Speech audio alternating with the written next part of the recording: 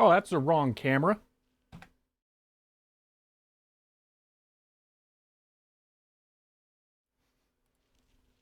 There. Hello. I was trying to get some stuff set up with audio, and it should be working and better this time, because I figured out what was going on during the other stream. I was saying that the view meters on the mixer weren't moving, and now I know why, and I have that fixed. So all of the stuff should be working correctly this time. Finally, can start a stream and not immediately delve into audio issues.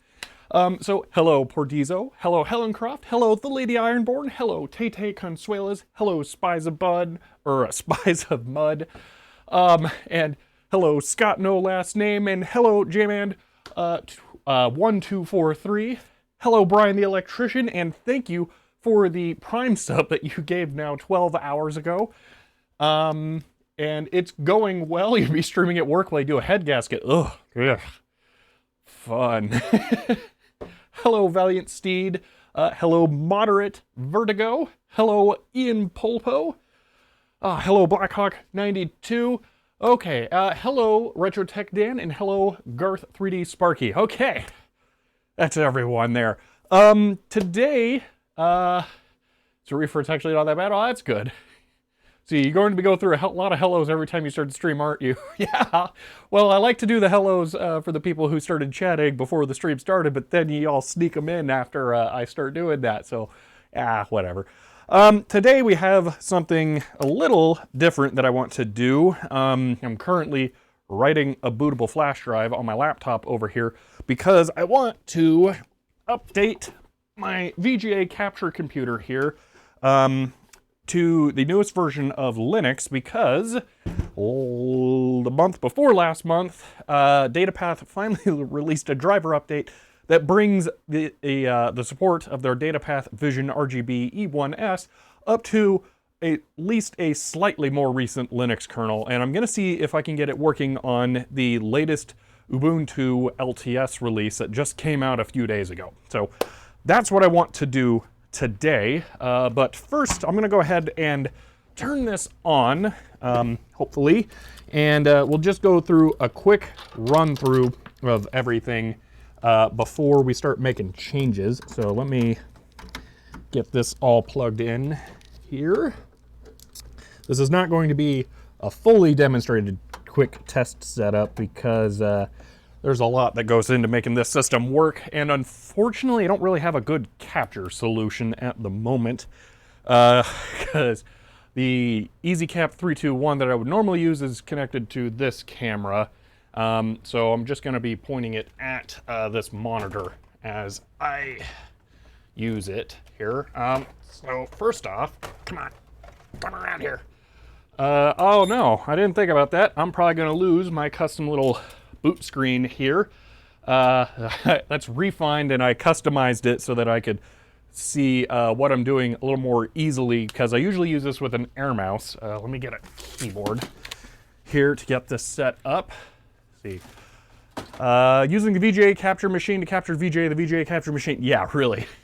Just back up, refined? I guess I can do that right now. Well, okay, so the first thing I'm going to be doing here is removing the SATA drive that I used to boot this off of.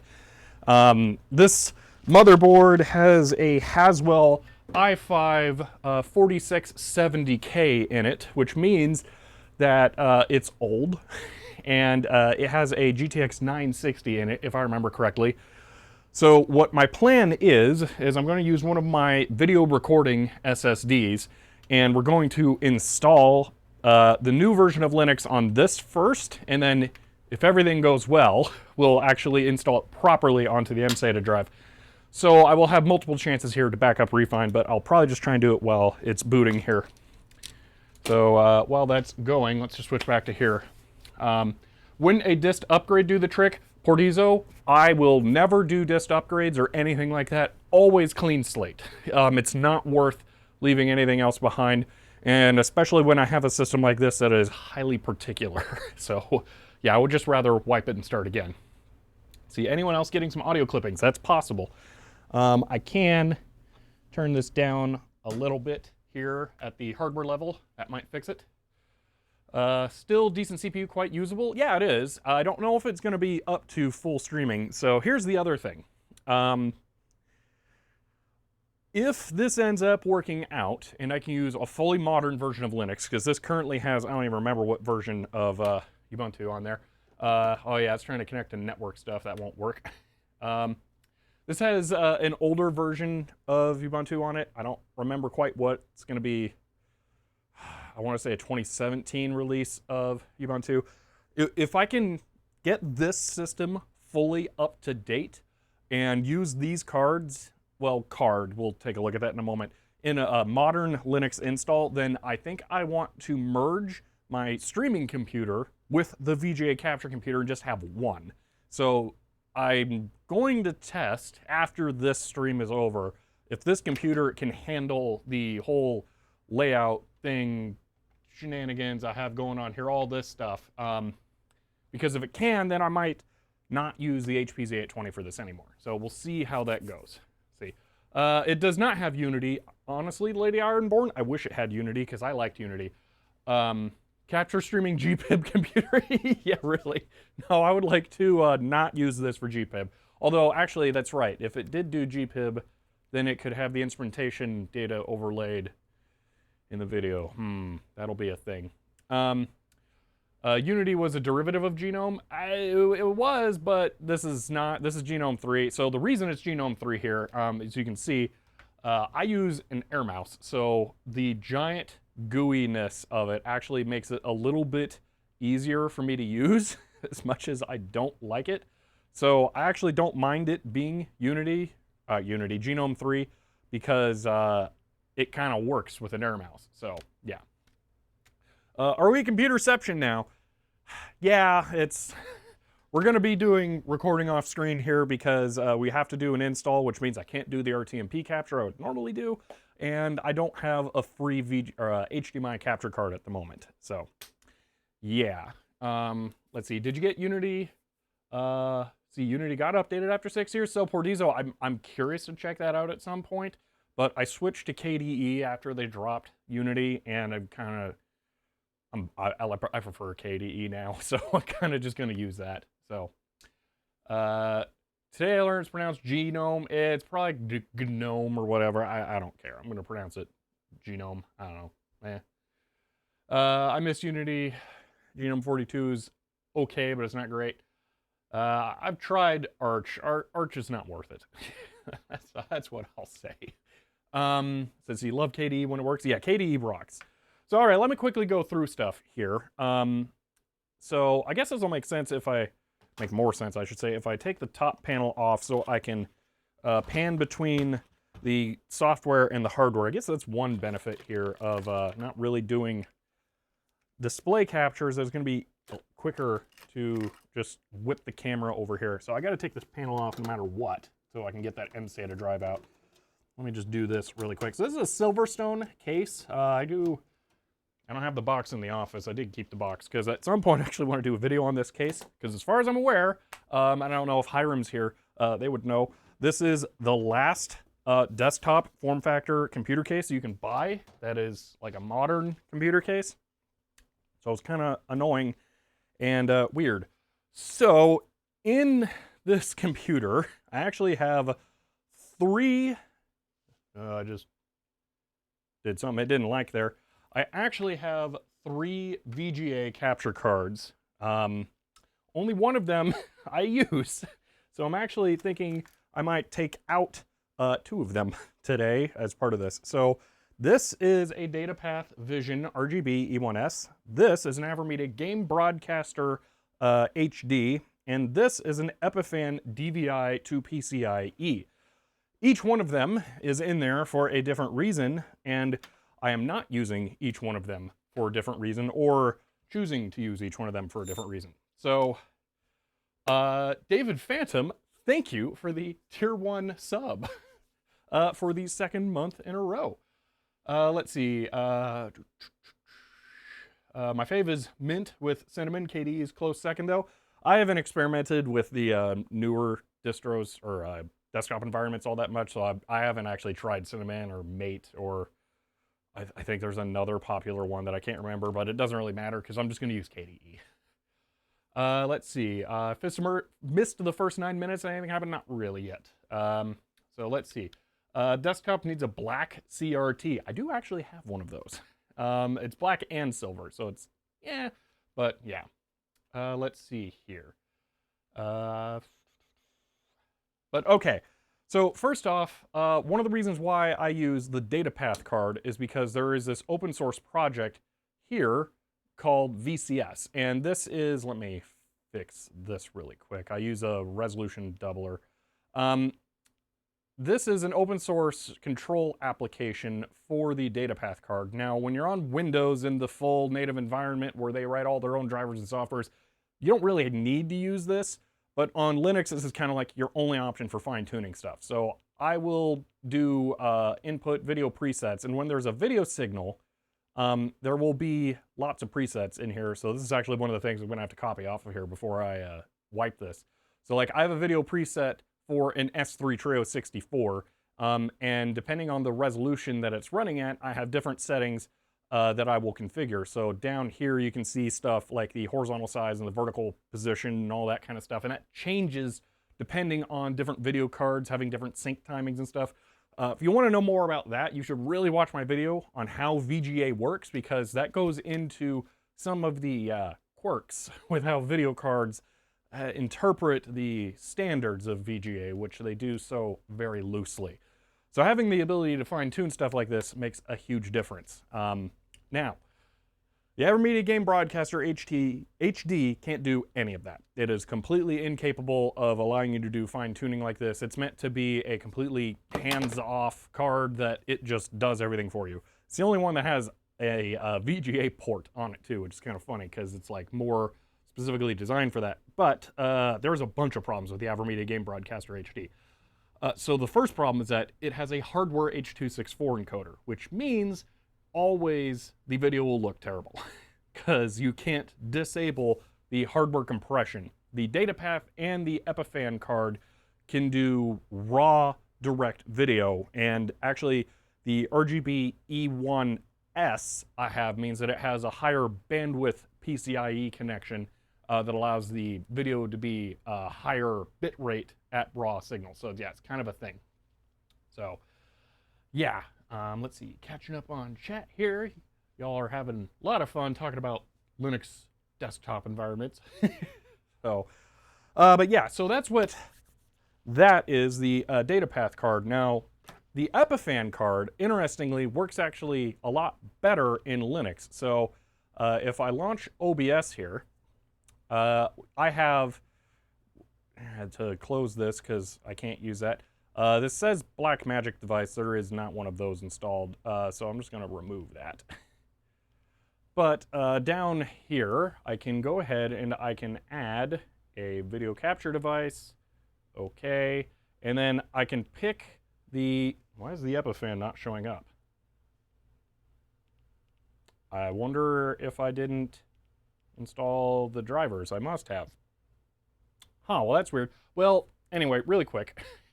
If you're used to OBS, down here, there should be options to change controls for the display, like brightness, contrast, gamma, that kind of stuff. And the Epiphan has a lot of the same controls that the datapath card has that I just showed you there, and they're exposed there, or through like another menu that you can open up, at least on Windows. I don't think that other menu opens up on Linux, which is part of the problem with the Epiphan card. But the datapath stuff, you can see here, does not show up at all. So I'm kind of hoping that updating the drivers exposes all that to this, because that would be really sweet. But if not, VCS is still a thing. So yeah, I will do, when I'm capturing, I will window capture VCS, because that's a full 8-bit or a full color bit rate, no, bit depth capture of it. And then there's other things I do, like I will record in a compressed video format, but what I do is I double the size of the image, which means that the chroma subsampling that occurs when you use a compressed image format doesn't actually happen. It doesn't compress the pixel data that I'm trying to capture because it's spread out over multiple pixels. And it can use some of the other compression techniques that will save space. So I end up with the best of both worlds. I have mostly intact image data, but I also get to have some compression, which is really good because uncompressed video is insane. So yeah. Let's see. Yeah, there's apparently a lot of Linux people here. So okay, that's a lot of what's going on in this system. Rather than just blahing more, let's go ahead and start taking some stuff out. So yeah. Hello, a little pup. Let's see, I've been closely following YouTube channel for about 3 years now, and I greatly enjoy the consistently high quality, interesting content. Glad to be able to catch a stream. Cool.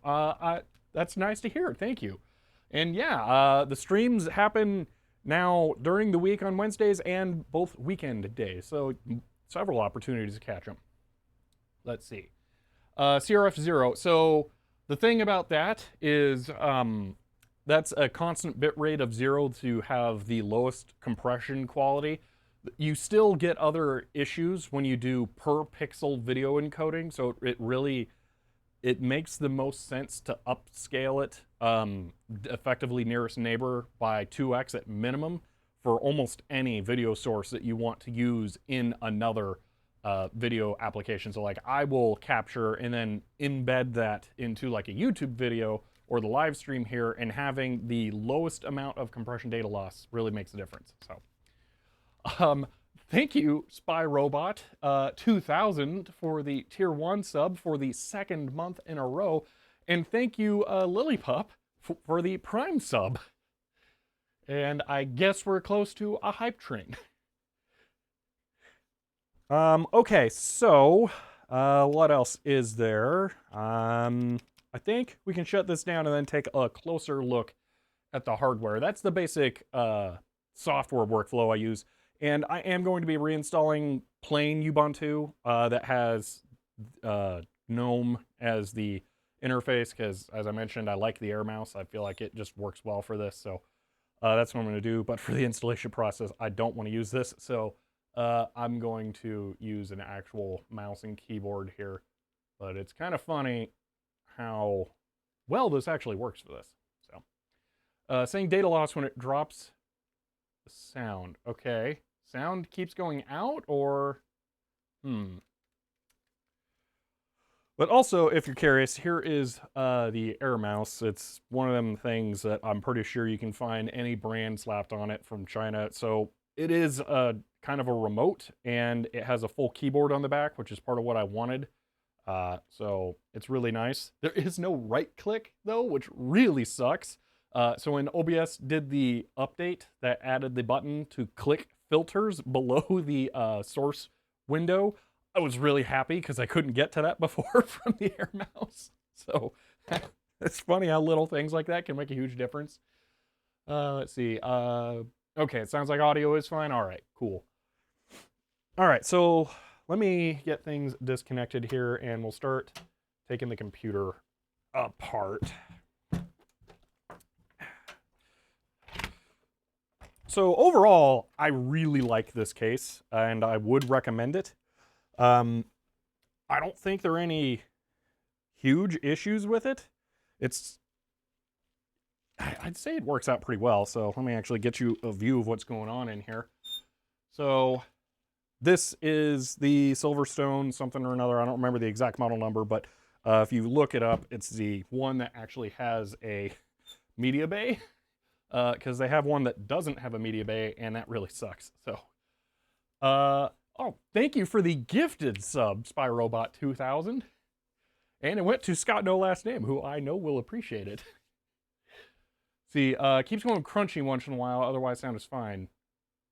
Yeah, it might be worth doing a cache clearing refresh, a control F5 type thing, platypus with cheese. Don't know if that'll fix it.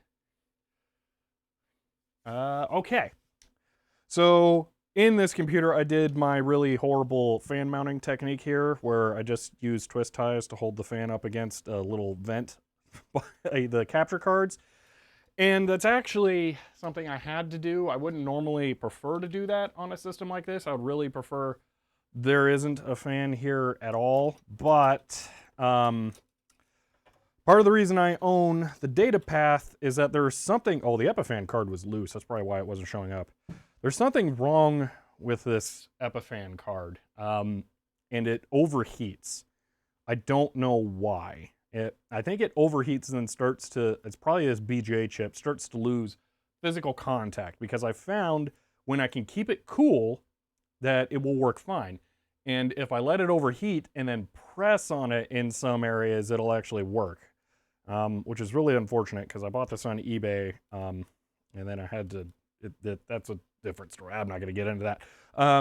But yeah, this is not working, unfortunately, fully, but it does sort of work when I have the fan on it. It's kind of weird, but I don't think I'm going to be putting it in there, and I don't know exactly what I want to do with it after this. The Avermedia card I should remove because there's just no reason to keep it in there. So I'm going to work on that here.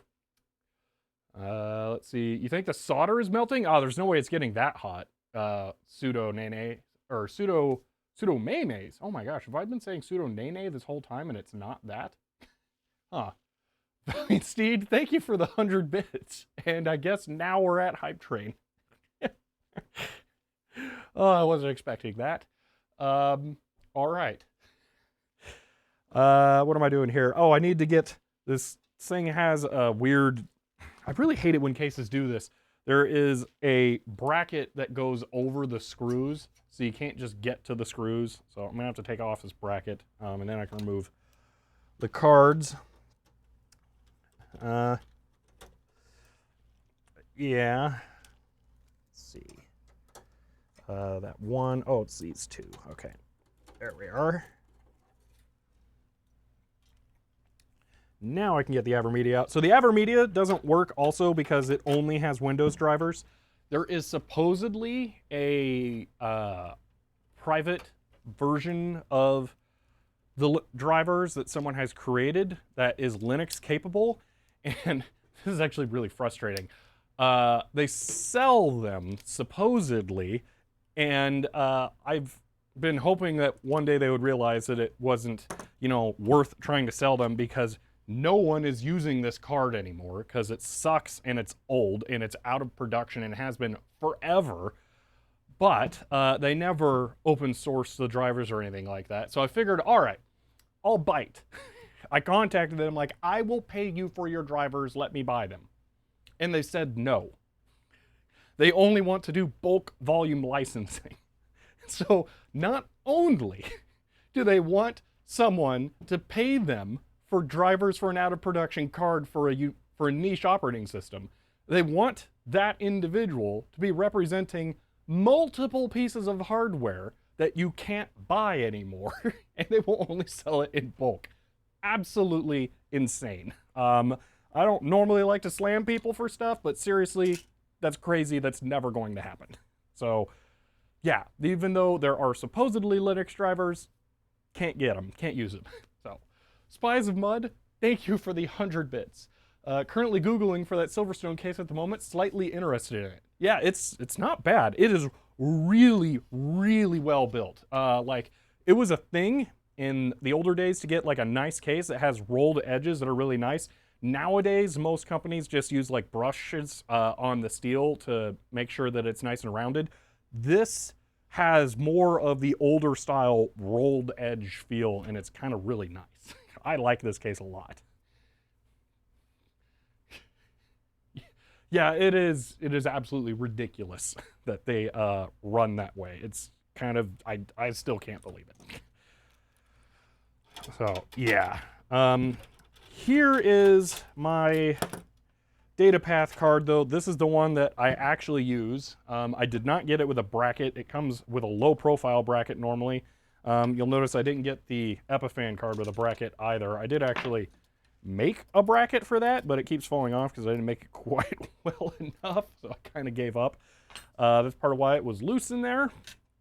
This one works okay, but this is also the card that has the problem. I think I have reflowed this already. So yeah, what's the model of the case? I don't know offhand, and it doesn't exactly have it stamped somewhere. I can check on the bottom.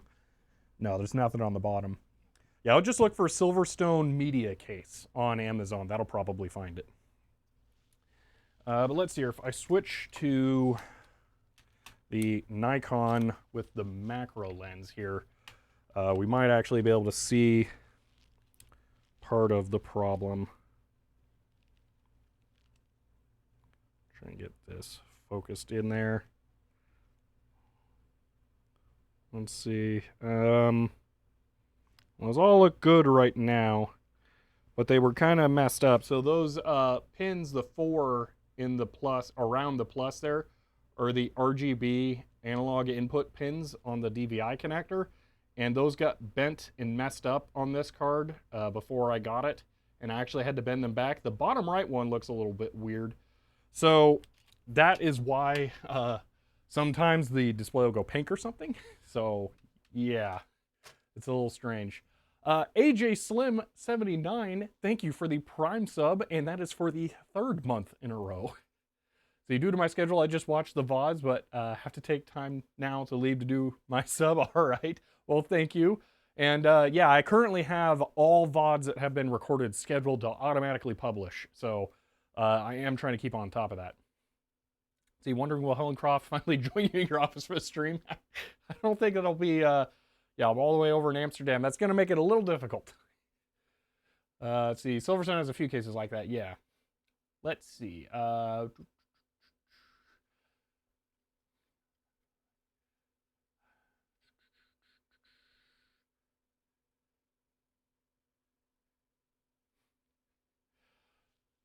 all right. Let's continue on. I guess I didn't really need to remove the data path, but I'm just going to pop it out here while I do the install. I do kind of have to remove the 960 though, so I can get to the mSATA drive, which is now, I'm realizing, kind of a relic that some of you may not have even ever experienced. So give me a moment and I'll cover that. Let me just use this to pop the retention lever. Bingo. Okay. So, slightly weird. That is an SSD that is not mini PCIe. That is not NVMe. It's something different that was pretty much only used in laptops for a while.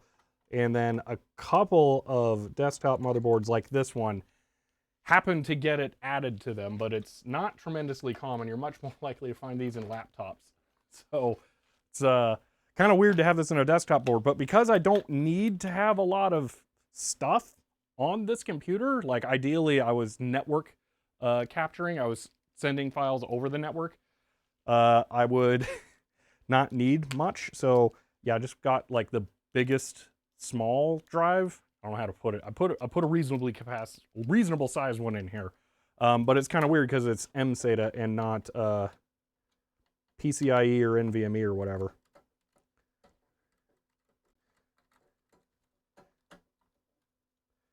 There we are, and that's what it is. I wish this would focus. Pull it out, put that there. Pro tip: Samsung 950 Pro NVMe SSD can boot in old systems that don't have support for NVMe boot because the only SSD with a boot ROM for legacy systems. That is super hilarious. Wow. Green Source, thank you for the tier 1 sub and for the second month in a row. See, hello Puffly 999 from the UK. See, I have a USB adapter for it, needs a thumb drive. Yeah, 256 gig mSATA stick in my T420, yep. mSATA motherboard, that sounds very Intel as well. Yeah, that is exactly what this is. So mSATA was actually quite common in desktop boards for a couple years before NVMe. Yeah, well, it was this thing where it was like this was becoming a thing and then was just steamrolled by NVMe when it came out. That's kind of more what I mean. But yeah, it's a little weird to see now. So that's all. That's it. That's everything I needed to remove. So I can put the 960 back in here. You know, I got a 970. Should I put that in there? It was missing for a while, and I actually finally found it. Maybe I should go grab that. See, do you have a 5820K in there? No. That's a 4760K. See. I can never trust a Samsung SSD again after the first one I bought was dead out of the box. Wow. Man, I haven't had that bad of luck with them. I've only encountered one dead one, and I was given it for free, and it was dead when I went to try and use it. And I think it was used in like server stuff. So yeah. See, I tweeted you recently about CNR slots, but had you had an experience with them? I'm not sure what a CNR slot is. I don't remember. I don't always see all the tweets where I get mentioned and stuff because sometimes they'll get buried by other things. So I'm not sure. I think I had the same motherboard on my main computer still. Yeah, so all right, I'm gonna go see if I can find that 970 really quick. It should not take me too long. Because I just brought it into the office, and it should be in a fairly easy to find box. Oh, you know what? I've been meaning to open this on stream too. Set that aside here. Or just carry it while I look. Where did it go? Shouldn't be far away. I thought it was in a really small box too. Where did I put it? Did I set it aside somewhere? I'll open this really quick. So this is viewer mail, sort of. This is from the Amazon wish list, and I know what it is because it's very heavy. Ah, there is a note. No, that's the gift receipt. Oh man.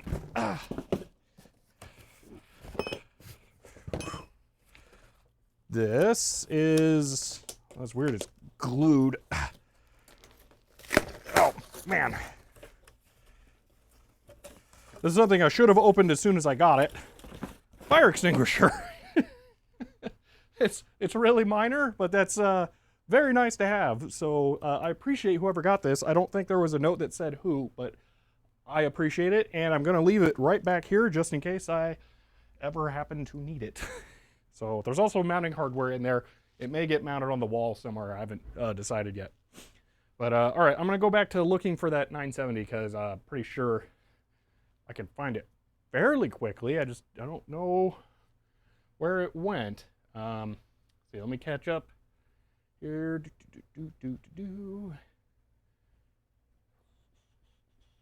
Does the extinguisher need to be charged? No, it's already loaded. It's ready to go.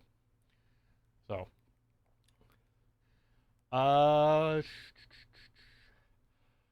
David, I don't know. Talk to me or DM me on Discord about it, and I'll look up if it's compatible with the motherboard. Okay, let me go find that card. It's driving me crazy now that I can't find it. It shouldn't be hard to find, and I shouldn't lose track of something like a reasonably modern-ish video card that's still usable. Where did I put it?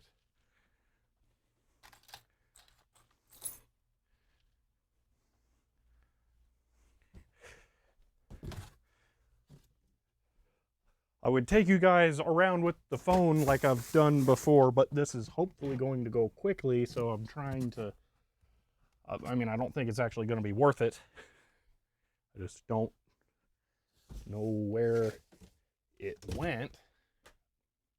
I was in a mostly empty box. And now I'm not seeing it. Maybe I'm going to have to give up and then I can put it in there later. It's not this box, is it? No, that's some really pretty tape players.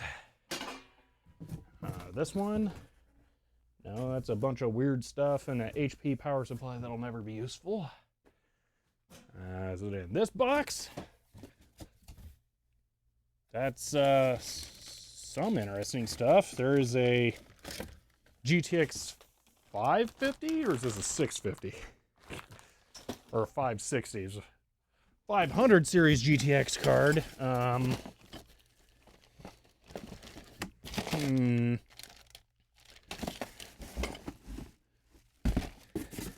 Nope, it's not in there. I really thought I knew where it was. Okay, I yield. I give up. I'll do it later. I don't want to waste a bunch of time on that for what'll be a mediocre upgrade. So, let's see. Newest CPU that Microsoft will allow Windows 7 updates for back.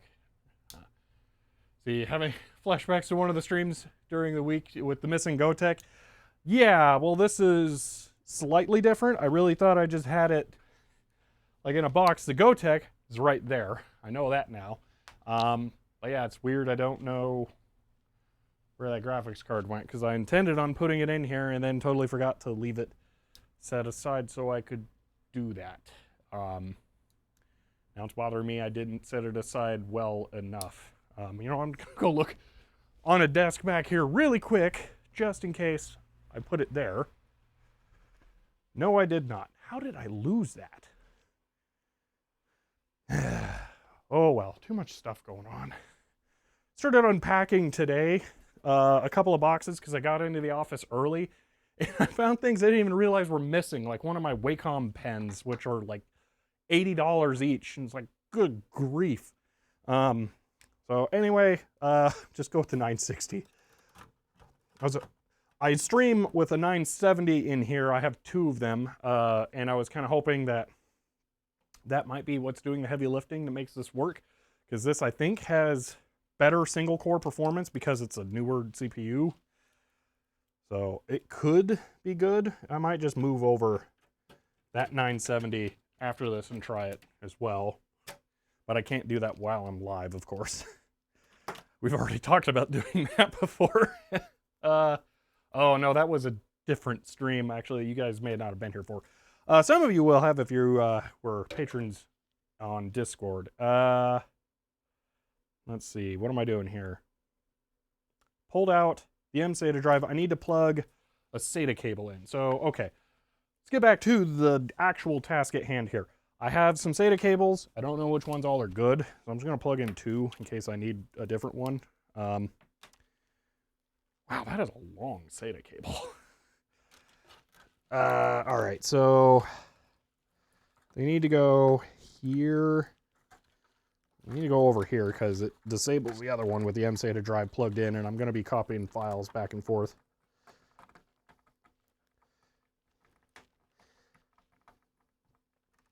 This weird cable? What gives? Well, plug in. There we go. Okay, so there's that. I'm going to run it out the front because that's where I'm going to dangle the other SSD. Boom. And then backup cable because this sucks to get into. So I guess I can just leave it open. Yeah. There's no reason to not. Okay, let's do that. And then I will plug this in. Boom. Boom, and that's it. Yeah, I'm going to leave the capture cards out for right now, and we'll do that later. Let's see. GTX 960 is classed as retro now, isn't it? Yeah, wait, this is a retro computer stuff. What are we doing here? It sort of is. Look, there's a 46 DX100 I'm going to use for the capture testing. That's retro. It's actually, so I was looking at this, the manual that someone found. Actually, hold on here. I wanted to credit them for this yesterday, and I forgot. Thank you to both Hellencroft and Tux Capacitor. Both of you found the manual independently. I was looking at the manual, and and the LCD connector here, this one, does not have RGB for the VGA connector, but it actually operates independently. And it turned out there was a utility disk that you would get with this thing that you would need to use to configure that port. And it supports at least 3 different LCD models that you can buy. Although I shouldn't say LCD. 3 of them are LCD. Yeah, well, that was right. But there's a 4th one that's an EL panel, which is kind of like, whoa, I want that, but also kind of no. But there is a tool that flashes a ROM on this thing, an EEPROM, that configures the onboard video controller, which is on the back here, to work with the LCD that you have installed. So you can't actually just connect any LCD, it has to be configured for it. Now, I did actually find some examples of the older LCDs, but they're all enormous. Like the smallest one is 9 inches big, which is way too much if I want to make it a portable, which I kind of do. So I am going to have to do a weird VGA splitter thing instead. But that was interesting to look at that. And I did actually find a copy of the files that would go in the utility disk, which is good because there's some other things that have to be configured in there. But yeah, I had that. So see, the floppy 3 had different 3 BIOS binaries for different LCD models. Yes, I was able to get a copy of all of the files too. So on the weird off chance that I ever found myself with one of the LCDs, I could actually configure it to use them. The other thing I found out is that it uses 5 volts as the main power source, which someone did mention, but it takes about 2 amps at typical load. That's what it said. So I might try to just get a barrel jack to Burge floppy adapter and power it off of a standard 5 volt power source like that, or maybe a USB-C adapter, and then have power battery bank. I don't know. Got some options. But in the short term, I would like to just power it off of a regular 5 volt power supply rather than needing like a massive ATX power supply connected. Anyway, let's get back to the capture computer, because then that'll actually have something to do. Let's see. Get this plugged in to video. Get network plugged in so it can lag the stream once I get the installation process started and it starts downloading update files. Plug in the keyboard. Oh, I got another vintage computer thing. The mouse I set aside is for a Dell Dimension from the XP era, so that's, you know, kind of vintage. So it's actually really hard to find, and I had to seek it out because when I was going to LTX, I wanted to have a complete Dell Dimension setup to represent the 2000s and XP, and it was actually really hard for me to find that mouse. I thought, oh, I'll just go into, you know, any Goodwill at any time, and they'll have 50 of them hanging on the wall because they'd made 1 billion of those computers. But no, it was actually really hard to find. So, ball mouse, no, it's optical USB. It's nothing special. It's just, this is what should have come with a, you know, a Dell Dimension type thing.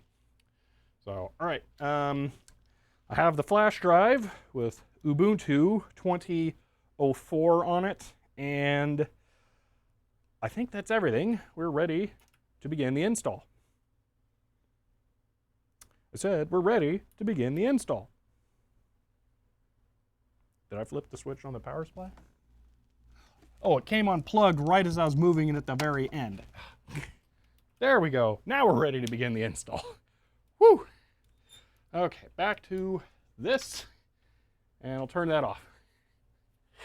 Oh man, see, it has to be a ball mouse for it to be retro. That's not true. That is definitely not true. What if you have a mouse systems optical mouse that uses one of the weird mirror trackpads, huh? Yeah. Let's see. Funny, I have a couple of those mice in my office at work. They'll use that exact optical mouse for quite a few years for their enterprise systems. Yeah. Let's see. Coded Errors knows what I'm talking about. This installer is not looking right on here. I'm going to reset just to see what it does, because that looked a bit weird.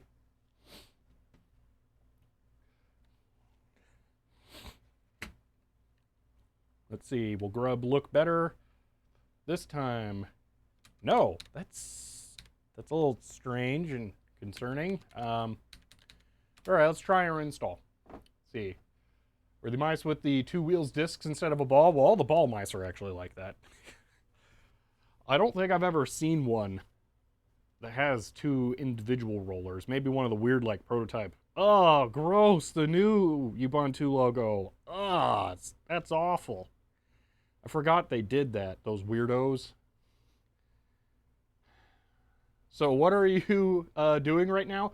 LolXD, I am installing the newest version of Ubuntu on my VGA capture PC so that I can test if the updated drivers for the DataPath Vision RGB E1S that were released in March will actually work with a contemporary version of Ubuntu. So that's the current plan. Give me a moment here. I want to see if I can find something that should be just off to the side, or it may not have made its way into the office yet. I don't think it has, and that probably means it's going to take forever to find. So I will just not worry about it. All right, let's see. LGR did a video about it. Huh, I will have to look into that.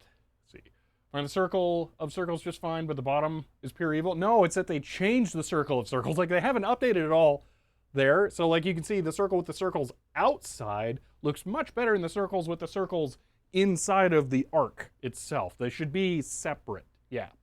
So, blech. Let's see. I'm going to...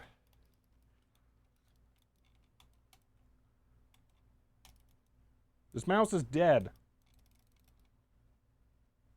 Well, that sucks. Okay. After I was all excited about it. You know, all right. I had a different mouse I was excited to find.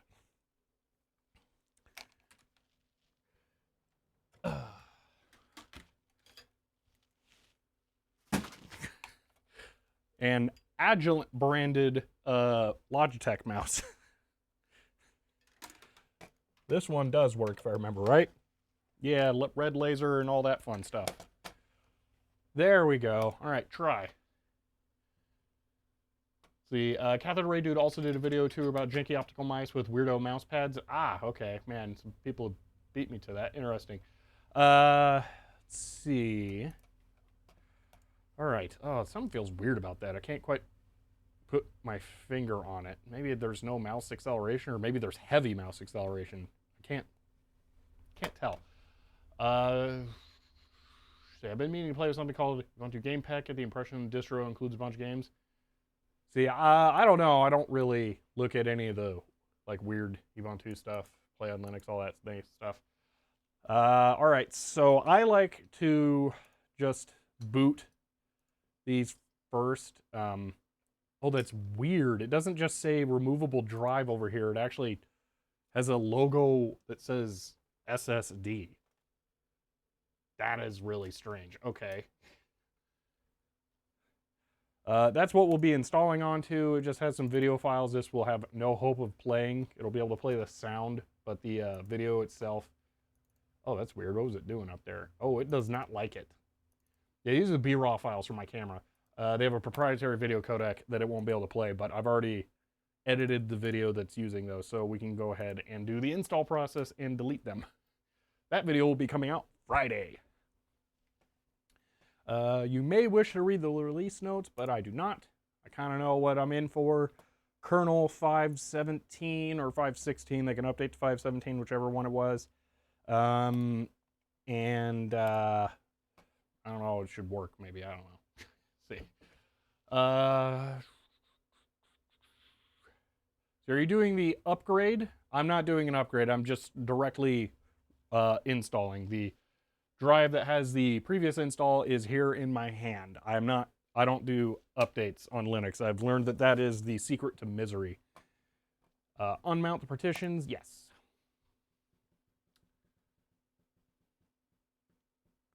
See, erase the disk and install, that is what I want. These disks are very used to getting formatted and rewritten all the time because the way that a camera like mine works is that rather than deleting files off of it, you plug it back into the drive, or you plug it back into the camera and then it reformats it, and then you just start writing again. So it actually ends up working out slightly better for the media if I remember right. So, yep. My name, computer name, VGA test, install, password is password. What? Password is a weak password? Pfft, whatever. Okay. Surprised it even lets me put in password as the password. They don't just immediately say no. See, on Ubuntu LTS maybe, but on Fedora updates tend to go quite smoothly. I don't know, I've learned not to, especially when you're going to use an NVIDIA card, you can really mess stuff up. It's not worth it.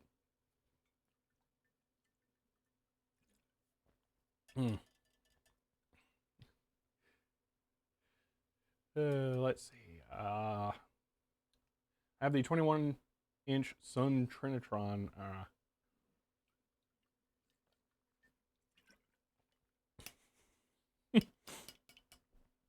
we almost finished copying files already. Wow, that was quick. I guess when it goes from a 3.0 flash drive to an SSD, it's not going to take that long.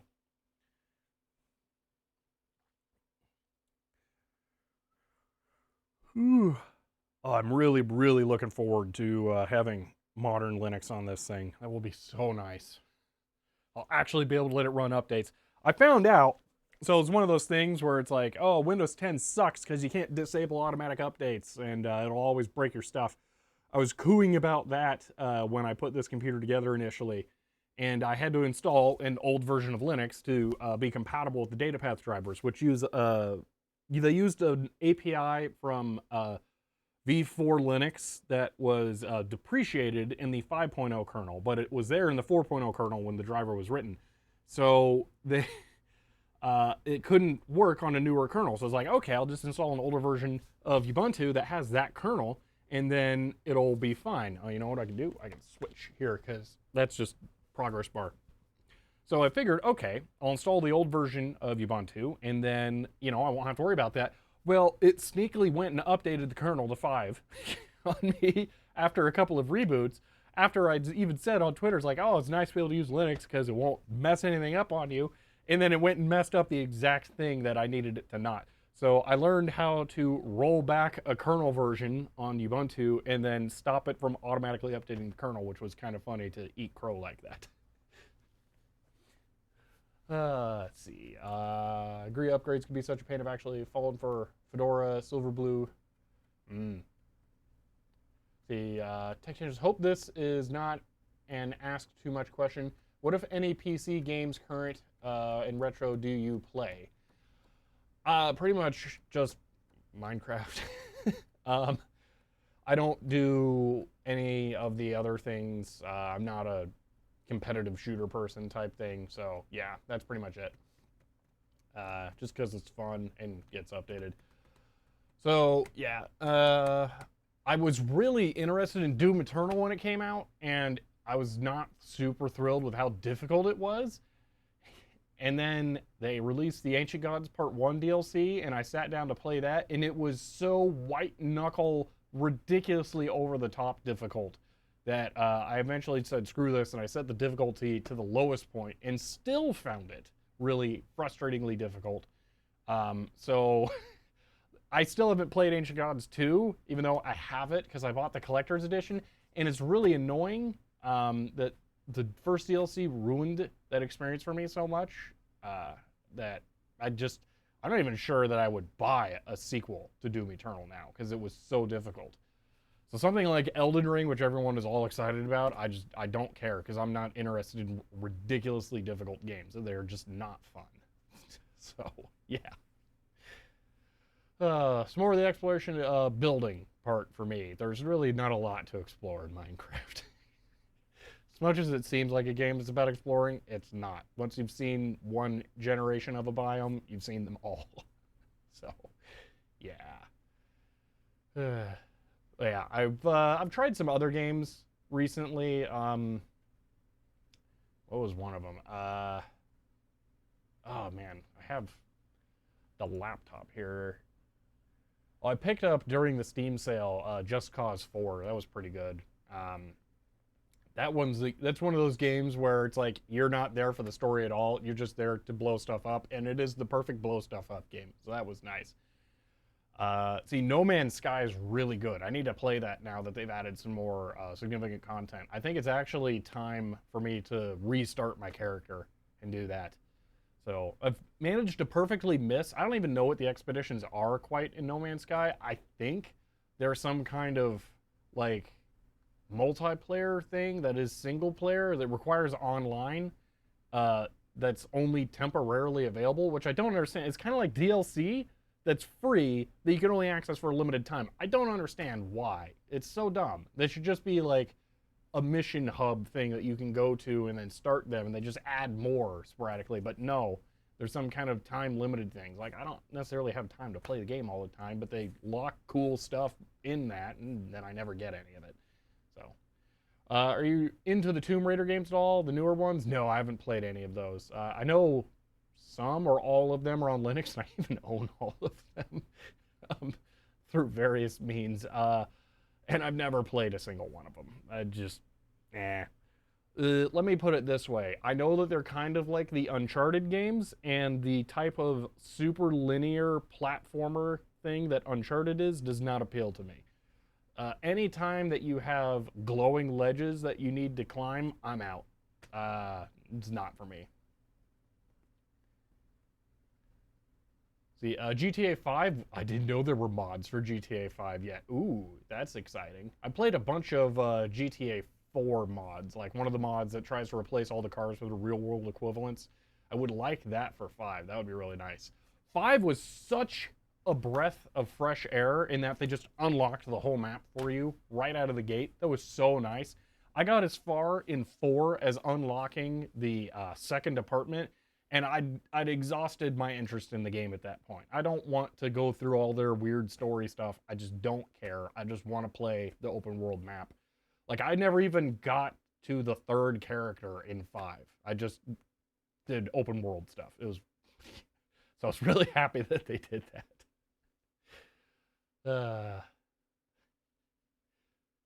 Let's see, is it into Tomb Raider games? Yeah, I'll crop that. See, oh, Skyrim. I did actually play Skyrim for the first time. Okay, so here's something really funny, okay? A lot of you guys are going to be like, what? I played Skyrim for the first time on Nintendo Switch after it went on sale for half off. That's the first time I played Skyrim. And that is the entirety of my experience with it. No mods, no PC stuff. Yeah, I am the person who needed it to be ported to Switch to play it. So there's always someone out there, you know, that there's a reason for that kind of thing. I will say Skyrim is an interesting case for a game. I played through all of Skyrim and I thought it sucked. So that's a thing. Because I played as a good character. And I knew why I thought it sucked, because I played as a good character. So I started a new character after that, and I'd done like a lot of the side quests and stuff. But I realized that the game was very clearly meant for you to play as a bad character. Like the Assassin's Guild and the the Thieves Guild and the Dark Brotherhood are like both bad character things that are just locked off. But there are no good character side quests that are locked off if you're a bad character. So I played through it again as a bad character, and it was way more fun. But it was also more fun because I did the what is it? The potion exploit for making the weapon enchantments super powerful so that you could have like insta-kill weapons. So I did that. And that also fixed the combat in Skyrim, which is atrocious. Combat in Skyrim is just absolutely awful. There is no reason to give it the time of day. Just get enchantments and make your stuff super OP and then just actually have fun.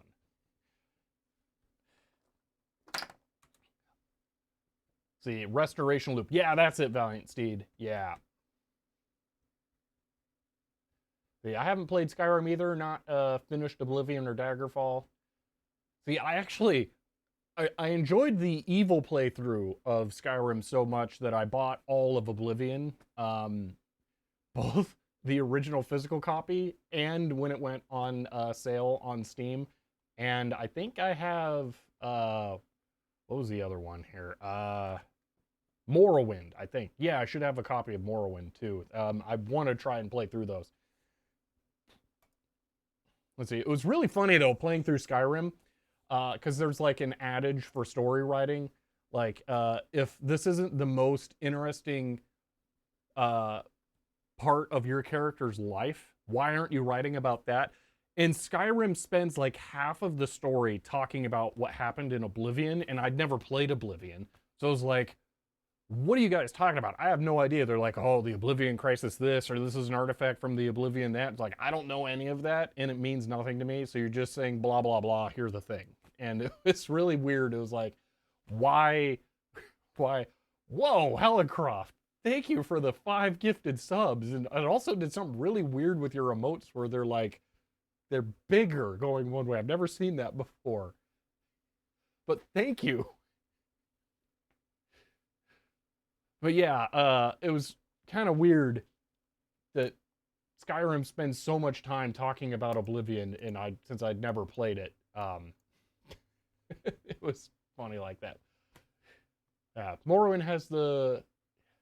Yeah, thank you, Helicroft. It does mean a lot to me. I appreciate that. The custom emote to go along with the gifted subs. Ah, okay. Morrowind has a feature that you can mess up the story so bad it can't be completed as an intended feature. Interesting. Yeah, let's go ahead and install updates. This is just doing the post-installation nonsense. Oh no, authentication. Now let me type in my password here.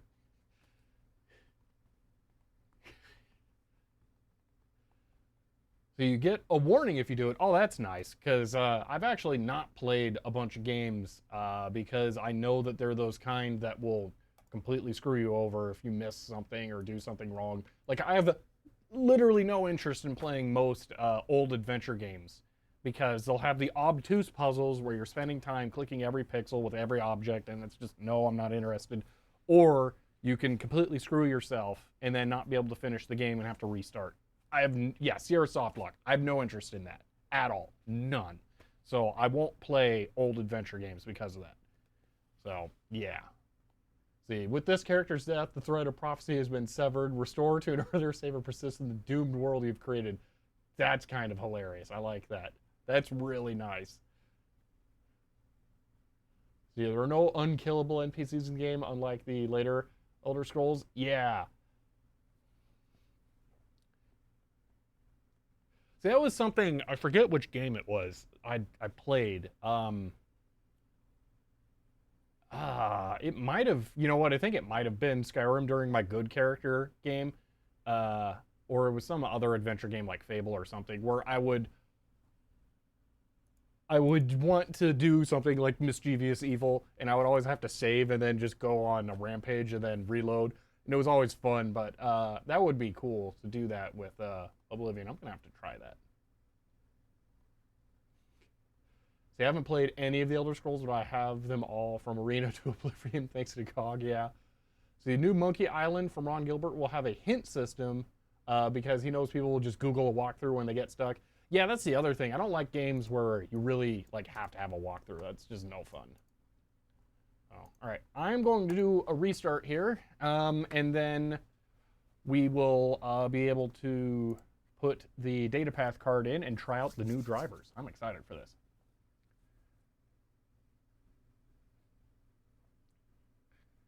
Yeah, any game where you basically need a walkthrough, I'm out. That's no fun.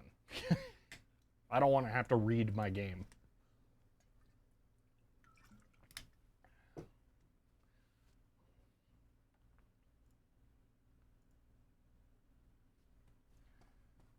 All right. Looks like it's probably all updated now, which is nice. We did software updates on Linux. Oh, that's weird. That's new. And it didn't nuke my network. I haven't dropped any frames. So, yeah.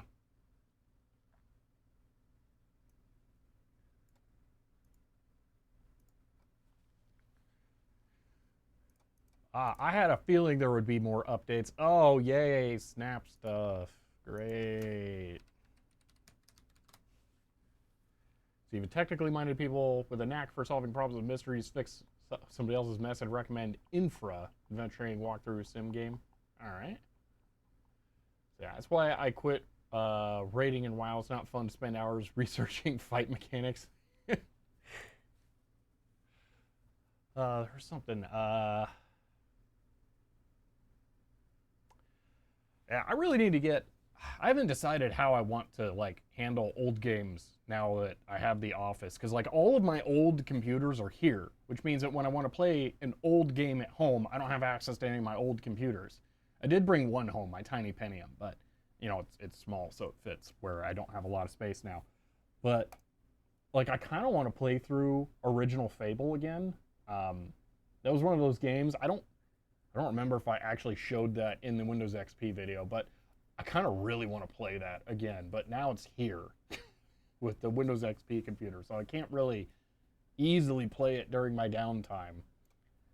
So I kind of want to. I don't know what I'm going to do there. Keep a single vintage machine at home, treat your games as rentals. Yeah, that's the thing though, but like I have one and it's a Windows 98 computer. I need one that's Windows 98 and one that's Windows XP.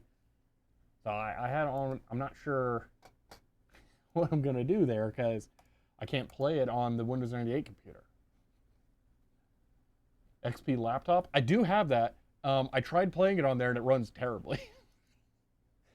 It is just exactly not enjoyable. I got through the whole guild intro on there, and it was like, oh, it was that close to being playable. And I have a really high threshold for low frame rates. Like, I play games at 30 frames per second on PC to get the settings that I prefer because I'm so weird about that. Like, I don't own a high refresh rate monitor because I just don't care. So that lets you know it was running at like 15 frames per second on the laptop. It was really bad.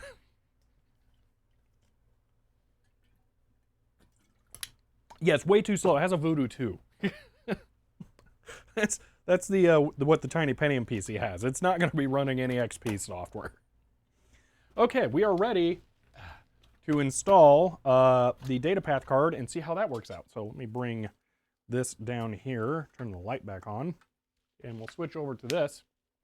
First, let's see. Tay, since you mentioned home office, how's the home life? Not sure, you don't want to get too personal, wondering are things cool after the abrupt move, planning another house move anytime soon? The housing market in Arizona has gone absolutely beyond crazy nuclear. So unfortunately, my hands are tied right now, so I won't be moving anytime soon. which is a thing. Yeah, especially with the Office now also taking a really huge chunk out of my budget. That's about all I can afford at the moment. So, yeah. But that's about as much as I'll go into. Let's see, well, Cody, I'm not surprised about that. Minecraft is one of the least optimized applications of all time. Let's get that card installed. You get a mid-2000 Celeron, they can run 98 in XP. Well, the problem there is getting all of the support on XP that you want, so, or 98. 98 is the real hard thing to achieve. My tiny Pentium PC does double duty as both a Windows 98 gaming computer, so I can play things like Original Pod Racer or Earthworm Jim 3D or Revolt on it, but it also is a really jamming DOS computer, so I can play like Doom with actual MPU 401 type MIDI sound using the Dream Blaster that's in it, and other, you know, DOS era games, and they run well on it, which is something that you can't do with XP. So that is already a bridge system between DOS and Windows 98. I can't have a system that bridges between DOS and XP. That's just not a thing that exists. So, yeah. Same crazy people are playing Minecraft on G3 Mac. That sounds miserable. All right, turn this system back on here. Point you guys at that. I'm gonna grab my storage drive that has the current drivers on it.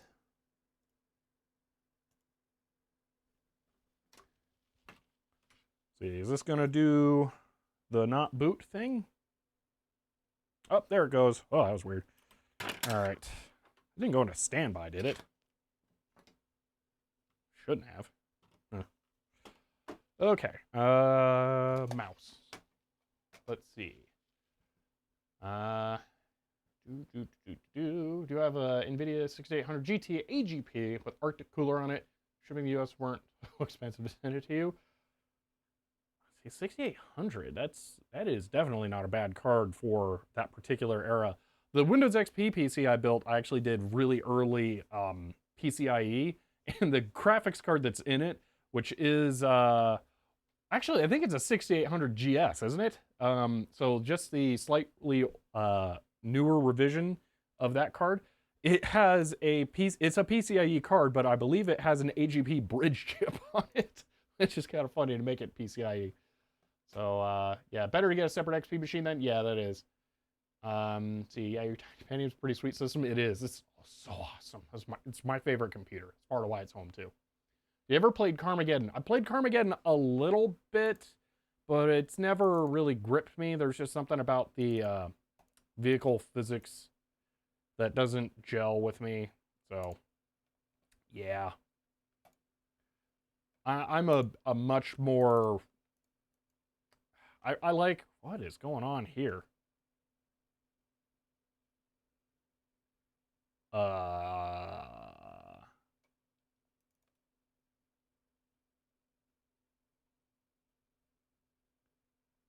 Did they open source the drivers?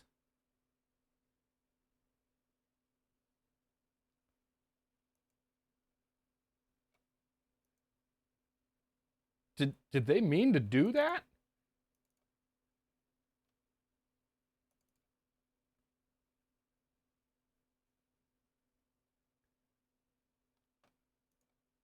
That's not what there was before.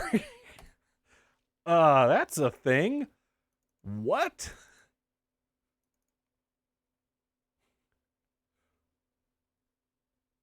That's super weird. Okay, I wasn't expecting to have to compile this. Wow. Ah, Valiant Steed, I think that's the first usage of that. That's cool. For the Pentium Pro emote there. See, Carmageddon 2, oh, I'm a little far behind there. I sold a 6800 GS PCIe not too long ago. Unless it was new in the box unused, it wasn't to me.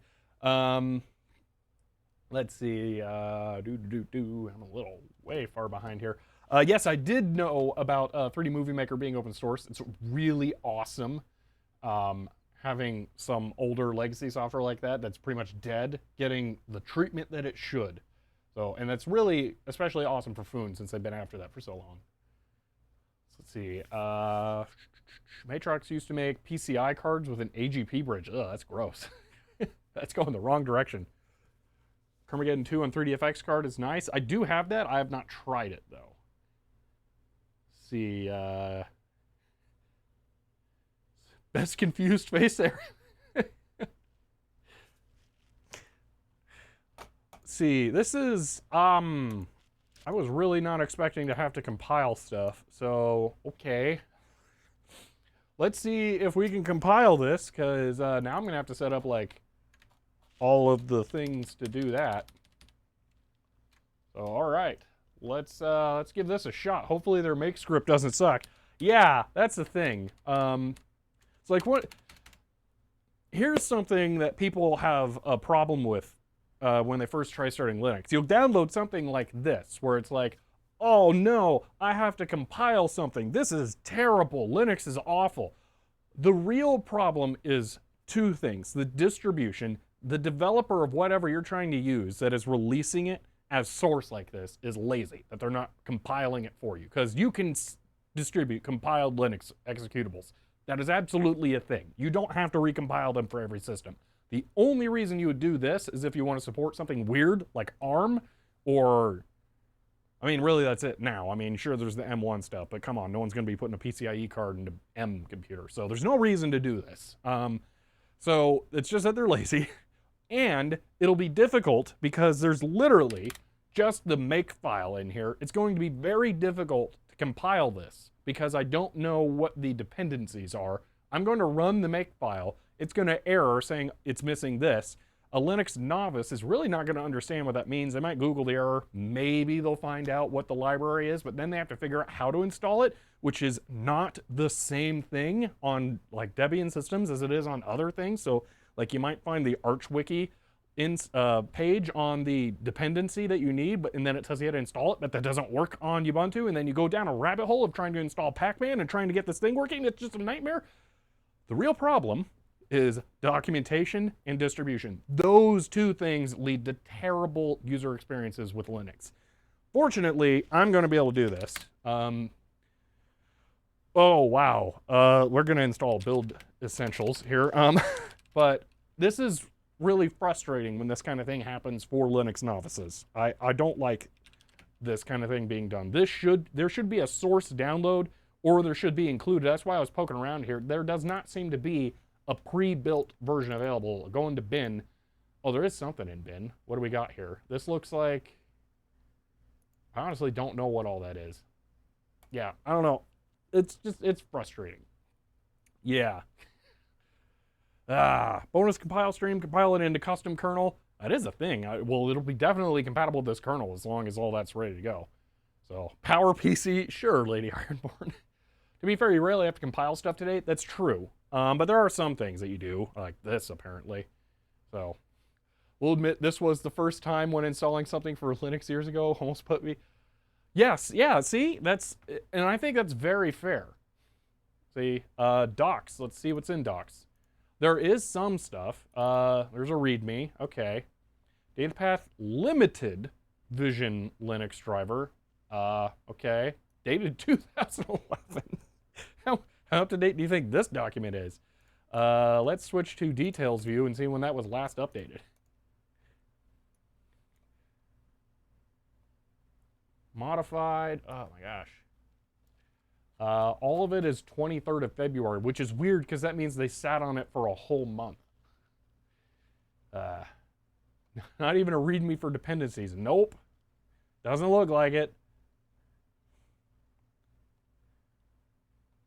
So the README, application usage, basic guide to VLC, yada yada. Oh, this might really suck. Ah, man. Hopefully this is going to be where the stream's length comes from for today. LT video mostly made the community more open to making better out-of-the-box experience. Yeah. No, I don't think the code's from 2011. But, see, installed.md. I don't see one. There's this. Dated 2011. CD package, scripts, install kernel. Oh, maybe. Scripts, install kernel. All right, there's also install.sh. Do kernel, split driver. I'm going to install build essentials first, and then we'll run the other thing. What is build? Build essentials is no longer a package. Well, hopefully build dep is it.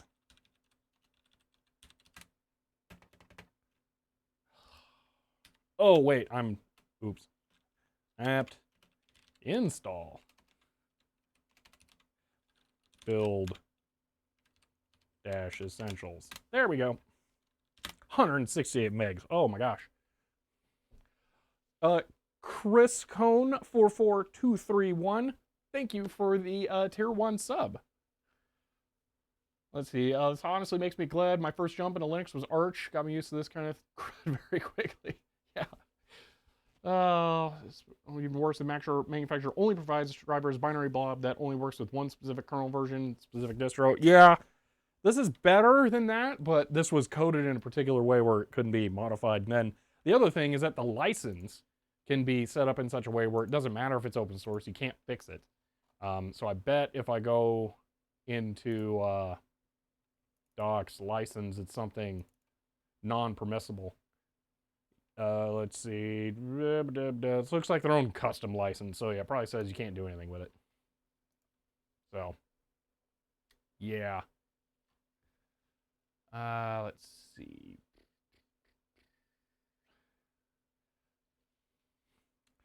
All right, we're going to cd scripts, and then we're going to run. Oh, wait a minute here. I'm not going to cd scripts. I'm going to do scripts install.kernel, because that document there, install, doesn't go into there, and if it's poorly made, then the paths may not be set up for it to work that way. So let's go ahead and try this. Needs to be run as super user. Okay, sudo. Boom. Do you accept the data path license? Sure, yeah, why not? All right, let's see what happens. See, did an LFS install some time ago. See, you can't just tell and distribute if you fix it. They don't know what you can do. Yeah, exactly. You can't just tell if you distribute and fix it. Yeah, it's really frustrating. Failed to build module 2. Cool.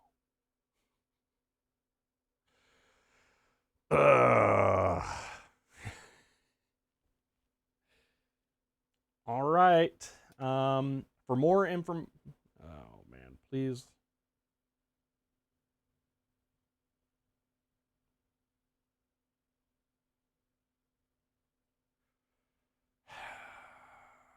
Why did that have like absolutely no info? All right, we're gonna run make at the root and see what happens.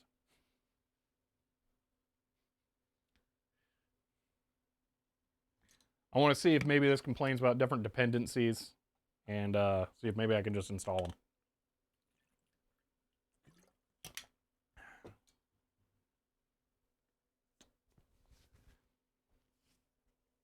See, makefile, mod post print k undefined. Print k? What?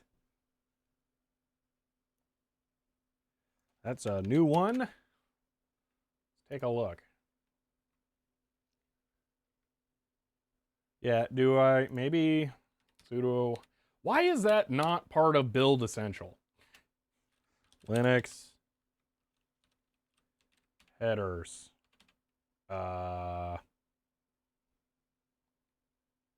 Generic.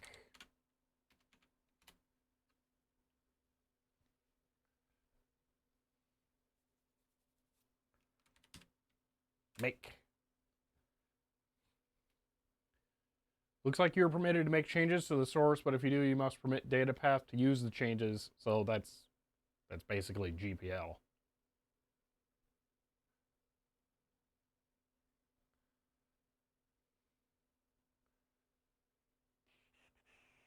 Okay. Yeah, all right. I'm gonna have to figure out how to leaving directory, source Linux headers generic. I think they are installed.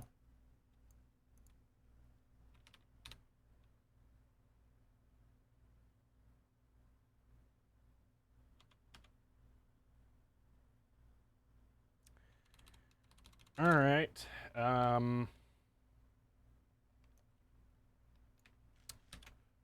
go ahead and look it up.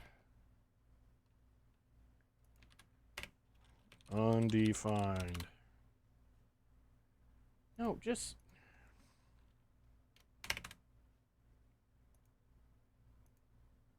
It's treating error as a protocol there. Install the kernel-specific modules. That's the thing. I don't know what I'm going to need to install here from the terminal offhand. I think there was an apt package. Yeah, I'm not sure 100% what I need to install. So I'm looking it up to figure out what the package name is.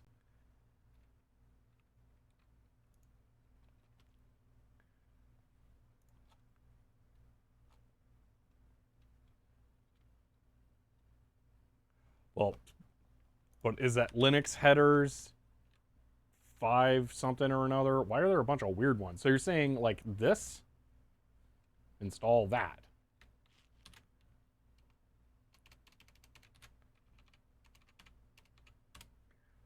That's already installed. Based on the error message.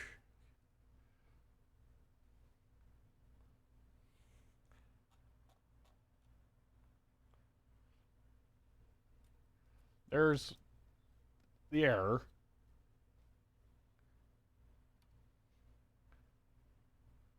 Minus 27. I mean, 27.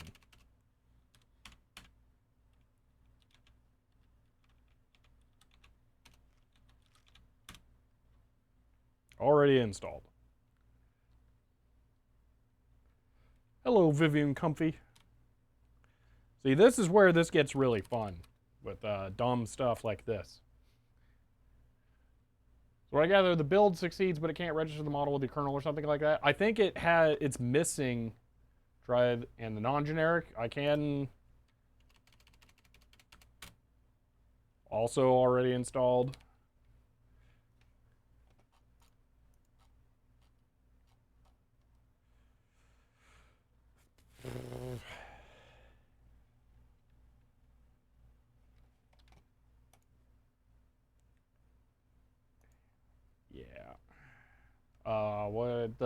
I think it's not able to compile against the kernel headers at all. I think that's what's going on. So the build is not making any progress. Are you running as root? I mean, I'm doing sudo. Oh, I'm not doing, oh my gosh, sudo make. Oh, that's the difference. You know what? I'll do cancel, sudo make, clean. This is, you're assuming that they properly set it up. It looks like they did. Sudo make. Maybe that will do it.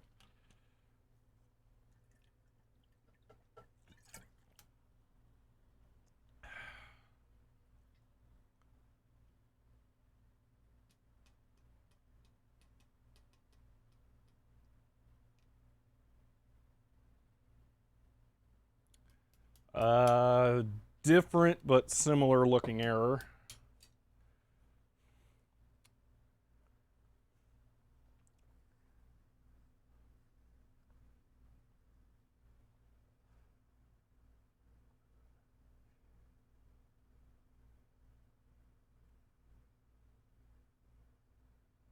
Is it hard coded for a very specific kernel?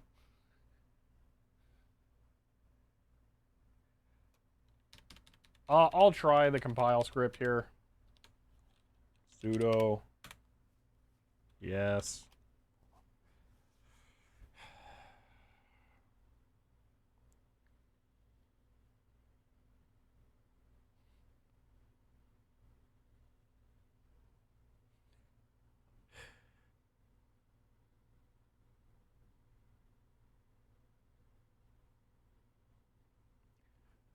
Error 2, failed to build module. All right.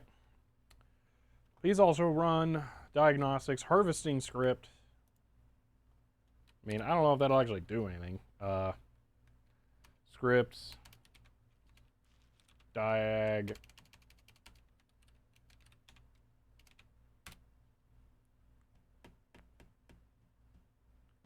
It just makes a tarball. Yes. Now I can go poke around in that, I guess. Let's see, where did it put it?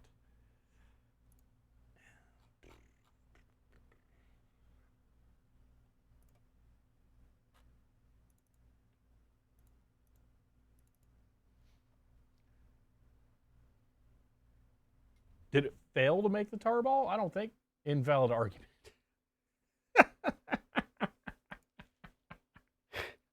Hiram, thank you for the 100 bits.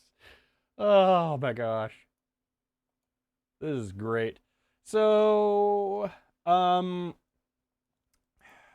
sort of in fairness, I think this is a slightly later version of the kernel than this is claiming to support. Claims it does 5.11. I don't know if there's actually gonna be a significant difference between 5.17 and 5.11 for this, other than they may have hard-coded some dependencies to 5.11. So there is a .mod file in the home directory. I don't know what that would do. It thinks it's a mod tracker file. Oh, man.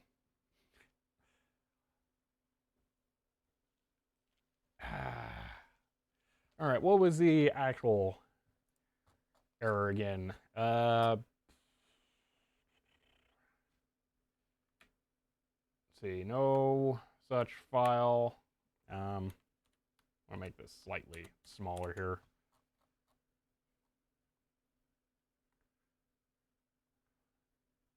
So it's module my system vers whatever. Lady Ironborn, thank you for the 1,500 bits.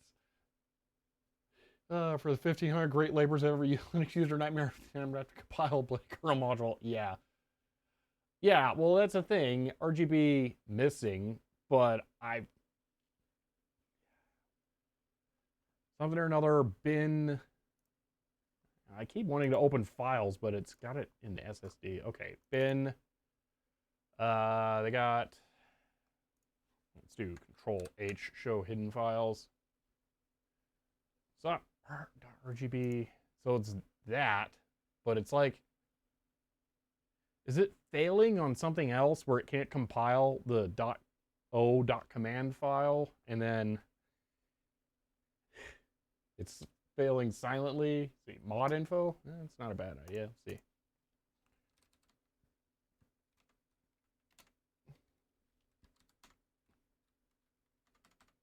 Seriously. It's in that directory, yeah. RGB133.mod. Not found, even though it's in that directory. I don't think, will mod info work in the present directory? The dot prefix in the file.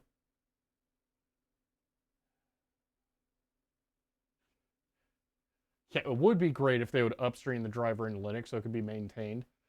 The file that's missing, that's what I'm looking for in here. I don't know what to replace it with. That's the thing. It has like a built object. Well, yeah, but I don't know what the .o.cmd is. There isn't like another file that doesn't have the period that's hidden. I've already enabled showing hidden files, so we can see that there's one right there. Wait a minute. There's one right there. Copy. Paste. This won't work, will it? Not diag. That's not what I wanted. Install. Yes, I'm curious if it's going to delete that file. F5, it didn't.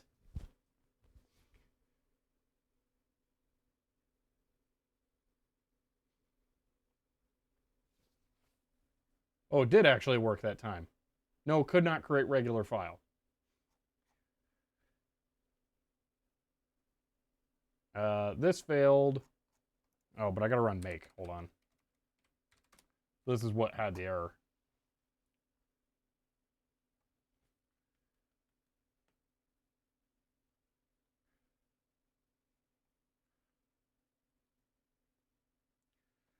Right, so this is the one they complained about the .o.command file missing, but now it's gonna be there. Okay, this is dumb. Is that in the home or the root? Let's see. Here, does not look like it. So it needs a .dgc133, but there is not one of those in there. And then in bin, there is a object file for it, but there is not a compiled .cmd file. So you have to put the path to the file.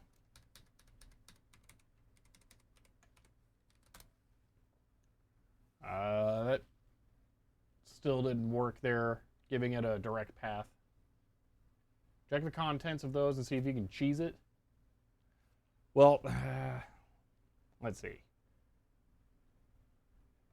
Module simvers. Let's look at that file, I guess. The source. No, it's just. Where is it? Capture.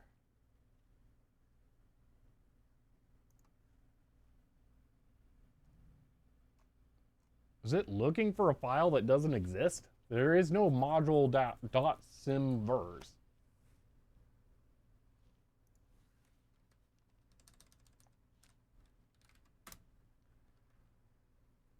ASCII text with very long names. There's less.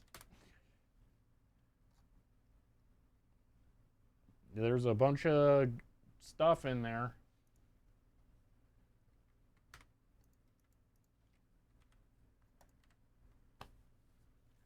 Apparently is live generated. Oh, fun. Well, this is not the kind of problem I thought I was going to be solving today. This is just delightful. Now to find a command that generates it. Yay. I mean, I can... The thing is, though, is that it almost seems like it's trying it. So, like... Trying to set this up so I can actually see the screen instead of just having the camera directly in front of it. Check the make file. Yeah, I had a feeling it's not super duper long. I don't know what I'd even be looking for in the make file at this point. Like, it's getting to the linker stage. Yeah, because there's just like over 100 lines of stuff and it's half variables. This is the Linux experience. Either it works out of the box or you become the maintainer against your will. Yeah. See, is there make deps in the make file?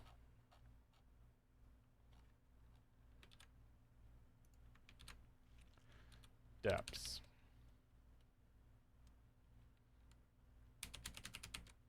No, there is no deps anywhere in it. DEPS does not occur in the file. Yeah, set to verbose 0.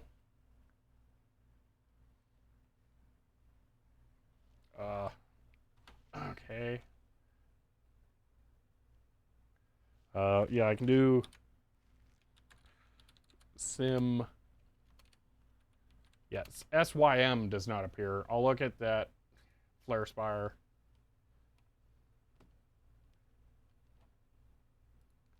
How to generate module simver is regenerated when you compile modules. Run make modules at the root of the kernel tree. All right.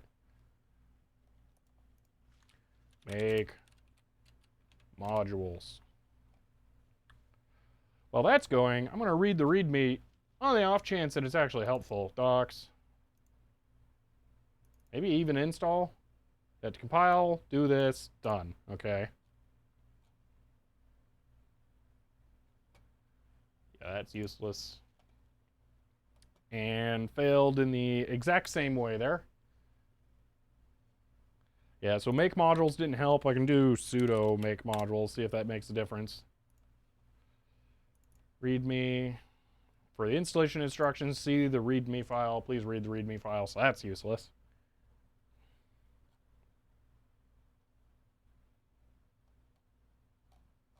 Yeah, documentation is all basically completely useless.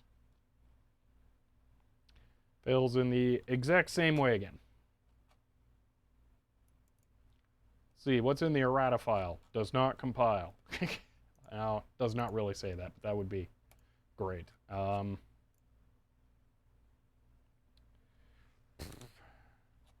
Make modules did not... It just actually sudo make modules basically runs the same make file there. So make modules might be where it's erroring. Yeah. What is modules.order file? And we can find out there. Modules.order, open text editor. It just wants rgb.ko, rgb133. So there's one module, essentially. And whoops. And it's for the rgb133c file here, which I'm pretty sure is the main... Wow, that's a big C file. 4,500 lines. Good grief.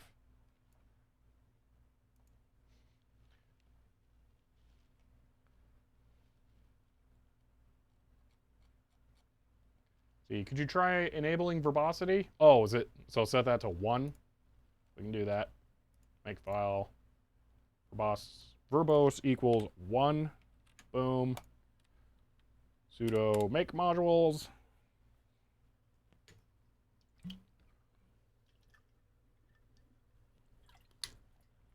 I will say, I'm extremely happy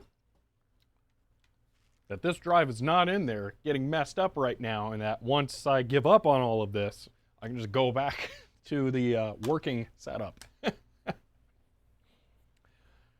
Okay, let's see.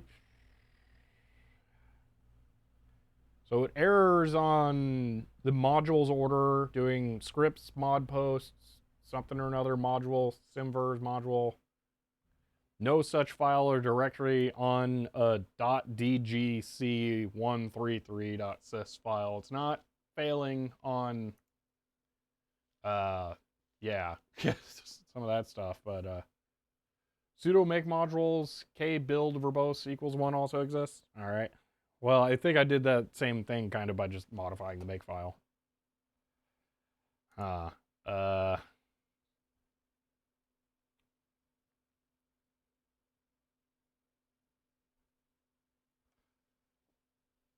See, build order, are you supposed to build tools first? Well, there's only one line in build order, so I can't really change anything.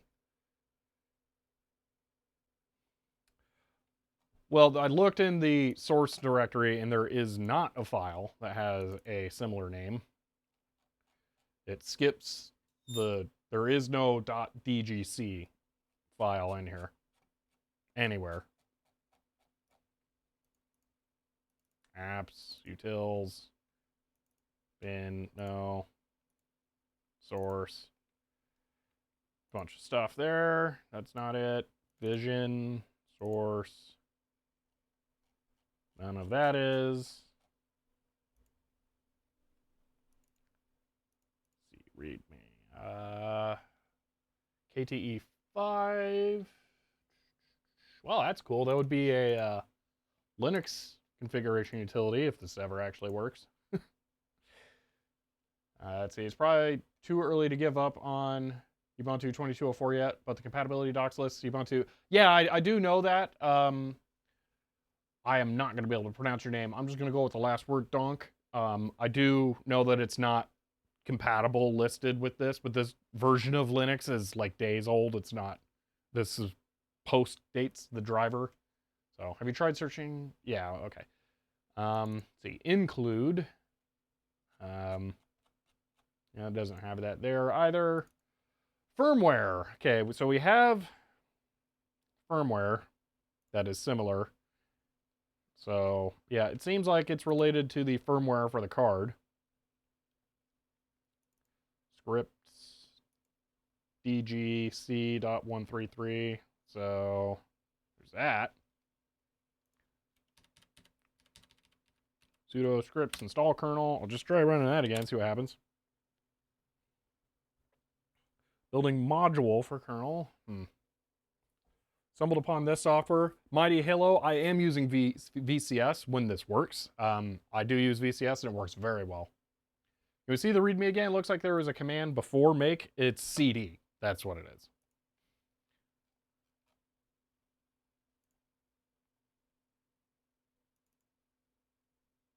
And it's in install, and it just says CD base package, and then run the install.kernel. That's all. Yeah, there you go. So, I'm gonna do a thing I'm probably gonna regret. But if it works, it would be really handy.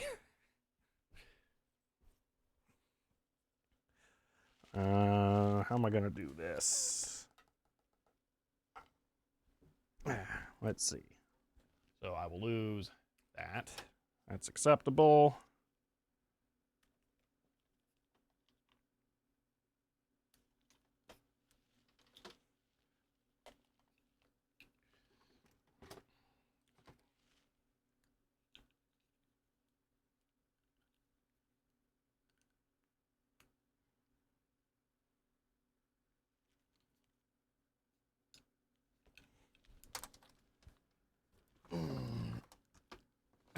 Just give me one moment here.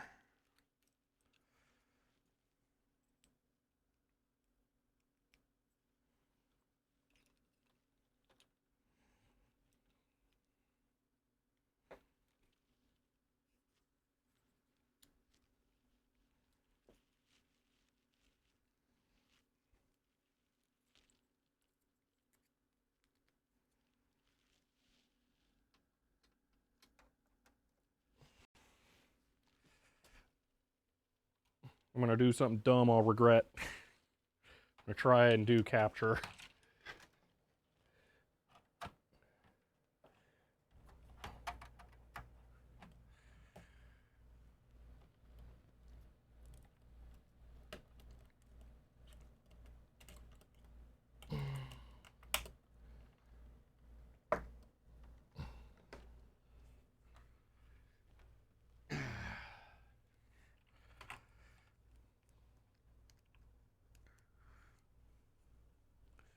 Okay.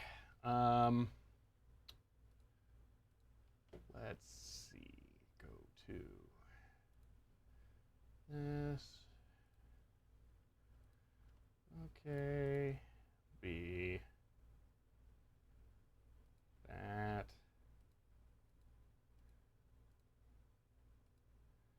Oh, this is so not gonna work, is it?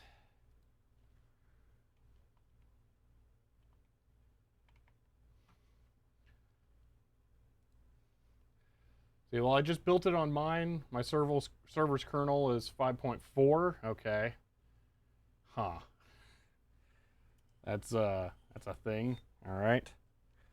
Well, hold on here. Is this even working slightly? It's going to there. Not getting any video now. Plug it into the right thing.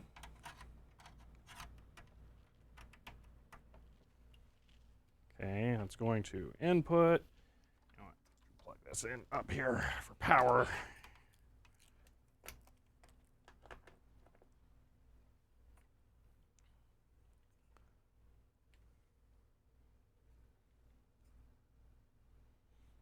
I'm not even getting any video now. That's really weird. What's it called again? This is the DataPath Vision RGB E1S drivers. Are you planning on working on the Micron or any of the other Hall computers soon? I don't know. I don't really have plans. I haven't, since I wasn't really planning on getting those, that was kind of like, boof, it happened. I didn't really, I already have stuff planned that I'm trying to get done, so they're kind of also just happening right now, so I don't really have a solid idea of when I'm going to get them working, so, yeah. Why is this video not working? Oh, that should really be working.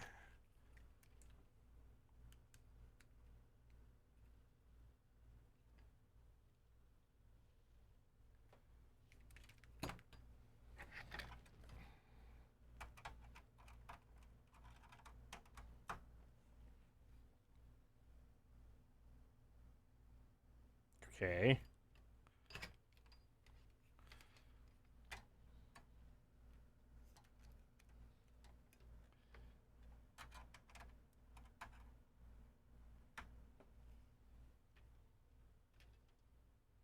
Seems like it just does not want to work with my HDMI splitter.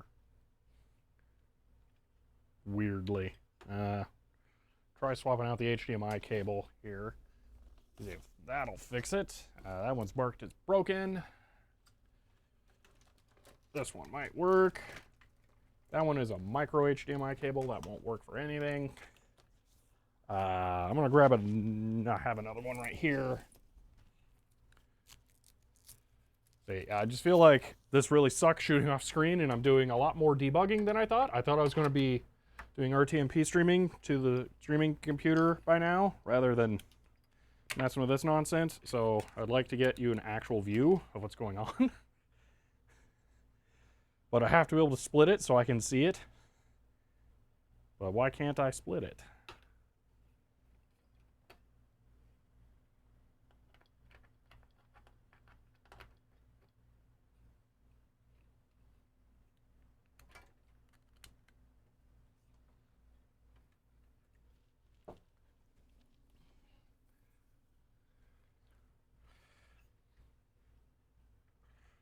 Well, the Micron is a very beautiful case for sure. It is super cool. I look forward to getting it going eventually.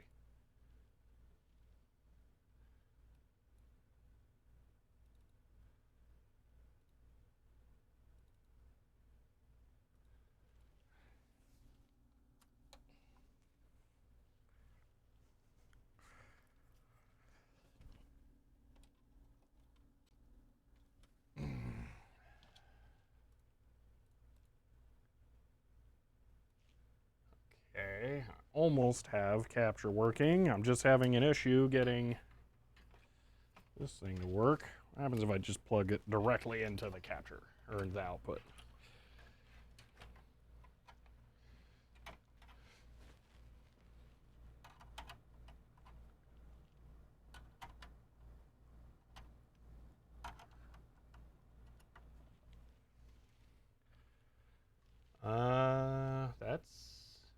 Is that inverted? What?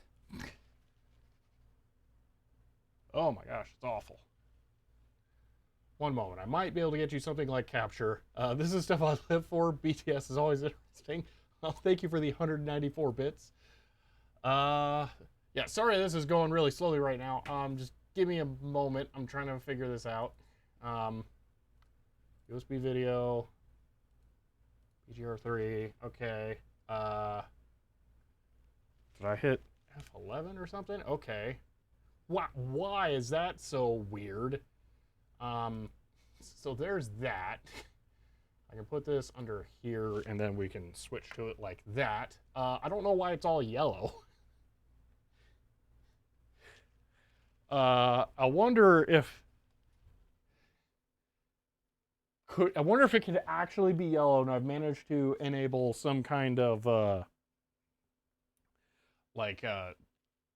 daylight simulation thing. But yeah, I can't see this right now though, so I need a moment to figure out how I'm gonna be able to see this myself. So these are all DisplayPort outputs. All right, let me see if I have a DisplayPort to anything adapter that I can plug into that monitor. I think I do. Those aren't them. These are not. Those are also not. I'm gonna look behind the computer I have down there, the streaming system, because I think it might have a DisplayPort adapter back there. Ugh. Let's see. Is there anything DisplayPort-y adapter-y like back here? Not that I'm seeing. Is there one up here? No. Wait a minute, is that a DVI port on there? This thing just has a DVI port. Okay, maybe I can plug DVI in. I have a DVI to HDMI adapter here. Let's see. And then maybe I can split or mirror the video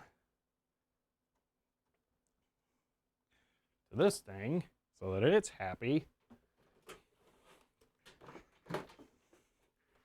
What's going on? Where is that going? Oh, unplug that. Plug it into there.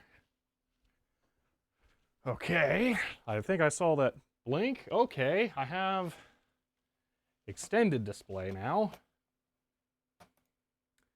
Display settings. Mirror, apply. Okay.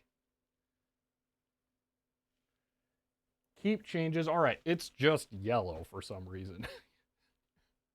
I don't know why it's yellow. That's super weird. Yeah, there might be a shortcut. That's the thing. That's what I was thinking. I don't know why it's yellow other than this stuff sucks. I can wiggle the cable and it doesn't seem to make a difference. I don't think blue's dead because you can see blue in the bottom there. So I think it just is terrible.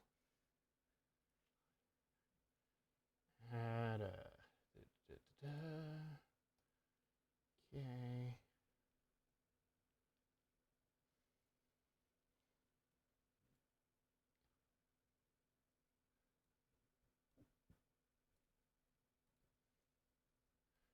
Trying to add blue to counteract the yellow, but I don't think that's going to be the way to go. Yeah, now I can get this out of my face. Check the nightlight button at the top. Is there here? Why is that even a thing? Is there nightlight?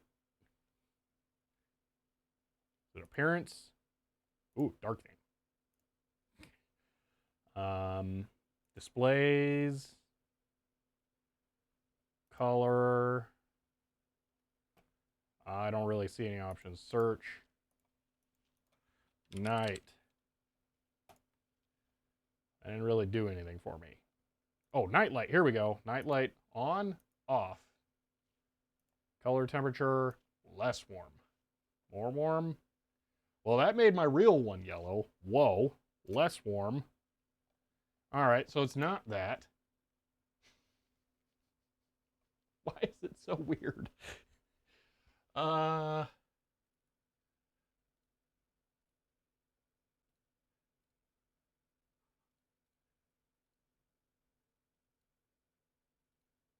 don't know.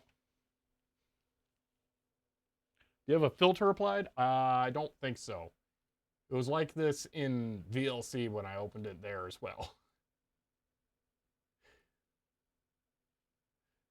Is that going through the data path card? I wish. No, that's going through a garbage USB capture card. So it's the cheapest possible thing you get to use this. It's not a filter applied anywhere. No, it's just like that. So here's the thing.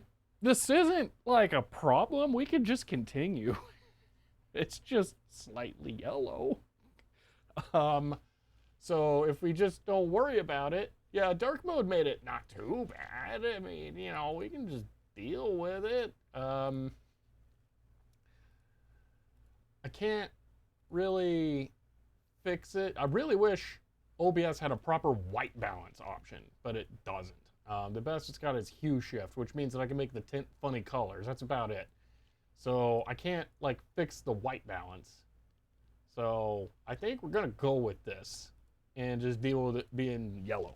I don't know why. I really, really wish I did, but I don't.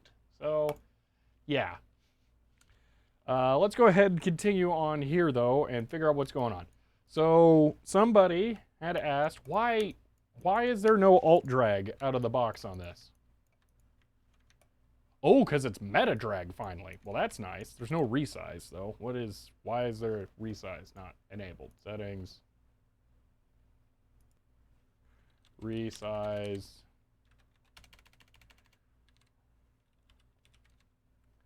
Keyboard. View keyboard shortcuts. Resize window. What? Alt F8. Alt right click. What? Do I need to install tweakutils? How do I do where you hold? All right, whatever. I just won't worry about it. If you forget what white looks like, it's okay. Yeah, okay. All right, let's just keep going with this. So, I'm just trying to resize this so I can get all of it over to the side where you guys can actually see it. So there's that. So let's run make, or here's the actual script. Now that you can see that. And this is why I use Plasma, not Genome. This is, well, that Plasma's way better. But this, again, I use Genome because I use an air mouse with this most of the time, and the buttons being so big and stuff makes this easier. So that's why I do this, or normally I would just use KDE. All right, so it fails nondescript issue. So I'm going to run sudo make modules, which will show us the actual issue. It's not the way we wanted, but it's the way we deserved.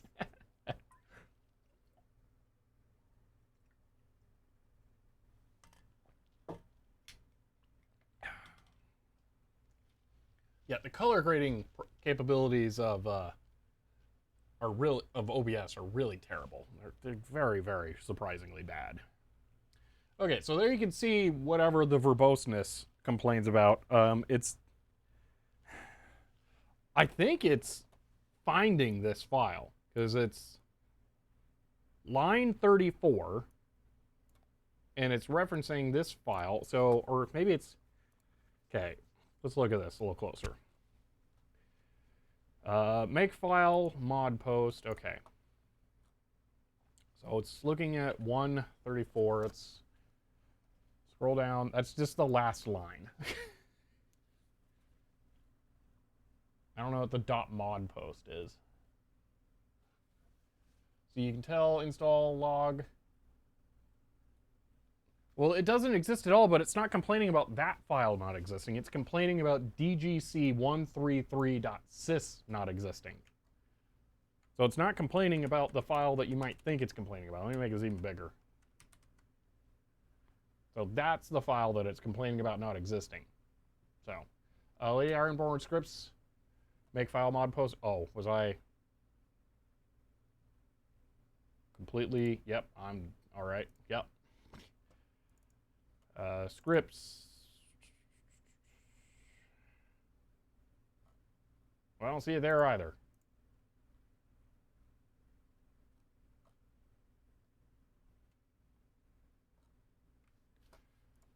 Scripts, make file, .mod posts. That's weird. Dynamically generated file, yeah.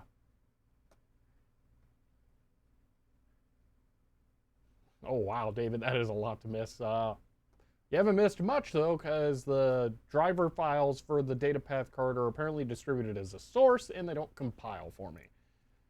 Yay. Wonder if manually running make messed up their installer. I mean, we can do this. Shift, delete, done. Extract to, boom. All right. ls. We're in the same directory. Let's run sudo scripts installer kernel. There is a file for that. What? cd vision thingamajig. Yep. Sudo scripts install. Yeah, okay, here we go. I was going to suggest that. So yeah, let's see if this fixes it. I doubt it. Not that I don't think Cody's suggestion was valid. I have a suspicion that something's broken. So we'll see. But maybe reading is the secret to success. I don't know. Error build, failed to build module 2. Okay. So it still failed in the same way. What's in DGC3113 file and scripts? Let's see, scripts, this, open a text editor, copyright 2013. Ooh, fancy new file.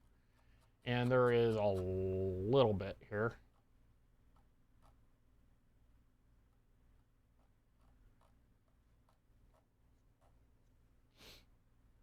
I'm not sure what we'd be looking for in these files. You need a time machine? Yeah, really. Install.sh. So install.sh is, what does this do?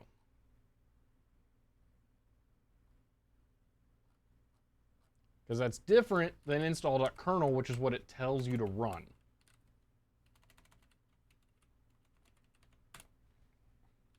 It seems like install.kernel might just run install.sh. Yeah, it does. So install kernel just runs install.sh.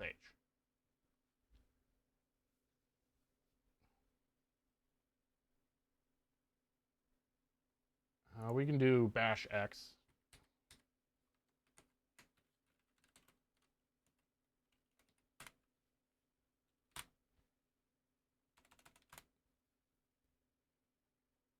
I don't think that works because it is doing other stuff in there.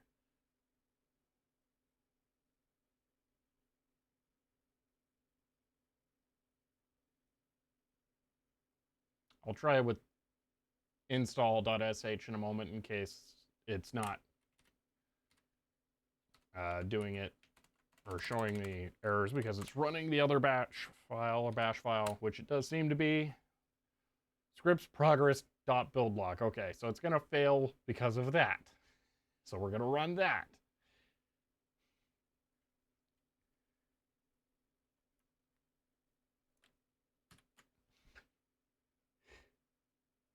.5.4 is ancient. Why in the world would it work for it? Because that's their whole MO is that they basically don't update the driver.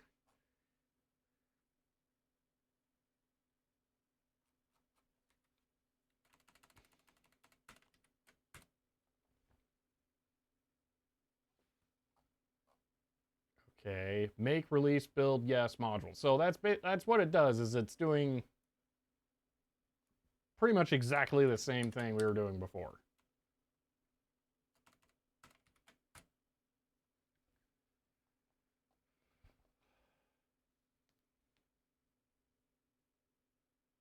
See, is 5.4 in their officially supported kernels? If it is, man, that's got to be a nightmare.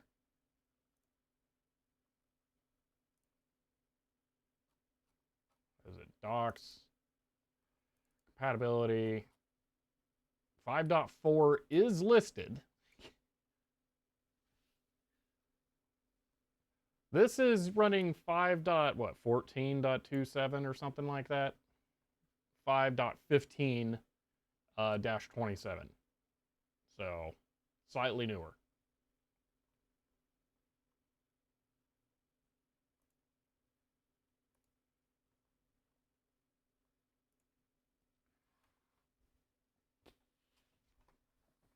All right, so get RGB3 1 KO undefined. Oh, it's the print K thing again. That's cool. Well, that's super weird. Why is print K's error back? We installed all the stuff. Change stream title to trying to compile one driver. Yeah, really.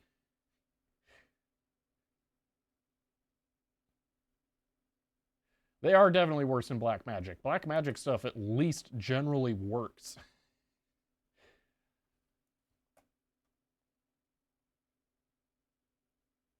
I copied the file. You were right. I did copy a file. No. I didn't copy anything .ko.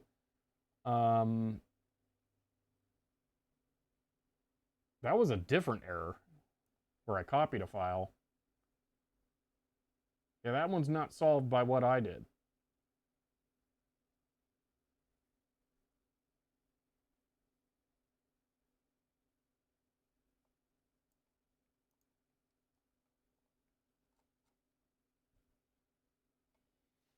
So, fun fact here, I was smart enough to also put the 20.04 disk image on my drive so I wouldn't have to download it during the stream. You guys want to just roll back to a version that's definitely supported? Cause, yeah. Well, DaVinci doesn't work with Intel graphics because Intel graphics are not up to snuff for the video work that you need to do with that stuff. At least Intel graphics would absolutely under no circumstances be acceptable for the type of editing I do with the Blackmagic RAW files. Man, you guys are really all about giving up here. Okay, I am down for that. You don't have to tell me twice. I kind of wanted to use a modern version of Linux. I mean, I guess 20.04 is still supported, so. And David, I will only be using Ubuntu. That is the only acceptable solution. All right, start up disk creator. You might be able to roll back, install this driver and version that it's happier about, update the system. Oh, that sounds dangerous. There's no reason not to do that because no matter what, that won't be the final install because again, I have to do the install one more time onto the MSATA drive no matter what. So yeah, something tells me we'll have similar problems on 20.04. So the benefit of 20.04 is that it is directly, supposedly supported by this software. So if we go to docs, we go to compatibility here, we can see 20.04 here. If this would just work for some reason, I can't zoom in the text. It's supported right there, 20.04.2.3 LTS, so it's supported at newest 5.11 Linux kernel. So it should work. So I guess we'll see. You just compiled it on 20.04? All right, let's do it. Let's cut our losses. Go with something that's supposed to actually work. Make startup disk. Yes. We're only 2 hours into this and we're restarting. So, yeah, fun. What kernel does 22.04? It's 5.15-027. So.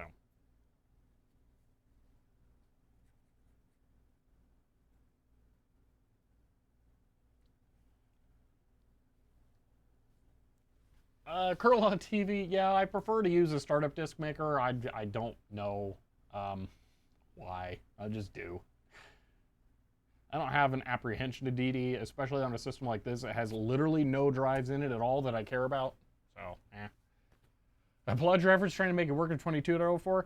I really wanted it to be absolute bleeding edge LTS, you know, the newest LTS, just so that it could have the support for as long as possible. Hopefully they'll feel super gracious and release a slightly newer driver revision that'll work with that, and then I can update. But for now, I guess we'll go with 22.04, which I believe is what the streaming computer is currently running. I don't think I can easily see that right now, but yeah, meh. So, ever hear of Ventoy? I don't believe so. I got DD happy and roasted my MacBook Pro a couple of years ago. See, the very second you finish all this, they will release it. That's what'll happen. Like I said earlier in the stream, some of you may have missed it because there are a lot of people who've joined in now. No matter what, this system is probably going to be rebuilt completely anyway because I want to move the streaming load into this computer and have both VGA capture and streaming all in one system. That is the real solution to eliminating the delay between when I'm doing stuff and when it actually shows up in stream, is to have all of that in one computer. That's the only way to sensibly do that. So that's my main goal. See, Ventoy allows you to stuff a flash drive full of ISOs and boot them. Oh man, that's amazing. I will have to check that out because that's kind of a dream. I really hate doing this. I would much rather just copy the ISO directly over and have it set up like a RAM disk with everything in there. Because even this computer, I mean, how much memory do I have in this? Free.-H, 16 gigs of RAM. I mean, this could easily boot off of a RAM disk with the ISO in it. So that would be really nice. So also, multi-boot USBs aren't really that useful when you're moving around in GPT and MBR land. Let's see. It's just a specific grub configuration. It's obviously not perfect. Yeah, but I have a 512 gigabyte USB. Yes, I have a similar thing that I do, so I completely understand that. See, no rule to make target something or another. Oh, Hiram, are you trying to run this right now? The driver compilation configuration dealy bob thing?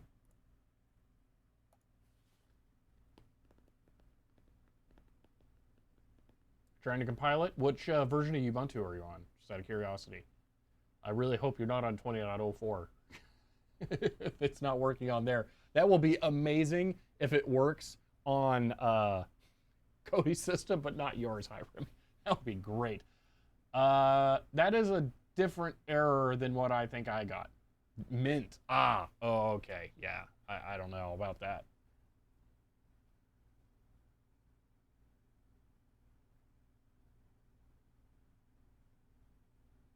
Let's see, which is a very conservative distro. All right. Quickly tried on 22.04 VM, didn't work. Spinning up 20.04 VM. All right. I really appreciate you guys also trying this. Many hands make light work, which is a big part of how I get a lot done in these streams, and that is not lost on me. I really appreciate it when everyone tries stuff and tries to help out. See, kernel version is probably more important than distro. Yeah, that's my guess, Savik.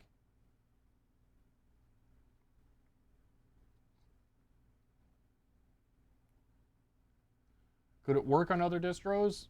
I mean, it supports other things than Ubuntu. I mean, I think they would really, really like you to use Red Hat. I bet, if anything, that would be their preference. Let's see, docs, compatibility. So it starts out RHEL. Yeah, not surprising. Ubuntu bunch. There's Fedora, OpenSUSE, SLES, and Gentoo. Wow, David, I could actually install it on Gentoo. I will not. Looks like it's kernel version 3, but I don't know what that means in Gentoo land because I've never used Gentoo and don't currently plan to.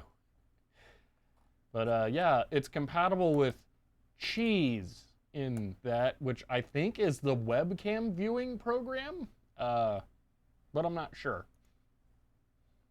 I think it's like a photo booth. No OS X support. If you find me a computer that runs OS X with PCIe slots, then I will go ahead and create you a version that it works with.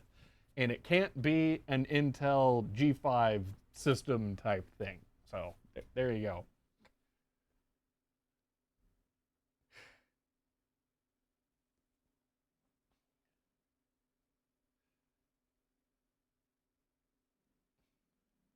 Yeah, Intel G5. Yeah, the chassis that started out as G5 that later became Intel. That's just the easiest way to describe it quickly that I can think of. Jesus, a webcam app? Yeah, I had a feeling.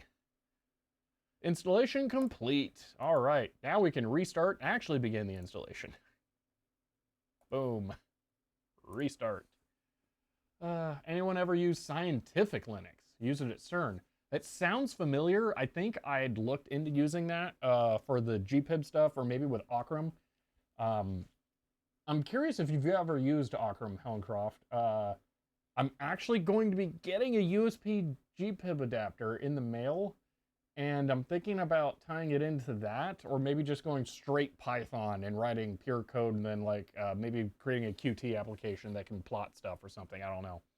But I'm torn on how I want to work with it, because it turns out I am going to get a USB GPIB interface, and that's going to be pretty amazing. This didn't boot off of the flash drive, so I'm going to need to do something. I think F11 here. Scientific was RHEL recompiled just like CentOS. Okay. Using kernel 5.18 on Gentoo. Wow, it is super duper far behind then. Look at that hideous Ubuntu thing. Wait a minute. That's normal. That looked right, didn't it? Go straight Python for basic GPIB stuff? All right. I will do that, and then either use like PySide or something else, and have it feed into a GUI that way. Because the big thing will be if the streaming computer, potentially this, supports GPIB, then I can create a GUI to show measurements on. That's what I really want to do. So I might even, hold on here. What if I have Python continuously update a JSON file and then create some CSS stuff that will read that, and then I can use CSS to create like really cool overlays that I can load as local files into OBS and have them automatically dynamically update. Oh man, this could be really cool. Okay, it could be part of the HUD layer that I use, which has like the webcam thing that you're seeing here in the chat down there. And then once the file is modified for the first time on stream, it could show up. And then it could have like a delay built in where if it doesn't update for 5 minutes, then it goes away. So it could be automatic, entirely running all the time. I like that idea. I think I'm gonna have to try and remember that and do that. Because then, being HTML, it could run, I wouldn't even need like a program. It could just be running in OBS. Oh man, that could be really awesome. Wait, is network cable not plugged in again? Oh, it came loose. There we go. Not available because there's no internet connection. No, do it. Too late. GPIB to HTML.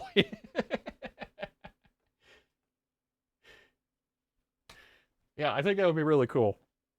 Oh, you guys can't see anything because it's not set to mirrored because I was an idiot and didn't... Yeah, quit the install. Okay, hold on. I'm going to try and set it up to actually boot and then mirror the display so you guys can see the install.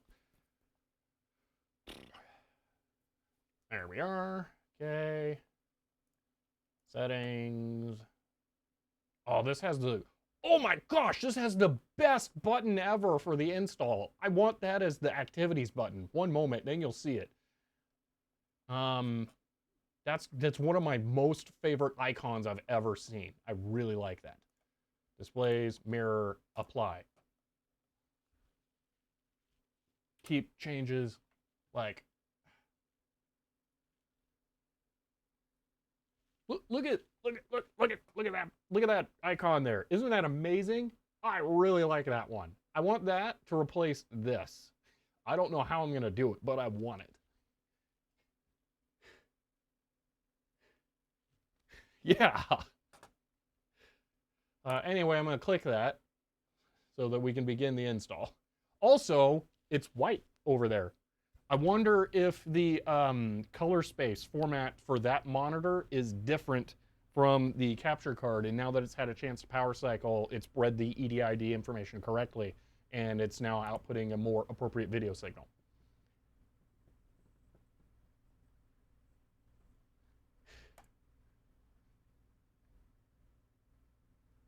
Let's see. Oh. So it's some kind of USB GPIO thing, huh? Let's see, download updates, yes, because I need it to be updated so it'll actually be useful. You know what's sad? I've actually tried to make one of those before, actually.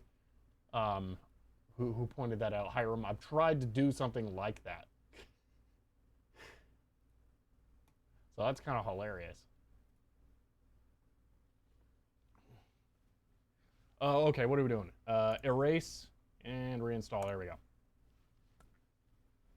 Yes, continue. I don't care. Make it all go away. Schwack at 8522 in the ISA slot. Yeah, oh yeah. All my modern systems with ISA slots.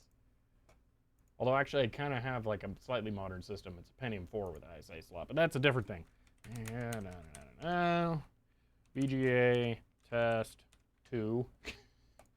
Password is 12345. 12345. Which somehow I type slower than just the word password.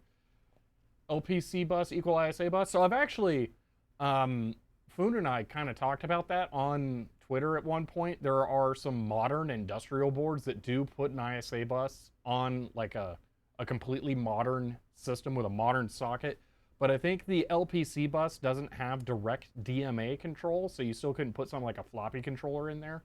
I haven't looked into it too much. I tried pretty hard to get one of those industrial motherboards so I could try putting a straight up floppy controller into a modern system, but I could not find one that was for sale. So if I can ever find one of those, then I will fully test it. But until then, my assumption is that the LPC bus is not actually fully compatible with ISA stuff. Jammy Jellyfish will be missed. I guess I'm not.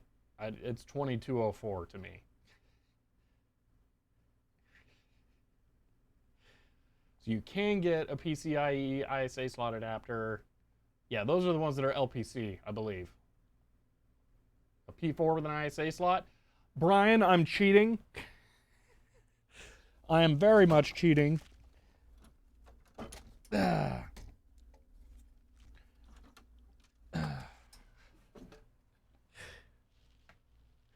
You'll understand how I'm cheating immediately. It is an SBC. I need to play with this at some point. This was going to be an ISA or a GPIB interfacing system for me at one point, but then I slowly got better options. But I may still do it at some point, have it be used for GPIB. But yeah, SBC backplane with ISA, and it has ISA, and that's an LJ775 socket. I believe, actually. Pretty sure it is. So it's theoretically possible it could even be like a core series. I haven't popped the heatsink off. At some point I will. But I'm pretty sure it's just a P4. But still, LJ775 with ISA is pretty amazing. The Hdmi control is not working because the South bridges don't support it anymore. It's not the LPC that's the problem. Ah, okay. Let's see, I can do this so you guys can see the install while it's going. That's kind of cool. See, you have an LJ1150 ISA board. That might be one of the ones I was trying to find. I'm a cat. That's interesting.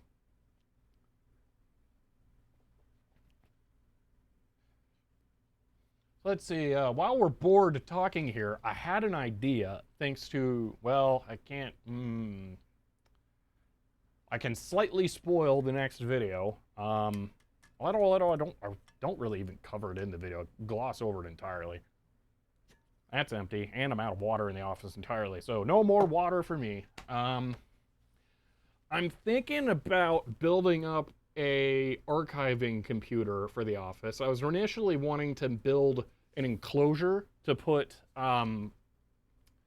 3 floppy drives, a 360, 1.2, and 1.44 meg drive, and a DVD drive that is capable of reading pre-gap information into an enclosure that I could then connect externally to my laptop. But now I'm thinking about building it all into a desktop chassis with a Supermicro server board in it with a bunch of drives in an array that could house a mirror of the directory I keep trying to connect to over the network that I keep all of my old software stuff in. And that could be pretty interesting. But yeah, there's one thing, we're gonna have to do a stream at some point where I pull out an absolutely ridiculous number of IDE and potentially some SATA DVD drives, and we go through and test them all to see if they can read pre-gap data, because, or pre-gap track 0 data, because not all DVD drives, or not all disk drives, period, will support that. And I need to figure out which ones are gonna work the best for an archival system. So, yeah. See, that 775 SBC has LCS to ISA bridge, depending on South Bridge. It might support DMA. All right. That's good to know. I hadn't really thought about it not having full support. So, yeah. See, Raspberry GPIB Shield. I've thought about that high rim, but I haven't really looked into it. See. Posted that link multiple times here. Yeah. We need one of these. No ISA, DMA, yeah, because Southbridge is too new. Yeah, that's the thing.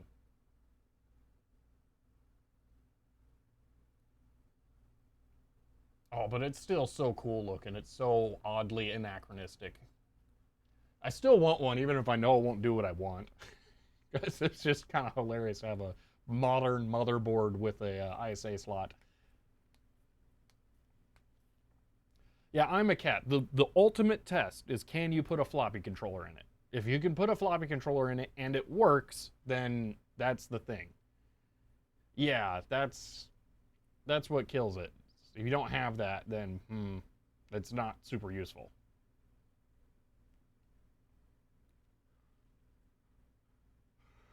Hmm. Wah.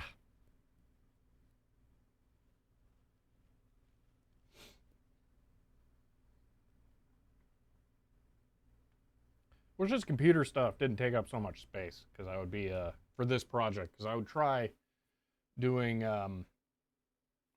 the test I want to with the mixer and powering it just off of like 12 volts or something, 18 volts maybe for the LM78 15s. Because I really want to try bringing one of those mixers home. I have them both here right now because I don't have a power supply for the one at home, so there's no real reason to have it there. Because I have an idea where I really want to make 2 more intro and outro songs, um, and have 3 different styles that whoever's first to the stream, could pick. And you could pick between a 70s theme, an 80s theme, and a 90s theme for both the music and the background images. Because I think that would be really cool. So I want to make 2 more songs to make that possible, but I really need the mixer stuff sorted out. Yeah, JJ, I did kind of get the idea there from your hat thing. Someone being able to pick out the theme for the stream before it properly starts. But yeah, I was just trying to think of something that would be interesting where I might get people to try and be at the stream before it starts because I'm very consistent about when I start it. So always good to have a race to show up early. Yeah.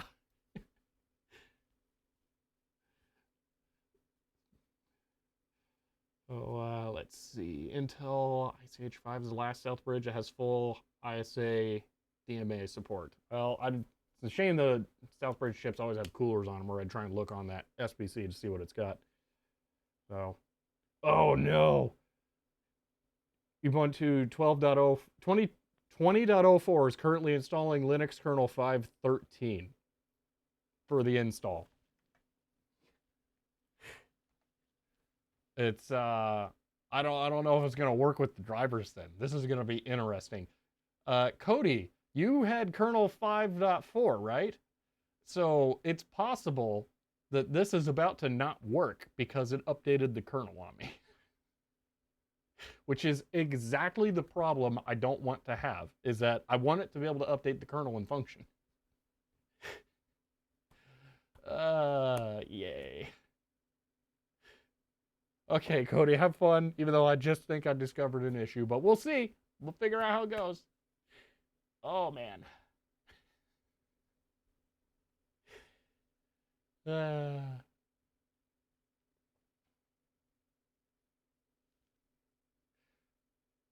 Core 2 Duo with ISA slots on Amazon. That'd make it more likely be able to be bought. Oh my gosh, $400. Whoa, I'm not buying that, that's for sure. At least you should be able to downgrade the kernel on 20.04. Yeah, hopefully.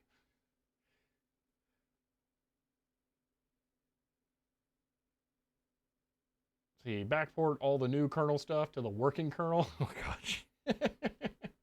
I don't even think that there's anything in that version of the kernel that I would want. When is the modern FTS, or FTS? When was the upstreamed version of NTFS added? Because that would be about the only thing I can think of that I would care about. And even then, there's never going to be an NTFS drive connected to this computer ever. So probably not even that. Restart now. Let's see what happens.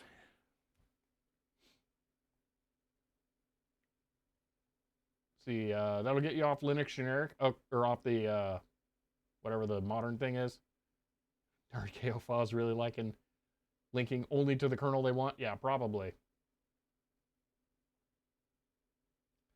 I was reading about that too, Hans, with the driver being abandoned. There's some talk that it should probably be either forked or just handed over to different maintainers since the company who said they were going to maintain it didn't. Wow. Oh, there's a GUI for it. That's weird. Cool, though. I just have to say I'm absolutely floored that I managed to get a capture card added to this system while I was live without completely screwing over all of the other cameras. I didn't think that was going to be possible. Oh, excuse me. Okay. Oh, these folder icons rock. I don't know if they were like that in the other one or I just didn't notice because there was a GoPro in front of the monitor, but those are nice. Okay, let's see if the stuff compiles. So I'm going to clear out the other folder. I'm going to extract it all over again and open in terminal. Let's see. Oh, mirror displays. Thank you for catching that. Let's see. Displays, mirror, apply. Okay. Keep changes, and there we go. And we will go ahead and also do boom. Yes. All right. Actually, that was pretty good. Okay. Is my scroll wheel just not working? No, it works. Why can't I control scroll this text size? Really weird. Well, that is slightly too big, I think, maybe. Why does it adjust the window size when I'm doing that? Wow, that is, that's a whole mess there. Okay, sudo scripts, not X, scripts. Install.kernel. Password 1, 2, 3, 4, 5, and here we go. Did it just immediately fail?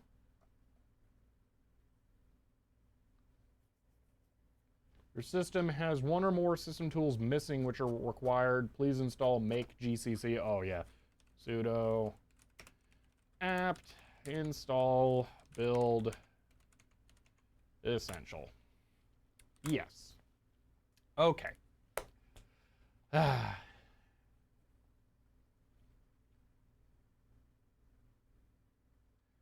I'm going to, Mikolas, or I hope I pronounced that right. I'm intentionally not installing that right now because I want it to complain about stuff before I do things. That way I maybe don't mess it up. I suspect this is about to not work though, so we'll see. Yeah, it's weird Ubuntu comes without making GCC. I'm really surprised it said GCC was missing. I thought it came with everything you would need to compile a C file out of the box. Apparently not.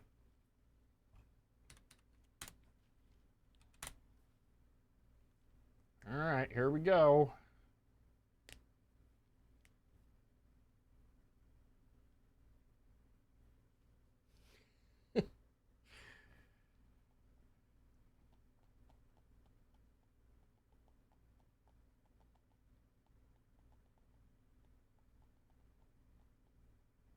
Did it just work on a 100th revision newer kernel? What? It failed on 5.14, but it just worked on 5.13? Okay. Weird. By installing this application, if this is not acceptable, you wish to accept? Yes.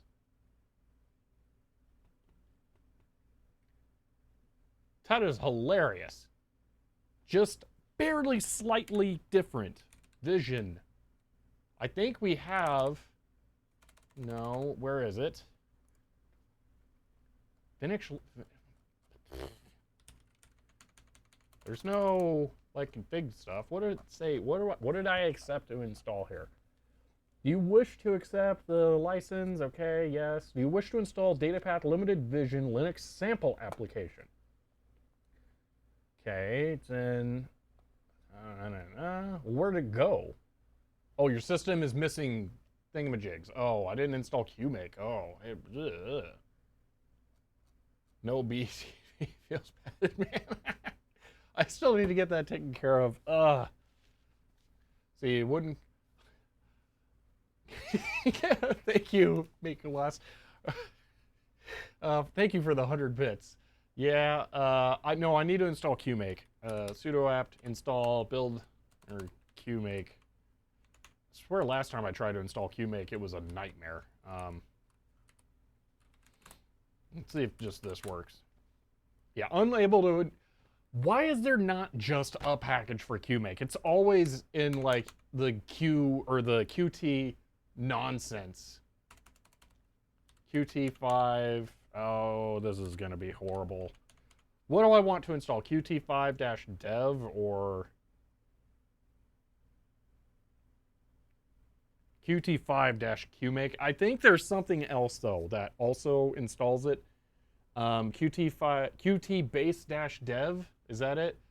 But I think I need more. I think I'm going to need like the Qt5 headers and all that stuff, the dependencies, so that it'll actually be a functional GUI application. So Qt base-dev, that sounds more like what I want. Qt base dev. Yeah, let's try that. Okay, is there Qmake bin? Yeah, I think that's what I want. Let's go with that. Yeah, the installer just says Qmake, but I think the installer's wrong. So we'll do this, and then we'll try rerunning the thing. I'll try running the make file directly for that rather than the whole shebang. After this, I'm going to have to add OBS as well, and we can try that.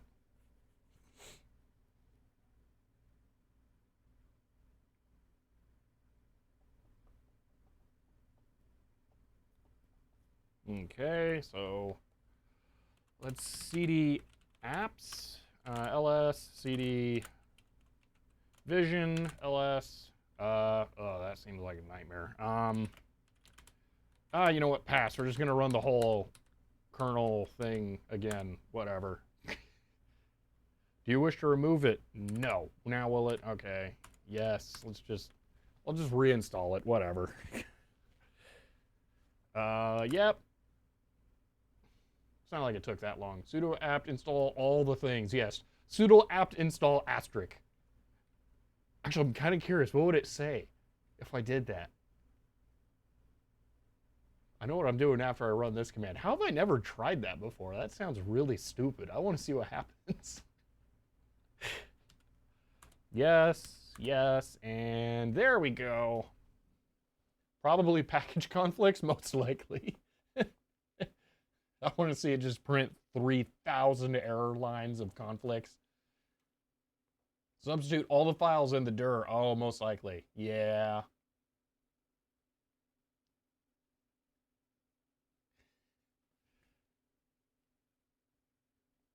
Well, it's definitely building the application now. I wanted to see what their GUI program was because I'm just curious. I mean, if it has all the tuning options for the card, that'd be really, really nice.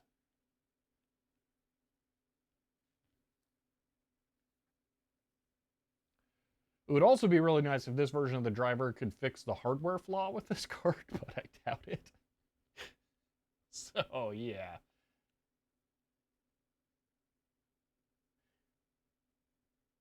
Start preview and stop preview? Yeah, really.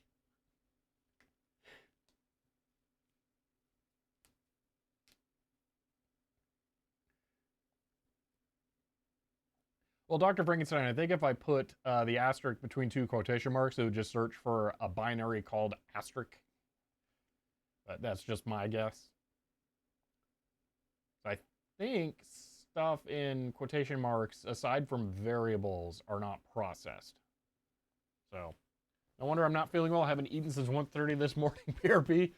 I'm starting to get a bit hungry as well, but I don't have any food here. And I'm not ordering anything. So, just wait until after the stream, then have something.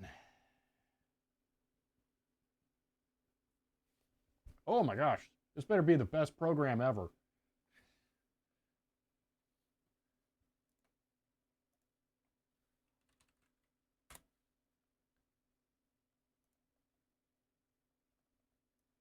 See, resource monitor says, oh, of course, by the time I finally get to checking it, it's done.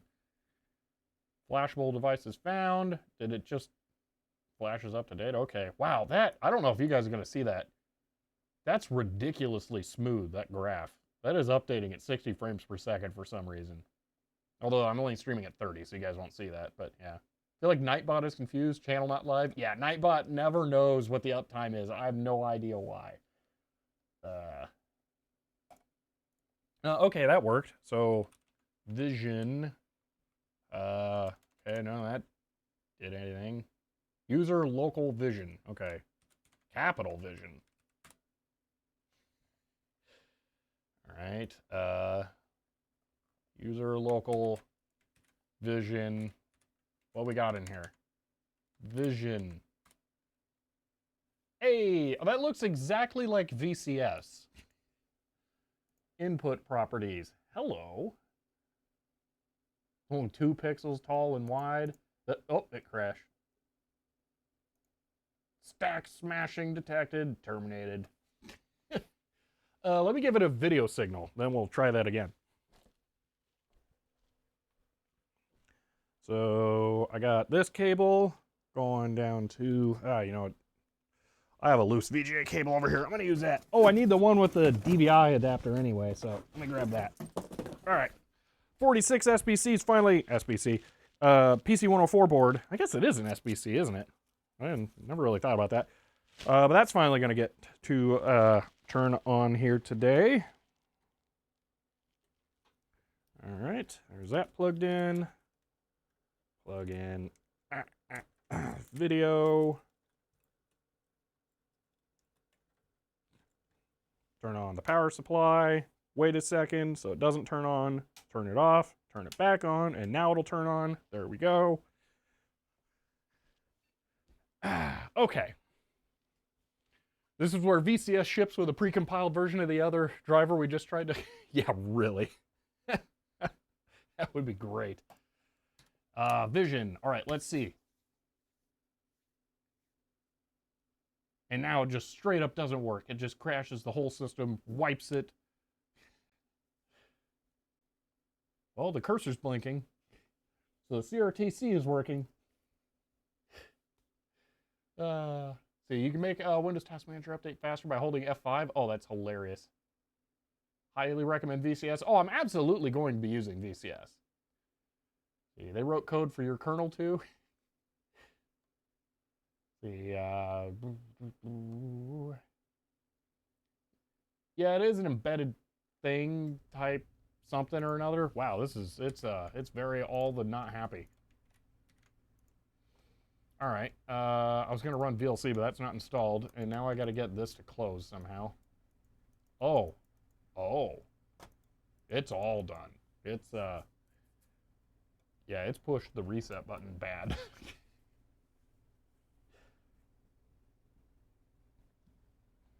See how much happier it is with a fresh restart.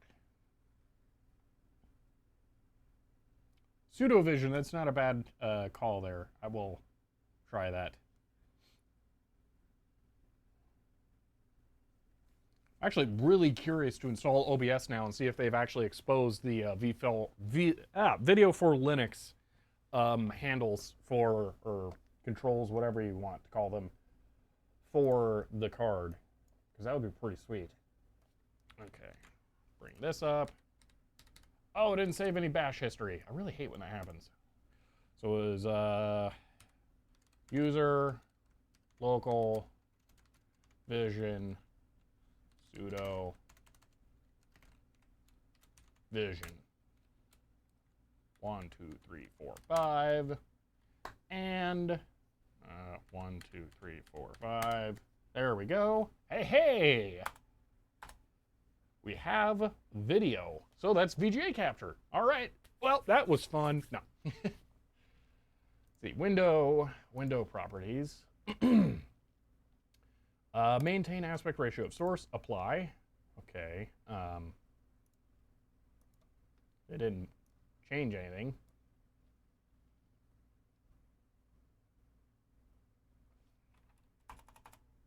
That's working. Sudo apt install OBS. I don't, this probably does not need to be run as sudo. But let's see, this isn't just the sample application. This is the full version of their video control software, but it seems to be okay, well, it seems to suck and crash a lot, but it looks like it's a Linux native version of it. Okay, here's what I'm gonna do. I'm not just gonna do sudo apt install OBS Mighty Halo, because that will use the one from the Ubuntu repos, which is out of date. I'm gonna add their PPA first. But the very first thing I want to do is install VLC, because that should work. Sudo apt install VLC. Yes, and while that's going, I'll bring up the OBS page to get their PPA information. OBS.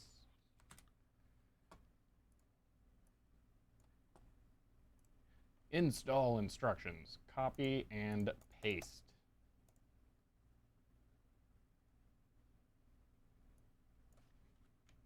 Copy. Paste. I really wish tutorials would get rid of the apt update line, because you don't need that anymore.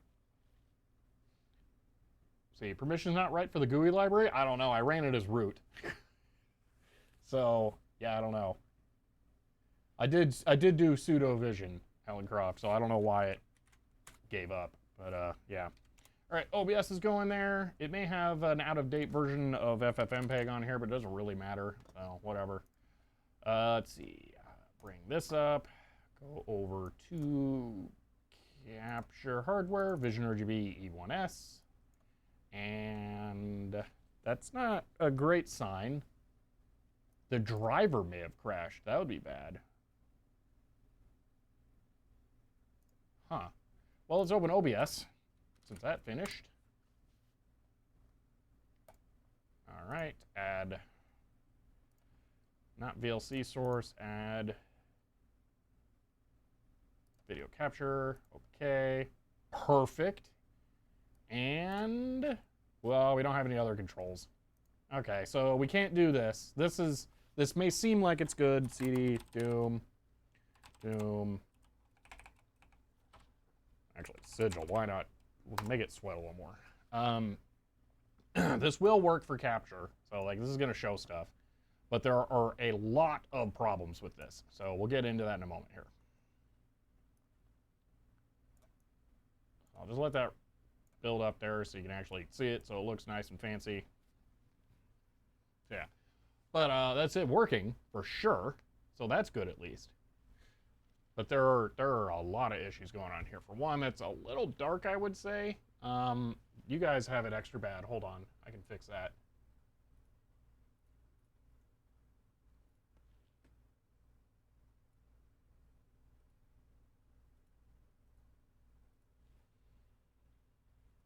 Why is that not working? All right, well, the color space is kind of sucking for that capture card, and it's a little oversaturated, so that's not right. But yeah, latency through VCS is really low. Yeah, no, that's fine.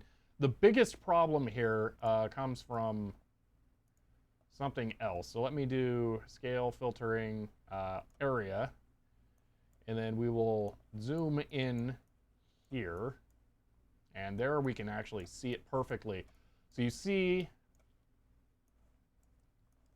the red bleeding off of the edge of the 0 right there. That is a chroma subsampling issue. And for some reason, when you try and do a direct capture in OBS, even though it says it's YUV422, it's actually a lot worse than that. We can try that. That fails. So we can't do full bit depth capture in OBS. We will always get some kind of chroma subsampling. So that's why I actually use VCS, is because VCS will do full RGB 8-bit sampling without having any other issues. And none of these other options will actually work correctly. So, yeah. Oh, it did not like that one.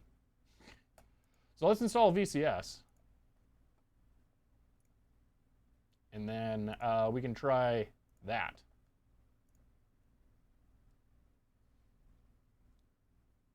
Yeah, we're installing VCS now. Because VCS can do actually, VCS data path. VCS can do RGB direct, so. then I'll just, there's a couple of other tricks I'll use that I'll show you here. Yeah, I've never seen it use the native GUI. I don't know if maybe this will be a new version that does that. But for me, it's always used the like Windows 95 styled GUI, which I'm not going to complain about, but it'd be interesting if this works now. So code, copy, sudo, apt. What do you bet Git is not part of build essentials? How is that not? Sudo apt install git. Yes.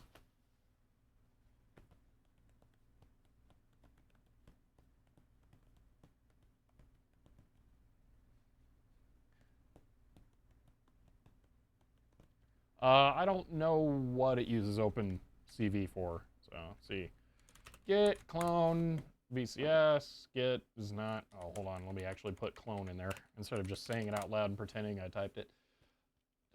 All of the settings your heart could desire are easily accessible. Well, those should be easily accessible either way. It's just they're not exposed as v4 Linux configuration options. The driver for the vision card could absolutely make those Linux native accessible settings. That's totally a thing. The Epiphan drivers do actually do that. But because the VCS driver or the datapath drivers are so poorly implemented, I doubt that'll ever happen. So what VCS does is I think it actually just interfaces with the driver directly to send commands to the card to do all that. So they basically probably did like Wireshark on the PCIe slot or whatever to figure out what commands to send. I'm not 100% sure how they did it. Since the drivers are open source, maybe they're just listed out there somewhere. I don't know, but yeah. CD, VCS, I think it was just qmake and make there. What they said, yeah, run qmake and make the repos root. Or open, oh yeah, I'm not opening anything in Qt Creator. That sounds like a nightmare. And then we will do sudo make install after that. So you can set up presets for certain resolutions so it'll automatically adjust the correct settings on the resolution changes. Yes, for sure, definitely. Oh, on that note, I'm really hoping the updated drivers fix a problem. I don't know if you'll have had this. I'm a cat. Sounds like you have one of these. Have you had to adjust the horizontal scale, size, whatever it is, after it's tried to lock onto a resolution and then it's been wrong to get it to reset? Because I have to do that all the time, and it sucks. Because I'm really hoping either, this or the new version of new version of VCS or the new version of the drivers will fix that. You have to do that? Well, I mean, even with the presets, like the preset, it ignores that setting. OpenCV dash, wait, what do I have to install for OpenCV?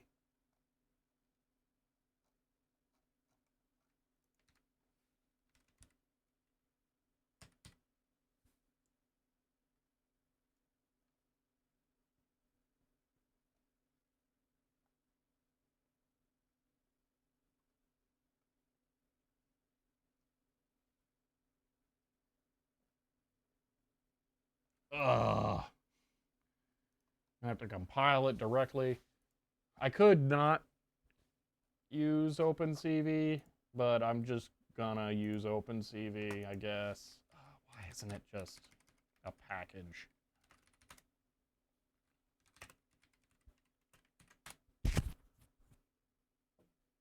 Lib OpenCV? I'll try that before I start to compile here. It differs with every VGA card and device, though. Yeah, I do get that. I'm a cat. So before I commit this install to this drive, I'm going to boot this drive one more time. I'll show you what I'm talking about, or at least see if I can get it to do it. Because what'll happen is when the resolutions change on the version of VCS and the driver I've been using, when the resolution changes, the horizontal size does not get adjusted with the preset after it changes resolutions. So what I have to do is after it switches the preset over to the other resolution setting, I have to go in and just make any change at all to the horizontal size, then it applies it. So I'm wondering if maybe there's a problem with VCS or the driver. I don't know. Let's see. sudo app install. Sometimes it will not detect the correct resolution. Yeah, it wasn't that. It would detect it, but it wouldn't. It wouldn't apply just the horizontal thing. Okay, there is a lib opencv-dev. Okay.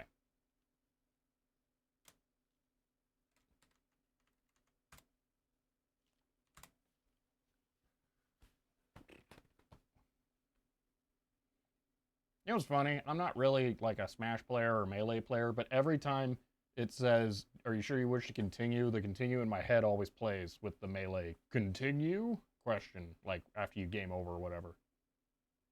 It was such an iconic thing. $2,000? Oh yeah, you're looking at one of the dumb eBay listings. Yeah, I really need to get an E2S so that I can retire this card. But yeah, they've been kind of bananas on eBay. I've seen them sell for like $100, but not recently. Oh yeah, Amazon. Yeah, that'll do it for sure. Now you gotta be curious. I'm gonna look on eBay for one right now. See if I'm gonna be dumb. I doubt it, but just in case.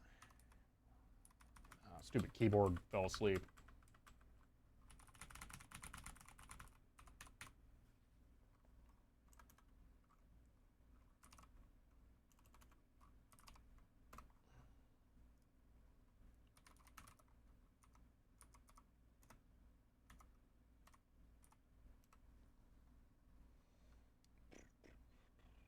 $300, $400, $300, $800. Ouch. Yeah, there's none for a reasonable price at the moment. Let's see, sold. Sold for, oh man. One sold for $200, but yeah, that was the cheap one. Most of them sold for $300 to $400. Ouch. I wish they weren't useful for like retro gaming capture so that we PC enthusiasts could use them because they're meant for PC stuff. But oh well. I paid $150 for yours. Yeah, that was the price I saw them for when I first decided I wanted one. CD, VCS, QT and make, or QMake and make. Make. Actually, QMake clean? Is that a thing? Cannot find file clean. Uh-oh. Make clean.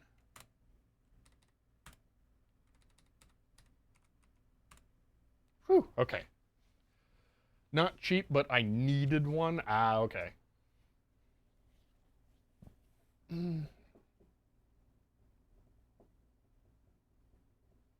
Hiram, are you talking about this Avermedia card, the live broadcaster HD? Because this one sucks. I highly recommend anything else.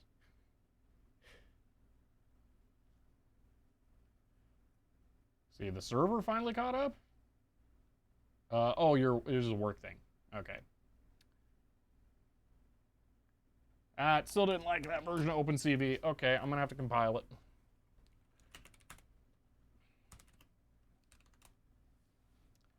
All right, have their own directions they want to link to for that. Oh, at least this is a thing. Here I can just be super lazy. Boom, boom, boom. Yes. This is my favorite way to document this stuff. Just tell me what you did on at least one system, because you can translate packages. Oh, is it OpenCV2? Is there a difference? It took so long to install the OpenCV drivers that it could have been OpenCV2. Oh, man. External live gamer captured. Okay. They're probably all kind of the same. They have the same issues, I suspect. Yeah. So how's it going? Cody, it actually worked with kernel 5.13. 5.14, oh no, that's a bridge too far, but 5.13? Oh, sure, yeah, why not? No, David, it is working. I wouldn't write it down as poorly. All we have to do is install VCS and it's going to be done.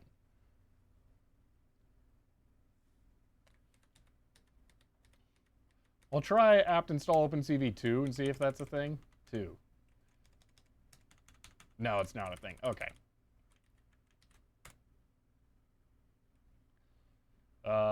Python dev is what on earth? Unable to locate package, Jasper, libjasper. Just get rid of that then.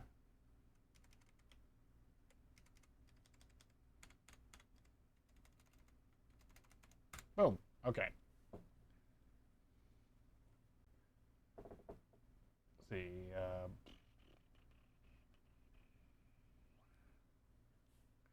I'm not judging you, Hiram.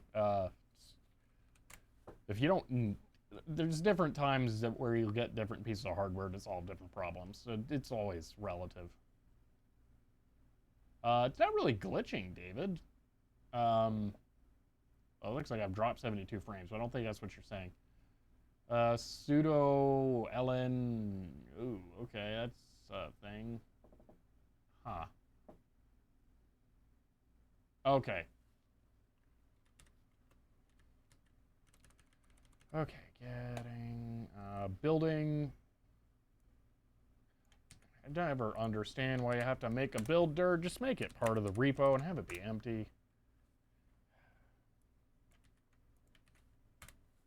I didn't CD the builder. Oh, I did CD the builder. Okay, never mind. There we go. That is annoying, Commander Keen. I'm so close to this, so yeah.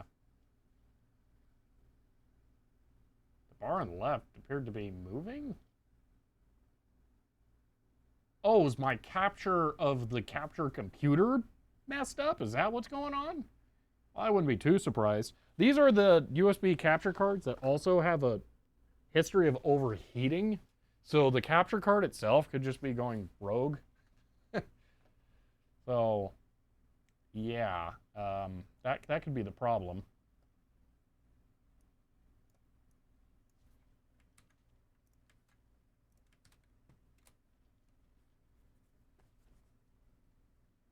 Why is it rebuilding? It just did the build.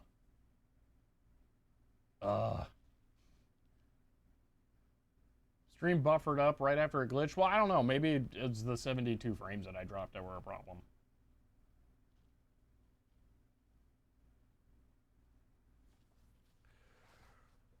Well, man, this stream did not go how I thought it was going to go. I thought I was going to be showing you all sorts of other stuff. At this rate, I suspect I'm going to finish this install off stream after we get it finished, because, yeah, it's taking so long to do everything.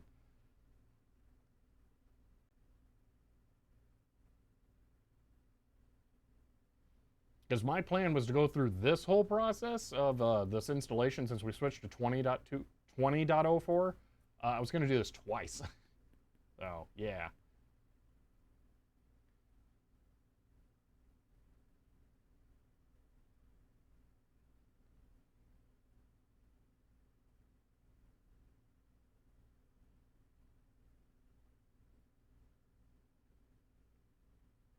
Is this written in Rust? I wouldn't know. Rust is one of those things I've never looked into because I just have no problem writing in C++.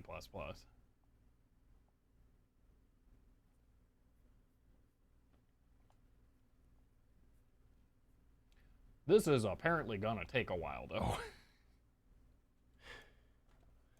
Let's do this and this. And we'll switch over to this view with that camera. And I'll make this even bigger. There we go. Yeah, I would bet this was, well, building CXX op. It's with the thing with Rust is that it's kind of weird. Yeah. Do you really think you just upload an untested driver and claim it works with the latest Ubuntu data path? And I would have gotten away with it for million kids. Yeah, really. Look at the bright side of this nightmare, the driver compilation. You're not running an OS that's missing 12 years worth of updates. It's very true. That's one of the reasons why I'm excited to be doing this particular installs, because I'm now going to be on a much more modern version of Ubuntu than the one that was on there. So I'm actually fast forwarding 5 years.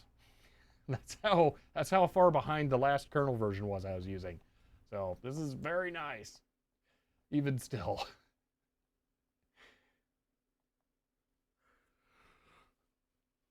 Woo! Whoa. Ah. I could be running the video capture right now. I'm playing Sigil while this is going on, actually. Let's see. Let's open VLC and try it. Oh, that's right. VLC didn't want to work.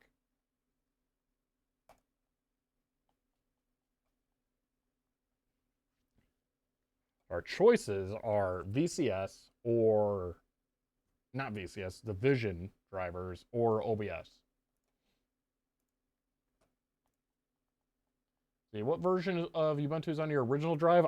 Whichever one had kernel like 4.3 or something. I don't remember. It was from 2017. Whatever one from 2017 was, because that's when I last, what version I could get that had a kernel that was compatible with the drivers. So that was why I chose whichever version I did.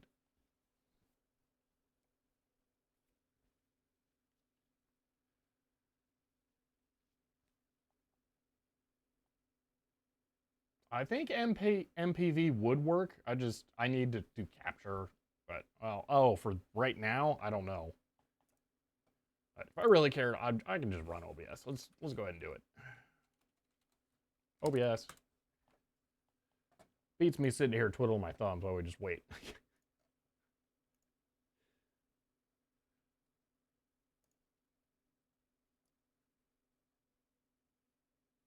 Oh, the colors are all so wrong. It's too bright. It's too dark. High contrast.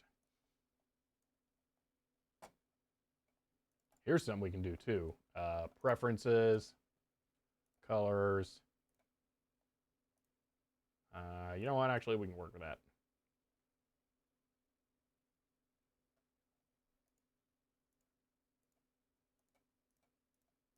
Let's go with white on black. Okay. So we'll do this and then add window capture. That, okay. Crop off this. Actually, I'll do this so you guys can see kind of what I'm doing. Crop off that. Filters. Add color key. Custom color. Black. Okay. Close.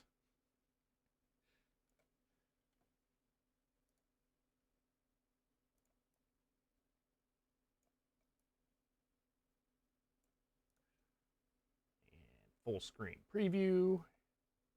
Doesn't really matter. They're mirrored. And there we go. Now we can play Doom and watch the compile at the same time.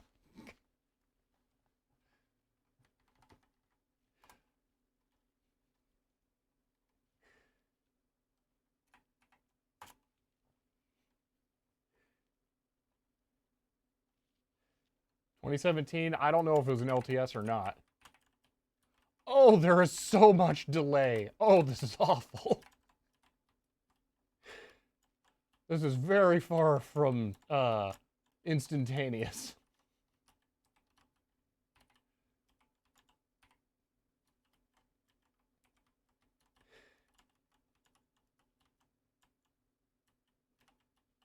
And the colors are horrible.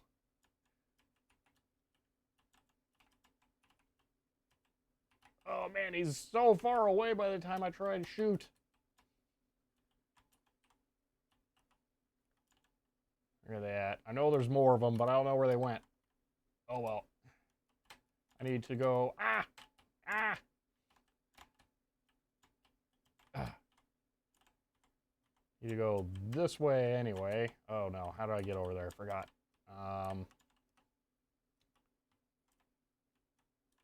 You do a use on some, or do you go somewhere else? It's been a while.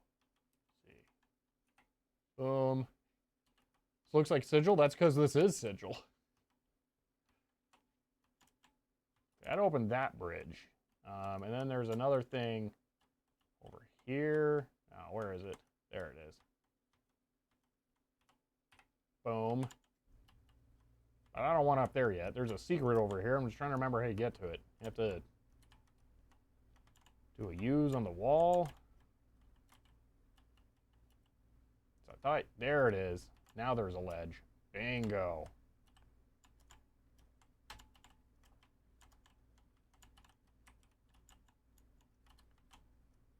Ah, no, lava, bad. Ah. Oh, man. This is very difficult with the delay, and apparently one of these keys sticks. Let's see, are you using parallel compile jobs or something? If not, it's unsurprising it's taking so long.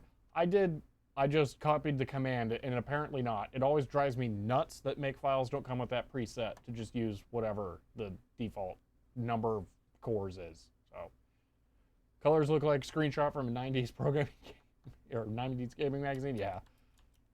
See, 1604 with kernel 4.3, possibly.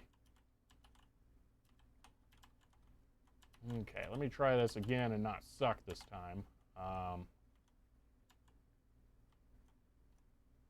If I jump down here, I do. That's the way to go. Yeah, here's where all the viz planes are hiding for one shot off into the middle of nowhere that you never go. Or for one view off into the middle of nowhere. I'll head off now. It's 10 p.m. here. Best of luck with the compilation progress. Well, thank you for hanging around. And I appreciate the bits of advice that you've given as well. Maybe restart with the compile. I don't know. I'm very hesitant to restart it because I don't want it to lose the progress. And then it may not be.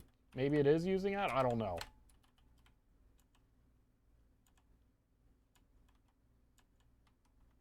It is going ridiculously painfully slow, though. This is only a quad-core CPU without hyper-threading as well. So at best, it could go 4 times faster.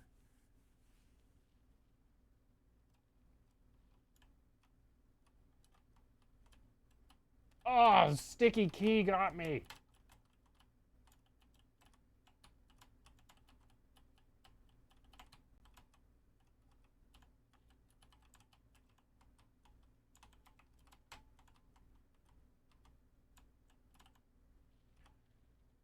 Hans, would I lose the files that have already been compiled? Or would it not clean them? Because I wouldn't run a make clean. So if it doesn't clear out the files that are already compiled, I'll do it. Pretty sure the copied command was sudo make. Yeah, there was no -j. If I don't lose the files I've already compiled, I'll do it.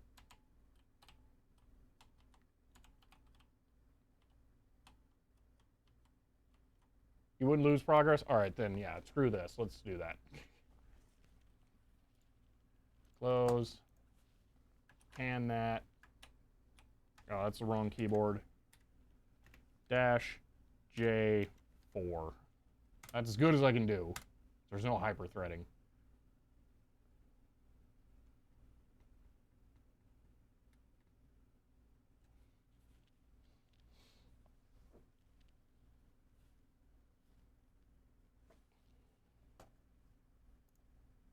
So you know what I should have done is open a system monitor. Typing it in there is not going to help. See, all 4 cores are at 100% now.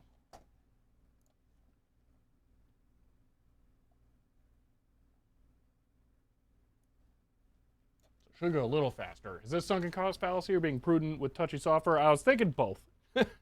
So, yeah. Let's see. Similar, many alternatives apart from using Windows. For VGA capture stuff, yeah, it's pretty hard. Hello, Welsh Boy 2008. All right, let's get back to our very professional waiting game here. All righty. I thought the thing was over here. Where is it? Oh, it's back? Where? I can't jump down there yet.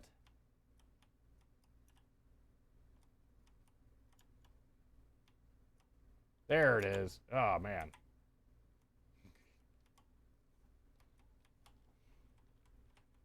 See, a lot of that was catching up. Yeah, but it's going a little bit faster for sure.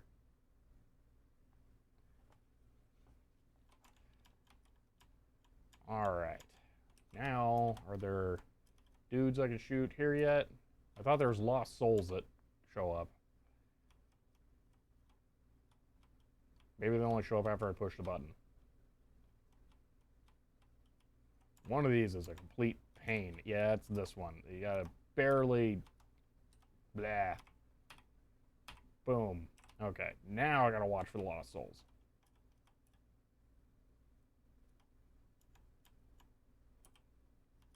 Come on, where you at? Oh, there's imp. Okay, maybe there's no lost souls in easy mode. This does not do map overlay. And it's so dark, I can't really see the path I'm walking on. Is it 90-degree angle? Yeah, so I gotta go forward a little more. Now I can turn? Hopefully. Whew, okay. Oh, no! Ah! Oh.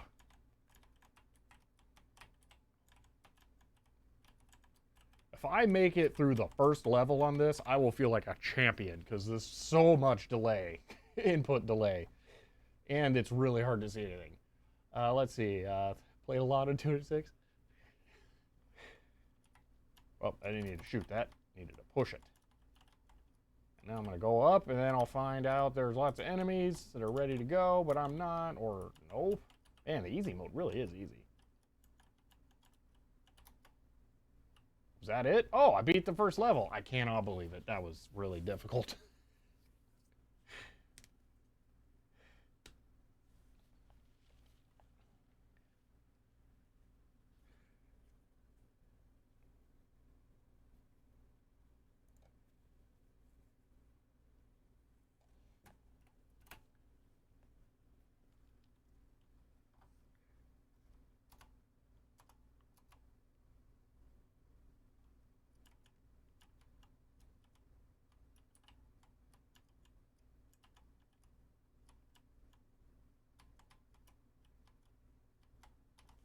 You know what I just realized? This is OpenCV, which I theoretically could have just not added. Now it's sunk cost fallacy that I'm halfway through, then I might as well finish. Watch, after all this, then I'll still have like linking issues and I won't be able to use it. That will be super annoying.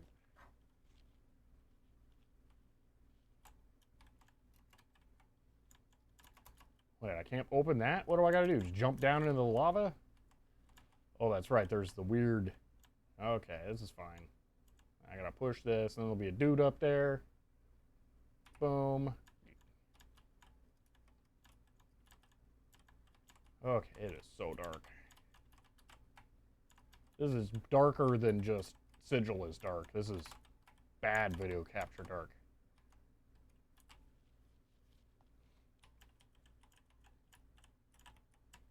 I look forward to getting VCS working so I can show you how this should actually look. Oh, that was a bad move.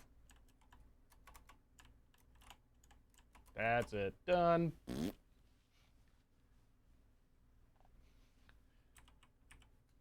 Wait, why did I respawn?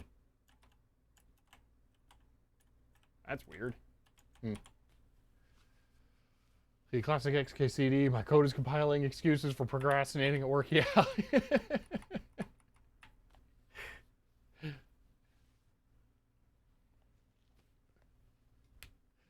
Oh, that looks extra terrible for you guys. Does the yellow issue come back? Oh, wait, no, that's also because the VGA capture here is not good, and then the HDMI capture over there is worse.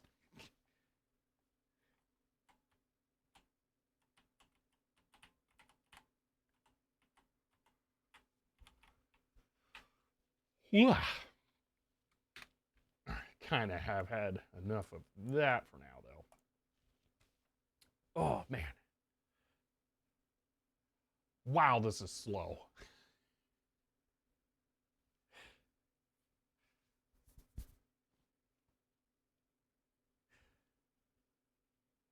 Well, here's something interesting I found out.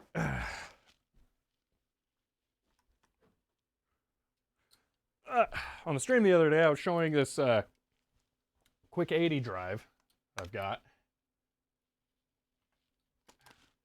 And it turns out I actually have some tapes for it. Because I bought, oh man, how do I get this open? There we go. I bought some Quick 80 tapes to try and use with my HP Series 80.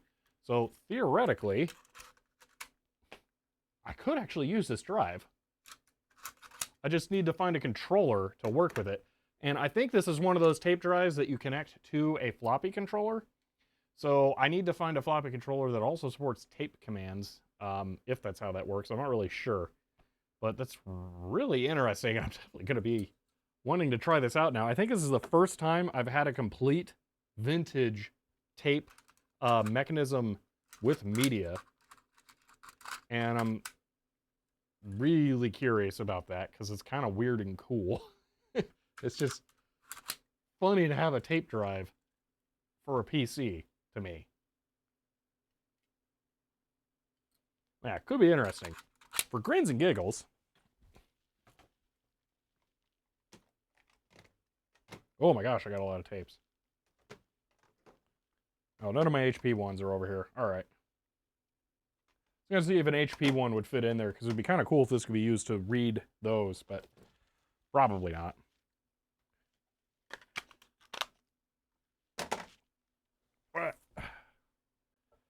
Got to use that with tar. Oh yeah, I've done tar on my LTO4 drive for sure.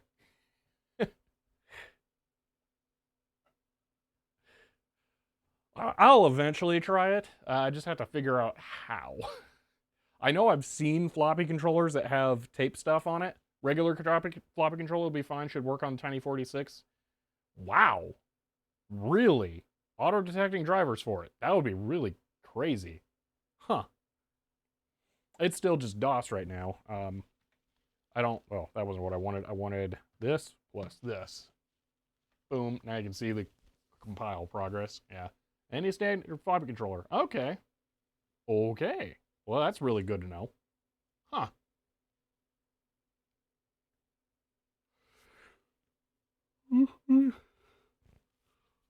I will have to do some research on that then, because that would be super cool.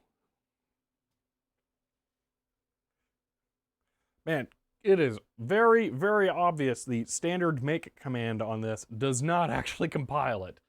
I'm used to the make command doing the compiling and then sudo make install, just copying the compiled files into the directories it's supposed to go. This is ridiculously slow. That server in the late 90s used 120 meg tape drives, slow as tar.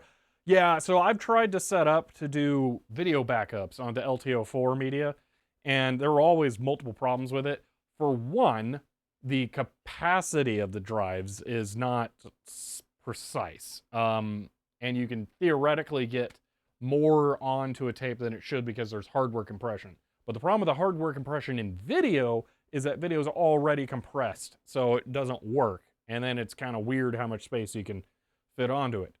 Then I had the problem of trying to actually come up with a workflow where I could back up onto 1 terabyte drives or 800 gig drives, projects that could be 100 to 400 gigs each, and try and have it make sense in a way that I could actually sort, and then trying to buy enough tapes to make it worth it, and it ended up being kind of a lot of headache.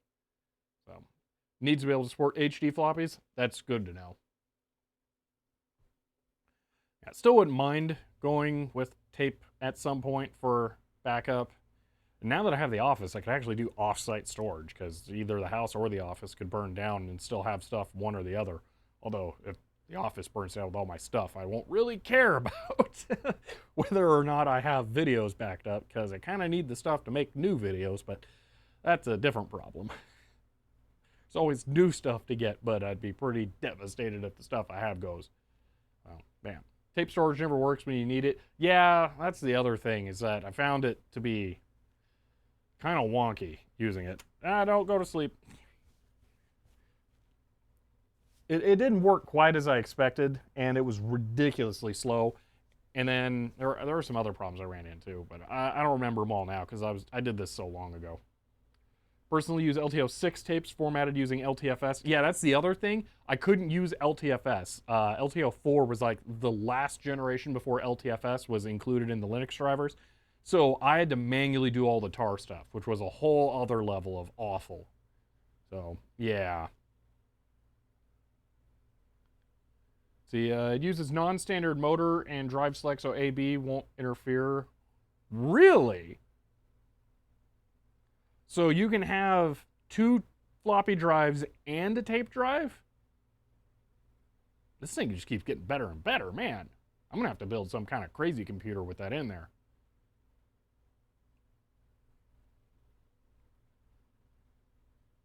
So modern motherboards only support 1 drive. Oh, okay. Yeah, that sucks. I really hate it when they do that. My Windows 98 computer is unfortunately like that. My all new one. It's the dumbest thing.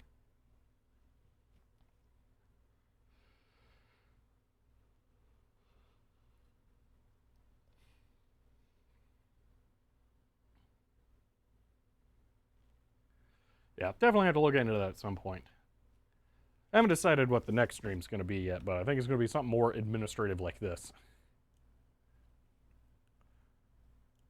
Let's see. Some stuff I need to do. I need to test DVD drives for the precap reading. Oh, I do have this. I set this aside today. I think I may have mentioned this in a stream, actually. This is a keyboard that I was sent a long time ago. It's kind of amazing. It's metal. And it uses serial as the interface. And it's actually serial, too, RS-232. And I want to reverse engineer all the stuff and try and make a USB interface for it, because it's kind of awesome, and I would really like to be able to use it. So I want to do that in a stream, but I have to find my Teensy and some other stuff to make it like actually usable and get a refresher on programming USB stuff on the Teensy so it can work as a keyboard. And then I need to use a logic analyzer to read the data. I think it is ASCII output, Hellencroft, but the problem I ran into was that it uses a potentiometer to set the baud rate, and it was really weird, and I could never get data to read after, or read out of it after a while. So I need to try and diagnose it some more. Whoops, stepping on boxes.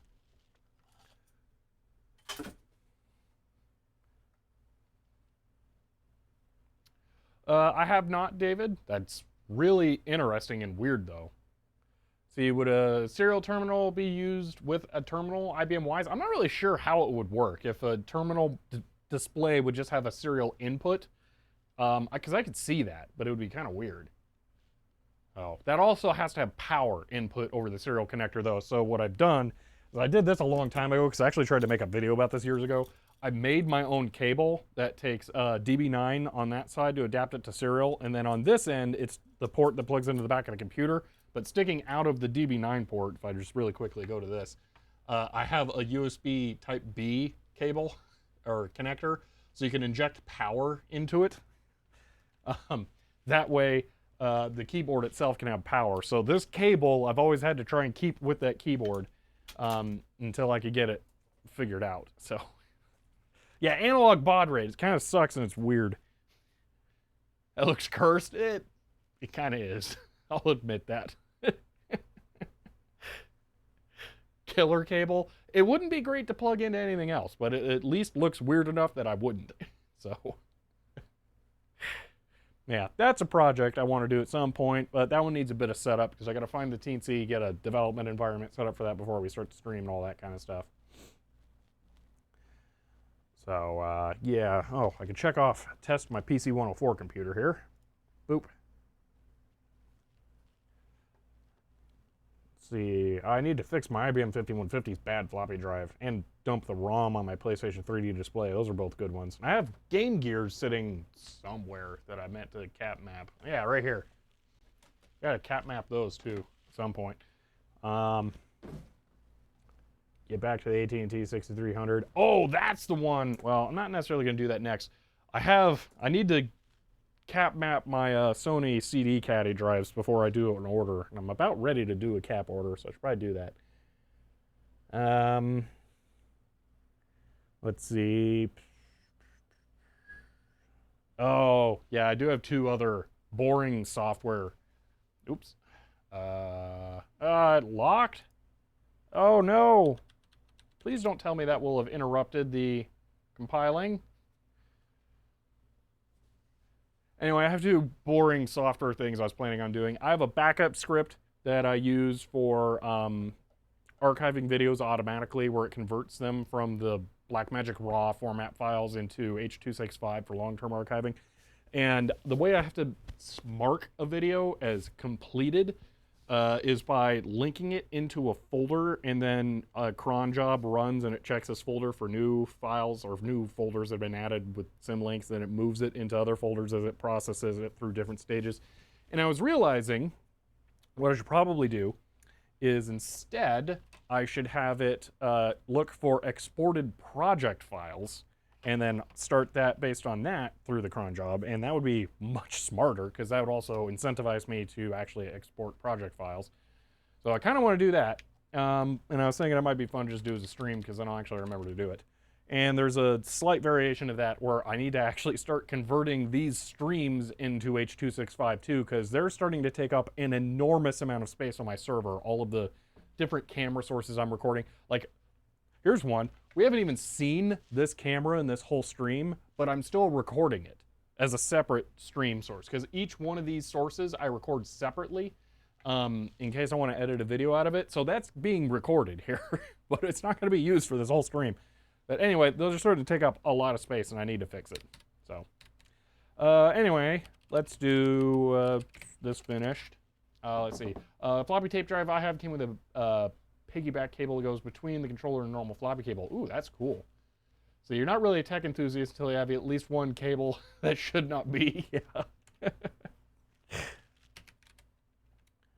Okay, so maybe we have OpenCV installed. I don't even remember. Was this just... I think this is QMake and make. Boom. Make clean. It's better work now. I think it is. Okay. Woo. USB-A to USB-A. That one's always cursed and horrible. I'm currently using one of those right now to capture this camera because my EasyCap 321 comes with one of those, and I cannot stand it.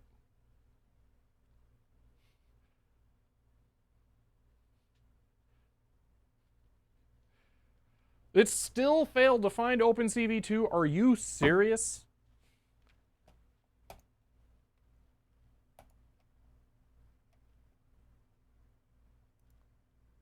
What?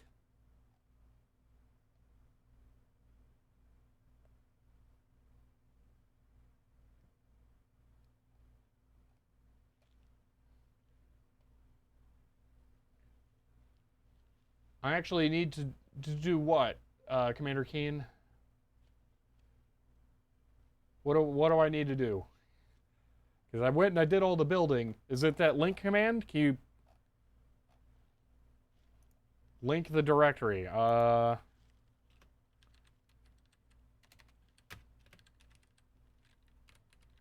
that's weird. Why is Twitch my #1 search? Man, is this becoming more popular in my YouTube channel now? I was going to say, if you paste it in chat here, now I can just copy paste it directly into the command line. Because, yeah.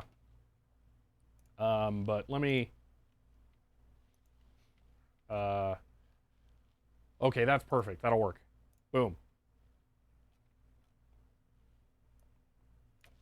Copy, paste.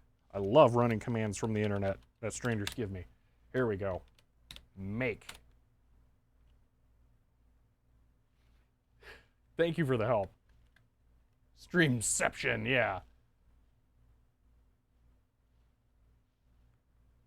That's a different error.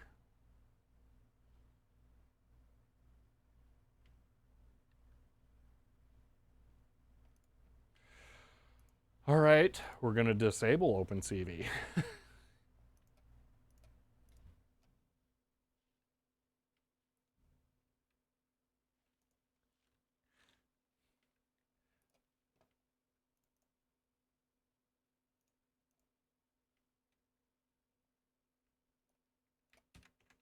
So we have now officially wasted all of that time compiling OpenCV.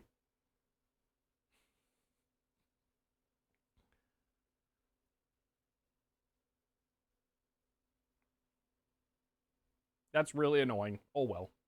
That was like 20 minutes. Oh my gosh, are you kidding me?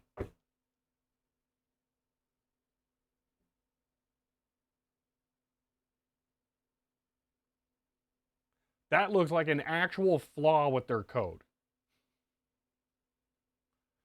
Maybe I shouldn't clone master. Maybe I should clone a release.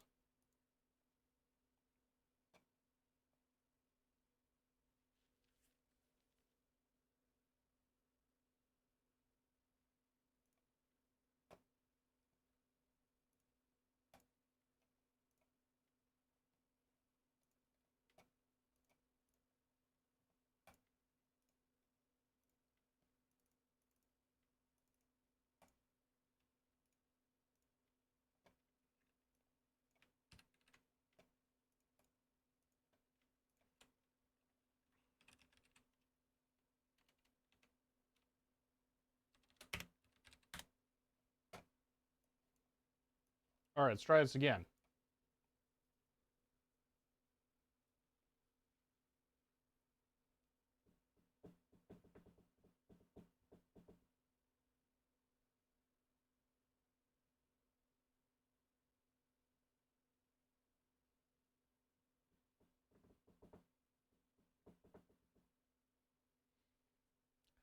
Hub. I could have done that, but I would have also had to do git reset. We're just compiling VCS now, Cody. But hub, I would had to clean it so it would not error it out, or not error on it being having unstaged things, and then I would have had to figure out what. Are you kidding me? It's the exact same error. What?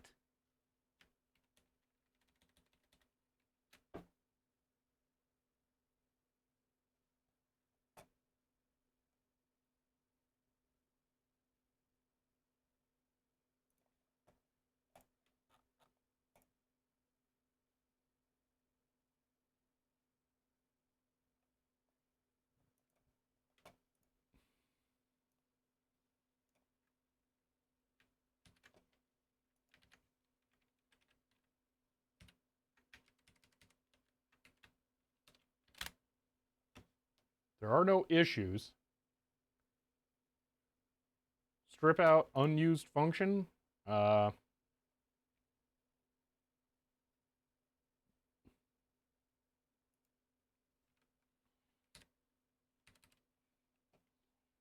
does one go about doing that?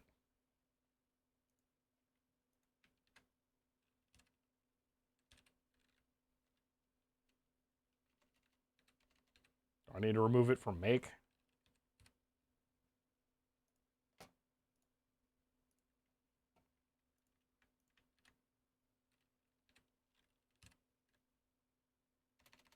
I don't know where to strip that out, Cody.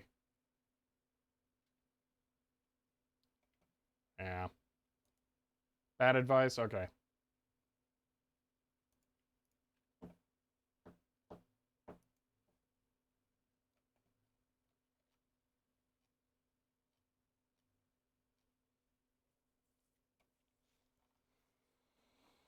Mm.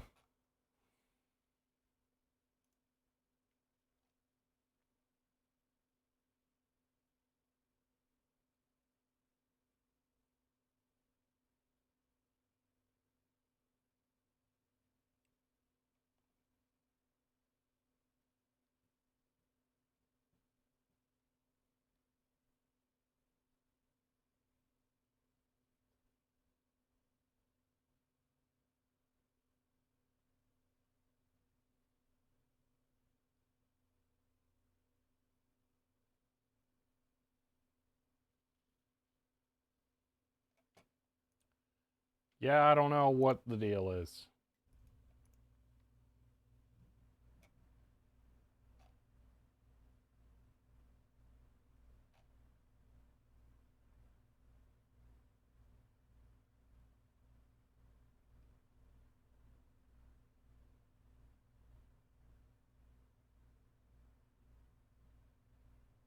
Hmm.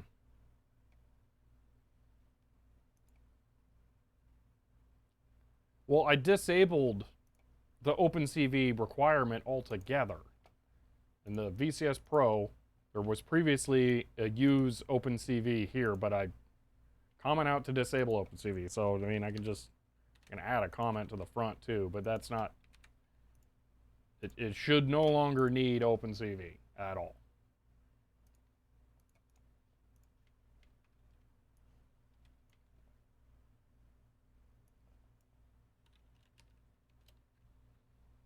Yeah.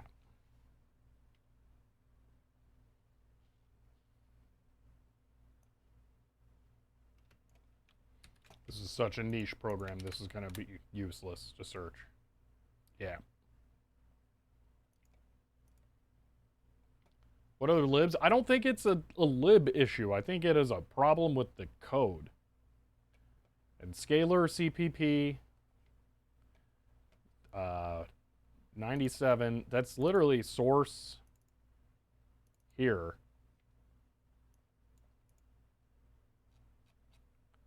Is that line 90, where was it? Line 97, aspect of resolution.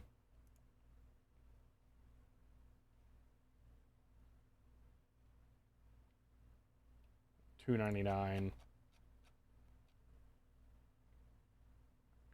The problem is this, is it's trying to get a pointer to something, and that something doesn't have a pointer.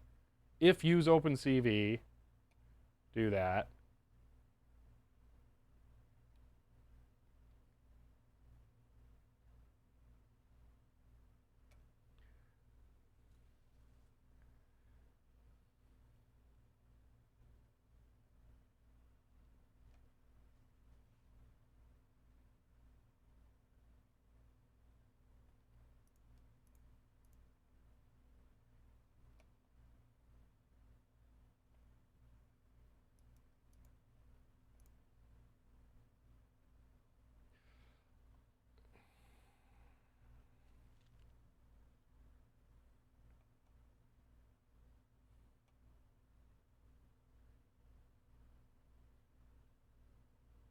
It should be compiled somehow without modification.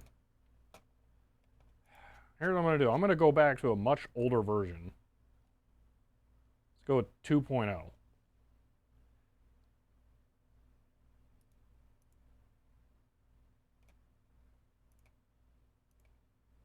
try and compile this.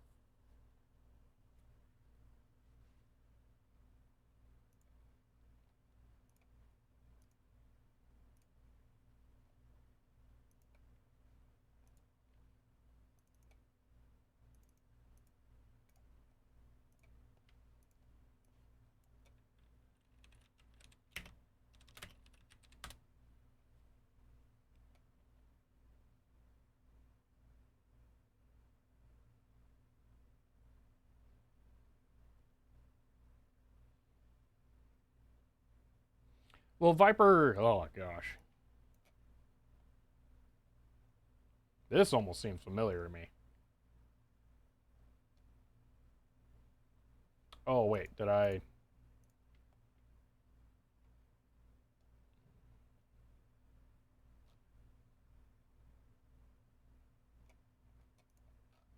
There we go. Comment out to disable OpenCV.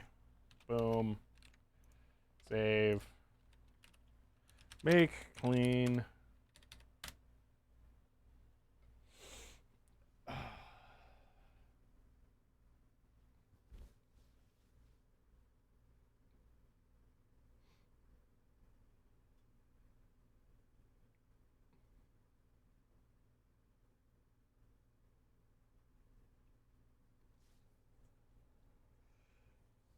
Oh, excuse me. This seems more promising. But it is an ancient version, so I'm going to have to figure out where the issue was in the version history.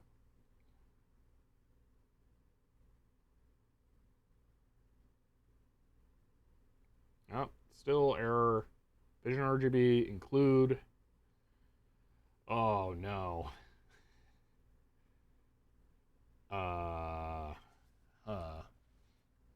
You have the header, yeah, line 15 in VCS Pro, yeah, it was, Just wondered about that. That's what it just aired on. Posted a photo of my floppy tape drive in the Discord. Okay, cool. I'll look at that after stream. Okay. Yeah. Well, that, yeah. This is a different version of this. Base path or vision driver. These are expected to be downloaded. Subdirectory of this path. Okay, well, where do I get those?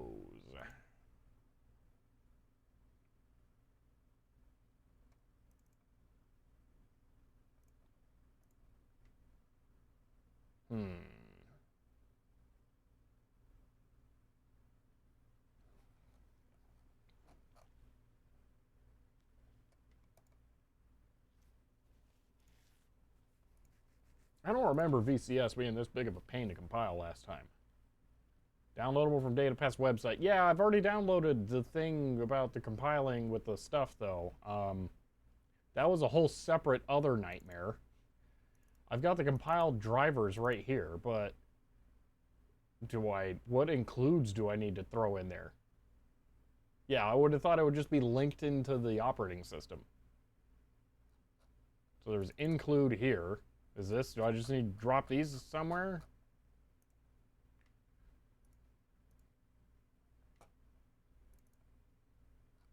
I mean, there's RGB control right here. That's what it wants.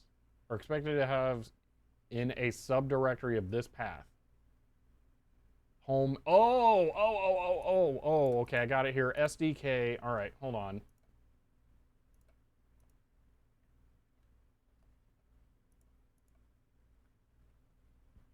So I think I need to do this. Open in new window. New folder. SDK.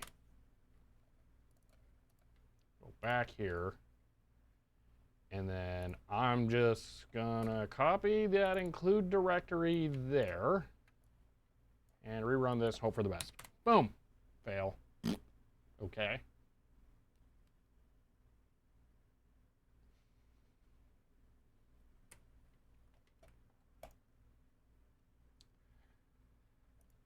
Let's do this. Link here. And I will just name it that. Now let's try it.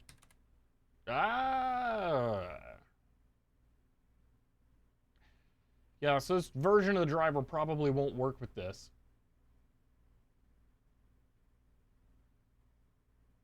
Because that's an error in the driver.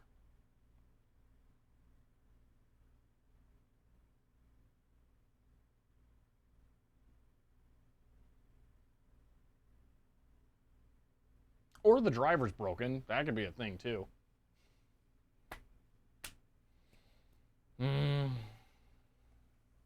This is the most fun. Okay, so we're going to go here. We're going to go to that. We'll try downloading 2.4, I guess. Why not?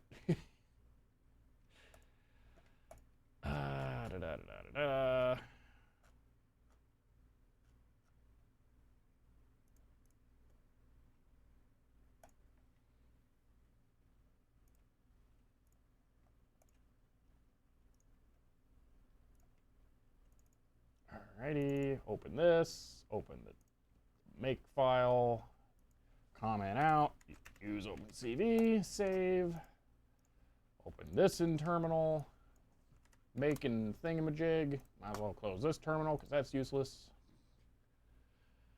For Dizo, it's been so much faster, just download the zips and do it. I'm just going to keep doing that. Plus then I can keep a history of each one, so. Mighty Halo, I sim-linked the entire driver directory. So, it has access to all of that.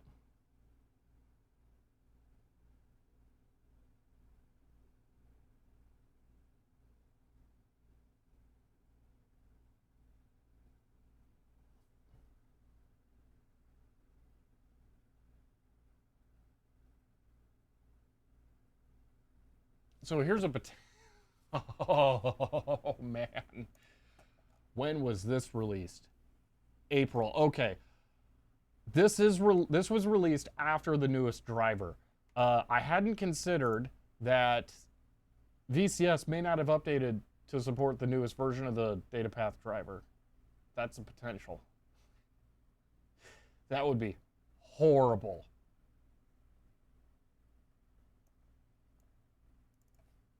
Oh no. Oh no.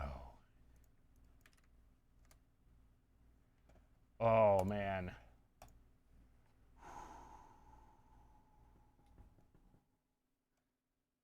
This is the same error. You know what? I want to go CD VCS to 5. Make, clean, QMake and make. I want to see if this error is in the same way now that it's linked all proper like. Well, I'm starting to wonder if maybe this isn't compatible with this modern or this newest kernel driver, which would just be incredibly horrible because VCS is the only way that I use the thing. And that would mean all of this would have been a waste.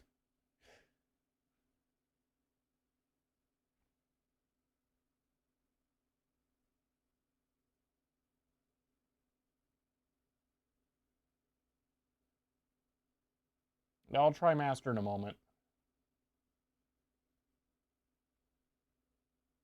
Yeah, maybe use old drives and debunch wasn't so bad.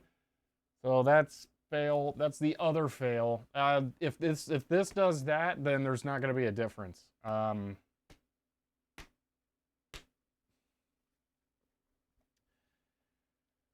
Huh. Okay. CD. Give VCS. Get reset. I think I can't remember. Is it dash hard head dash hard head, and then head is all thingamajig. No, hard.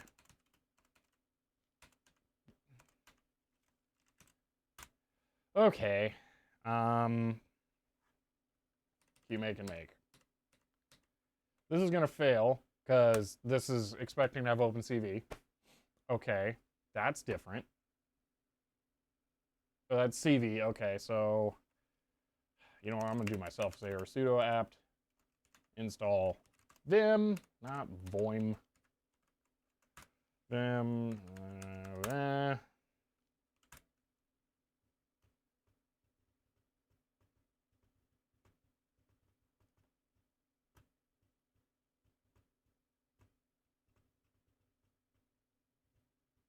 Okay, vim vcs.pro.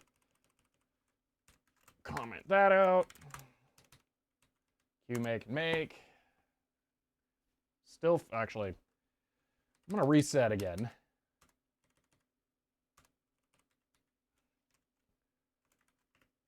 I want to try that with a totally clean directory. Okay, it still fails in exactly the same way. Is it possible that it could be broken to the point where it'll only work with OpenCV because they assume everyone's going through all the hoops to do it?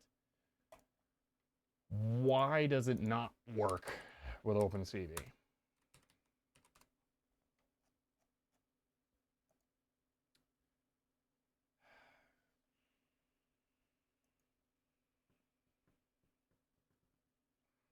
See this, okay, so build errors.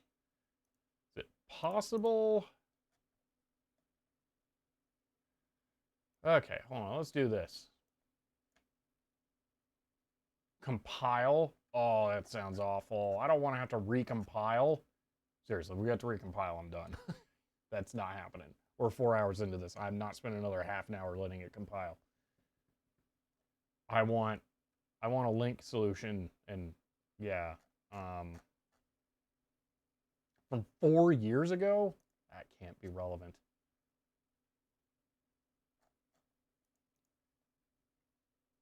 Build instructions. Was there any like weird linking thing that's got to be done afterwards?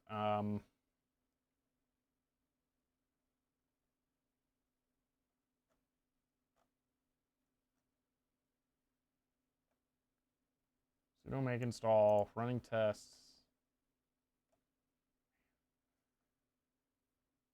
README name specifically, driver version. What?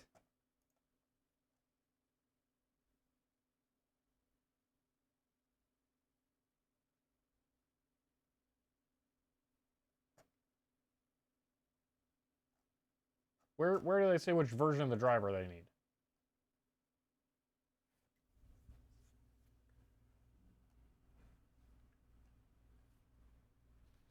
Data path, RGB easy. Distribute the RGB dash pro driver package.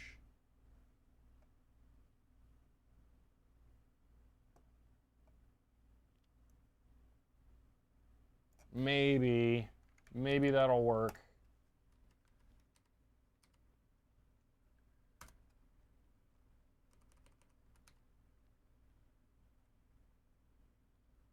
Capture device. Hold on. To remove VCS dependency on RGB easy, replace. Okay, hold on. Oh, there it is. That's Win32. I don't think that applies to Linux. The data path driver is different down here. There seems to be a bug in VCS scaler CPP. You can try fixing it. Oh my gosh, are you kidding me?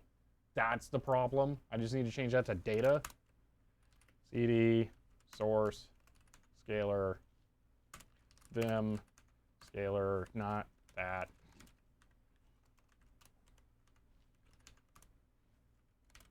$2.99, is that it?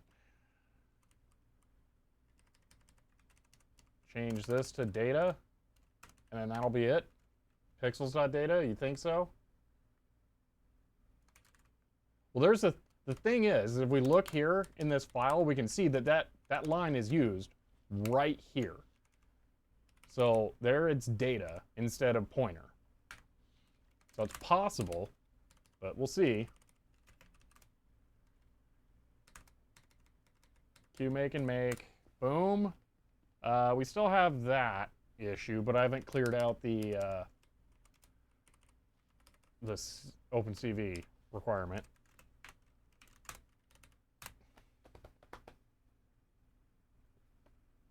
It's not tested without OpenCV, that's why. Oh, that's lame. That's super lame.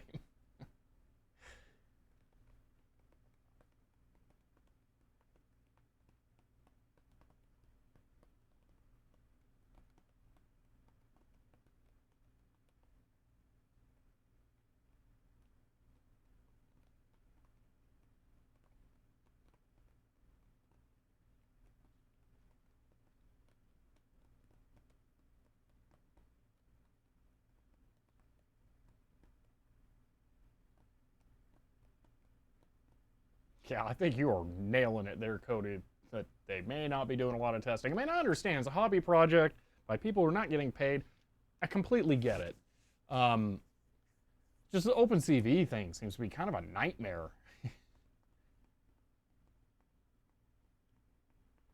Okay, we're back to that one now, which has been an issue for all of them, which could be a driver compatibility thing.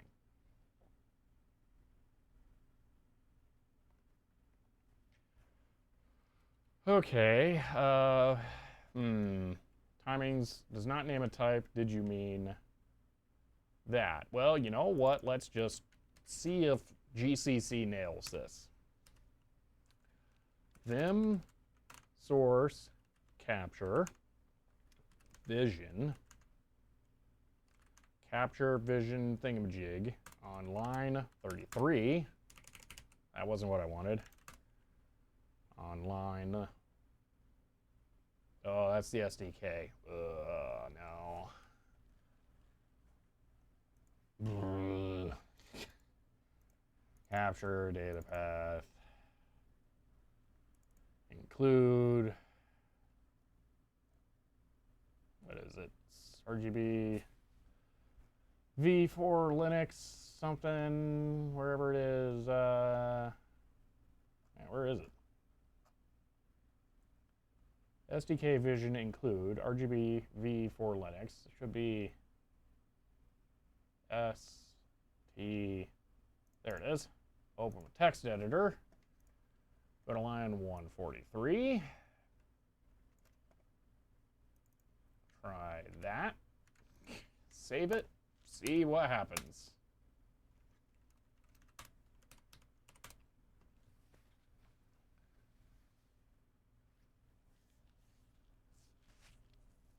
It's not compatible with type diffs. Hold on here.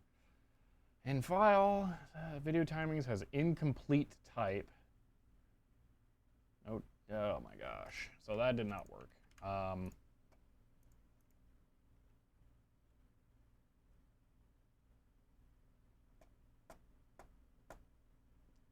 Cool. So the driver's bad.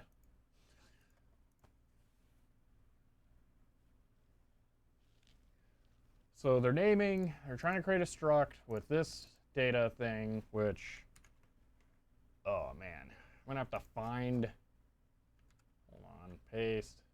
There's one of one. Okay, one of four.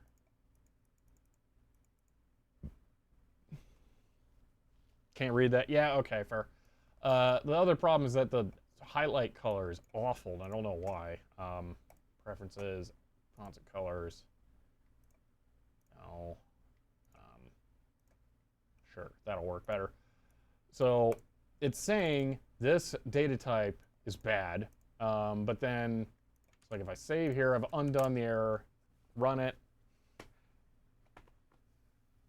Yeah, so here it's saying does not name a type, okay, and then it says, do you want it to be this type? And I was like, well, sure, let's make it that type. And so I replace it with that. So do that, save, and then I try and do it, and then it says it's not complete until the closing brace. So it's trying to have it named the thing that we're trying to define. So what I need is the definition of that. I need to figure out where that, yeah, recursive, that doesn't work. Derives timing from the thing you're defining. So yeah, but I need SW, is it cap? I don't think it should be cap. That, if that's it, they need to be fired.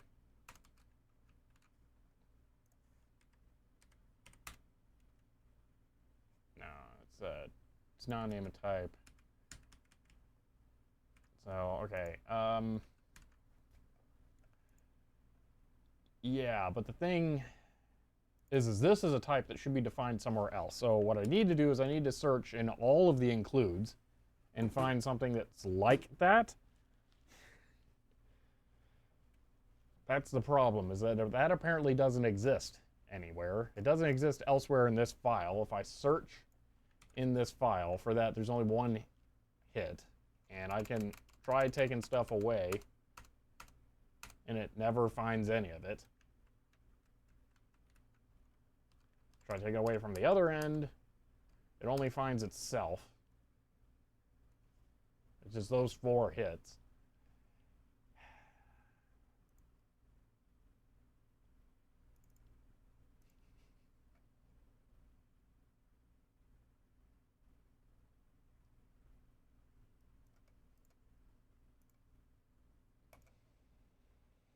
So there's a bug in this newest version of the driver, so it seems like. So there was a bug in VCS, and now there's a bug in the driver, it seems like.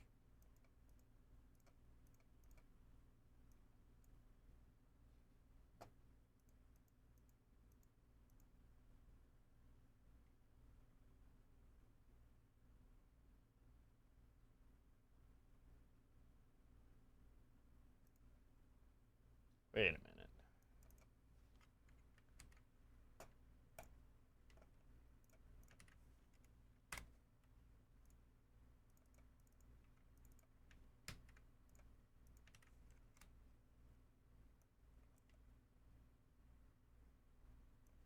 Isn't that part of V4 Linux?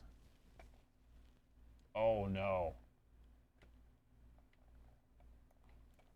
Hold on, is this not properly updated for a newer version of V4 Linux? Is that the problem here? Is this supposed to be a data type from V4 Linux?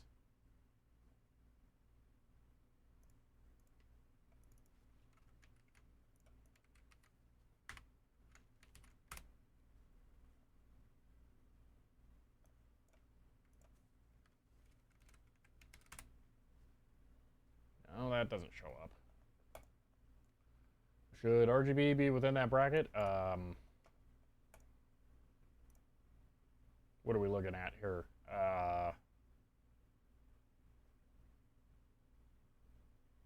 I'm not sure what you mean, Stuart.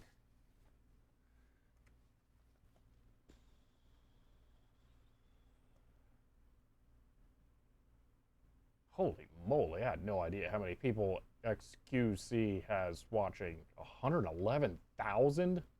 Oh my gosh, there are a bunch of people who have that many viewers. Wow.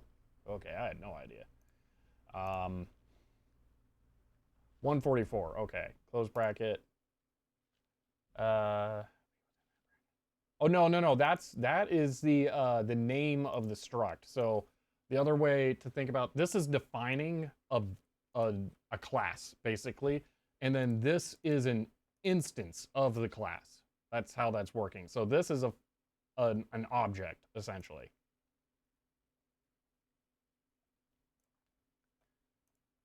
But yeah, the problem here seems to be this is not being defined anywhere. All right, let me search grep in files. Grep in files. I just don't remember how you do it. -I,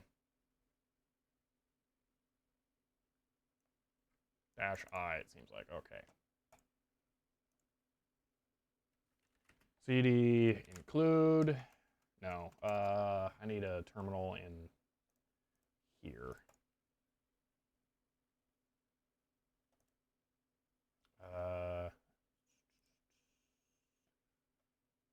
See what that is. What do we got going on here? Oh, there's a thing there. So that's in RGB133 control.h. Okay. Thank you, Cody. That should be here. Control paste. It is right there. It has an underscore in front of it in that one, and here it also has an underscore in front of it. Should I just put an underscore in front of that?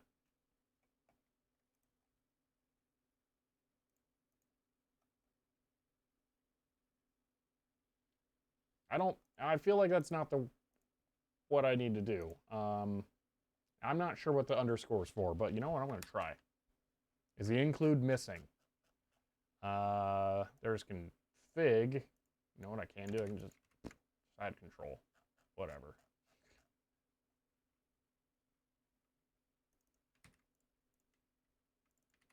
Boom. Should have an if and def. Ah!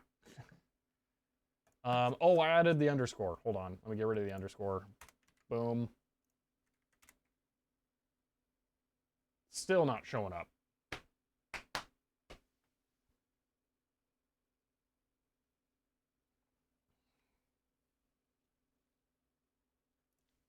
Make, clean, just reset. Do the things. In case the linker needs to be updated, I'm gonna guess this doesn't fix it. Looks like you could just compile against those anyway. Yeah, that's what it seems like, because it's there.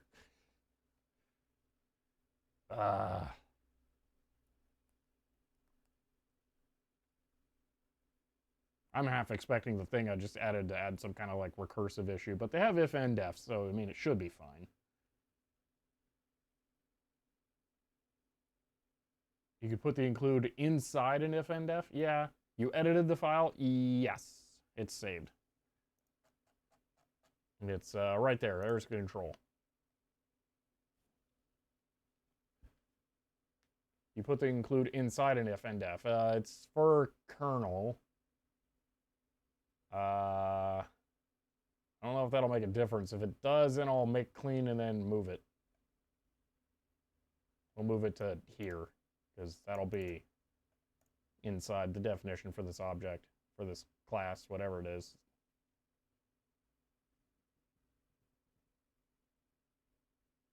That's a prepared set of data path drivers? What?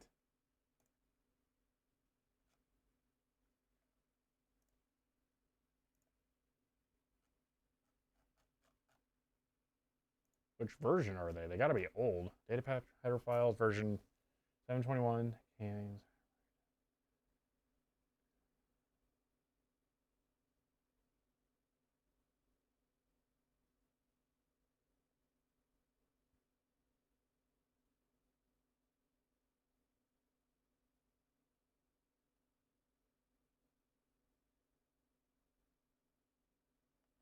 okay, weird.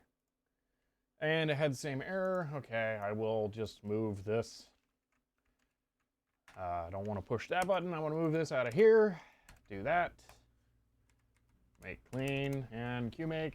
This really should be a PR once we get this fixed. I mean, the pointer thing absolutely needs to be a PR. 100%.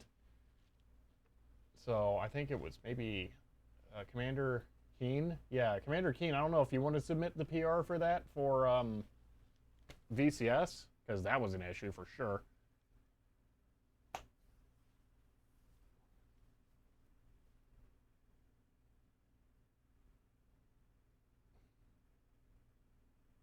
All right, cool.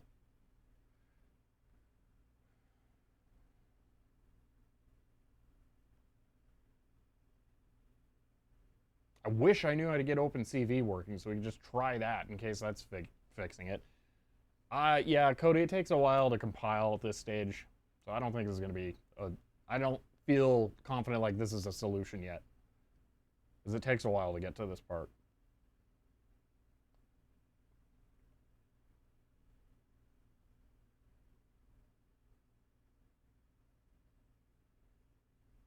And if what I did fix it, then this is a bug in the data path drivers, not in VCS for this error.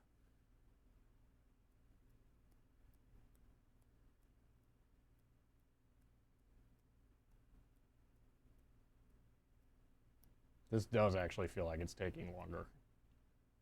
Oh my gosh, don't tell me that fixed it.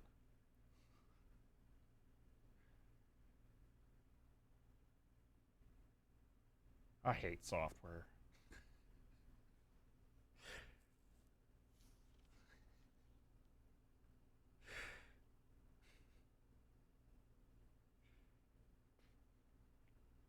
VCS could very well be linked against older drivers, Viper 7.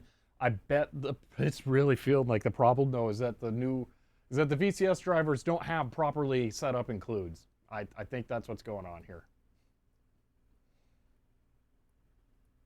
Or maybe the drivers are set up so that you have to include them in a certain order, which just means that the drivers suck. It just worked. Are you kidding me? So there was a bug with the VCS drivers. Okay, I might email them about that.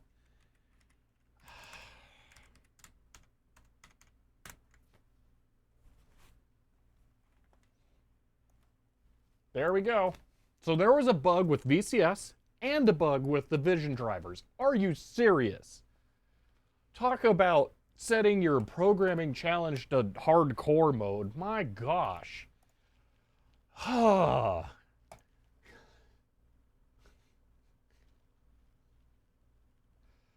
Okay, so here's VCS.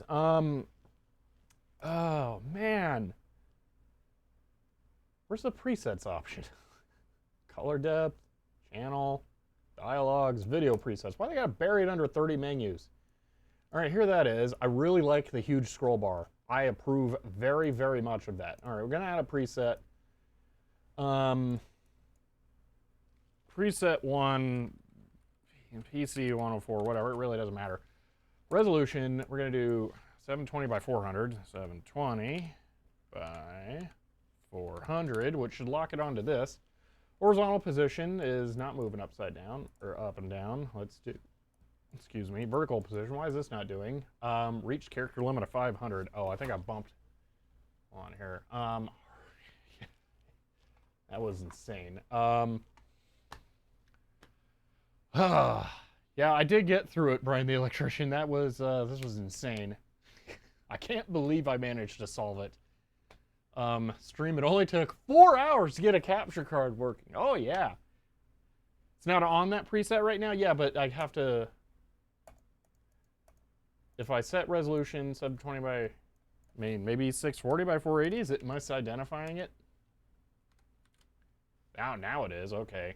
Horizontal. Okay, let's reset that vertical position. So here's the actual problem with the data path. So if we look, let's go ahead and do this. Output, upscaler, yeah, nearest, that's the only one. Output, dialogues, resolution, relative scale. Let's go 400% here. So I can't have it go off screen. Are you kidding me? Plasma's the best.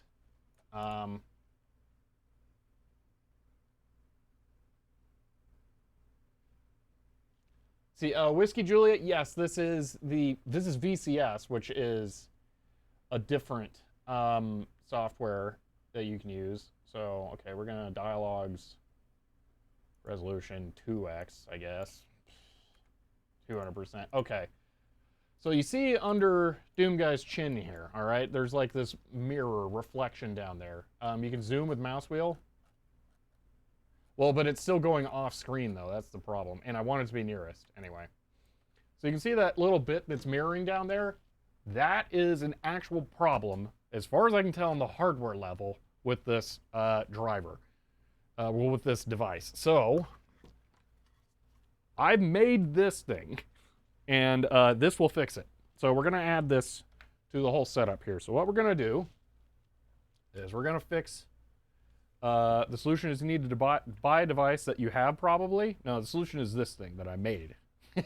I'm curious what your solution is, though. I'm a cat.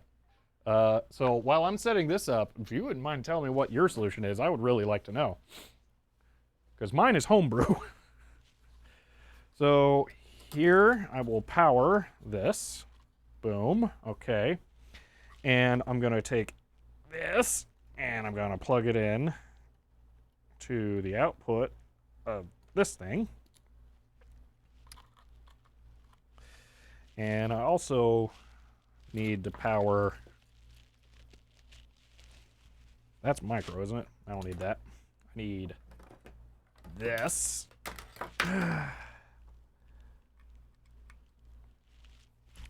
That will power an Arduino. Yes, over USB 3. Why not? And then I need to. No, that goes to the input. Then I need one more cable for the output, which I have over here.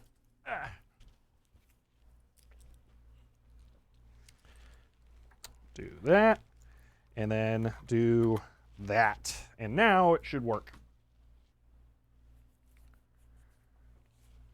Why is it not working? This is going to input, input's going to there, that's going to output, input, boom, power, power. Did I crash the whole computer? I bet I did. Let's see. Oh yeah, whole thing's locked up. Okay, while this is restarting, let's see. Extron RGB interface, or Kramer, that'll work. So is that like a compositor? It'll allow you to move the image around? Is that what that is? Using RGB X1 60 Xi. Let me just look that up over here. Boom, stream manager. Okay. Just an RGB interface box. What does that even do though?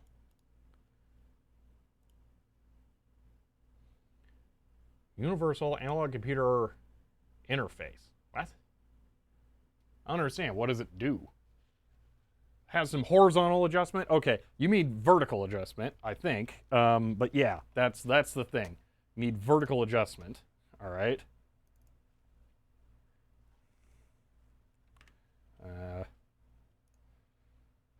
Can I just double click this? Will it execute? Jeez, why?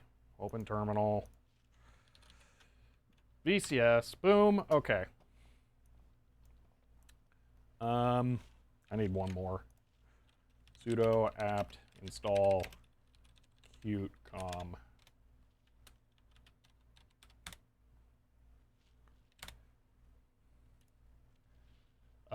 See this. So it rebuilds the signal, external advantage to the signal processor. All yeah, okay, that seems a lot like what I was thinking you would need. So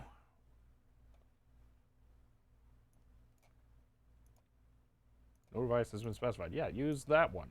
Open. Permission denied. Ah, jeez.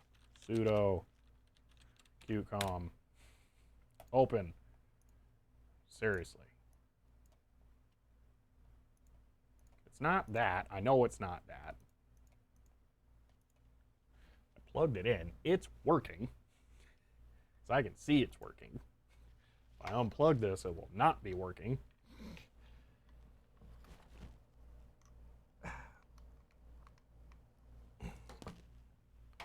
Boom. I did wonky stuff. We close this, reopen. There we go. Okay. Perfect.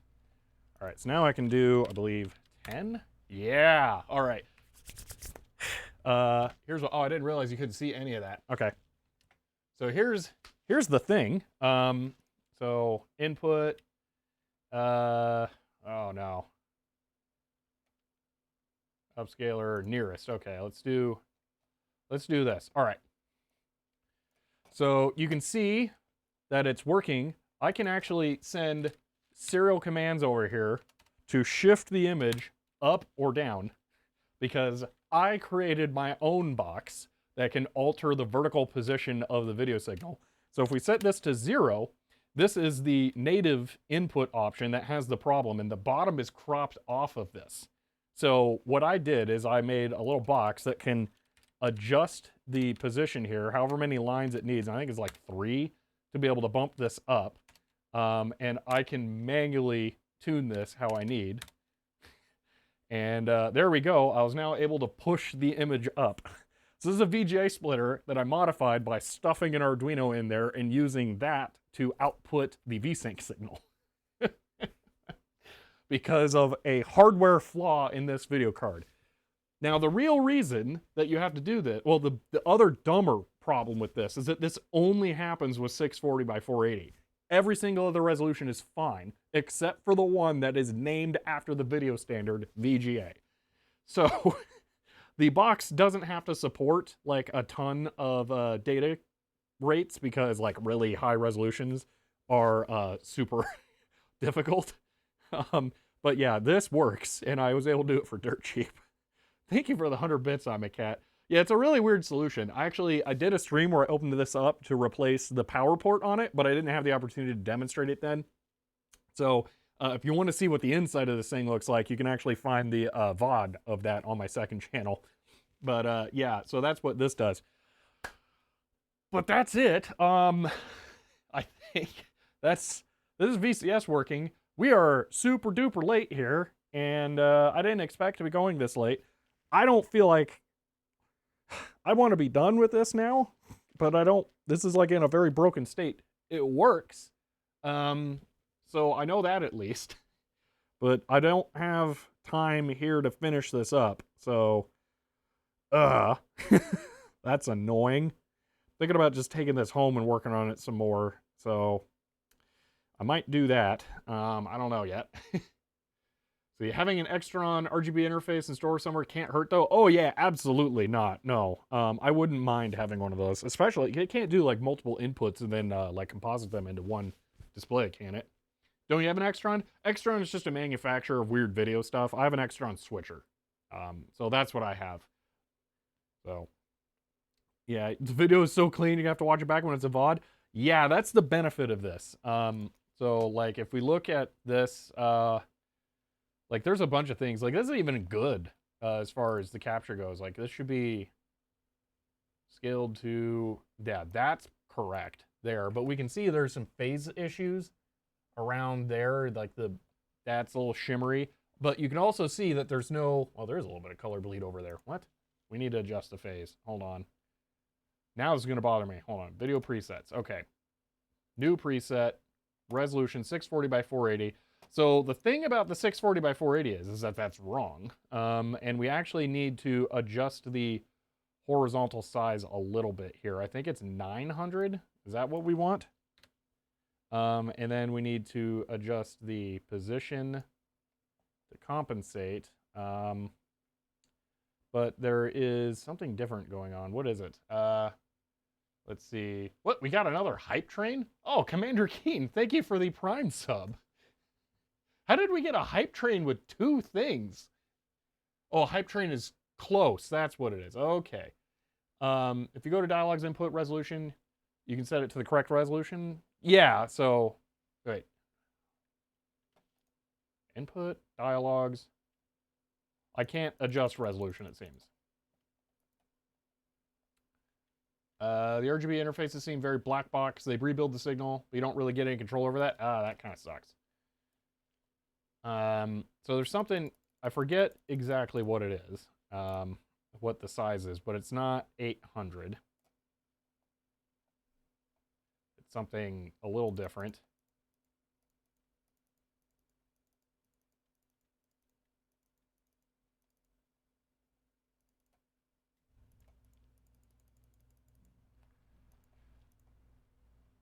The thing about Doom is that it's not 640 by 480, it's 720 by 400, but then that is actually even weirder.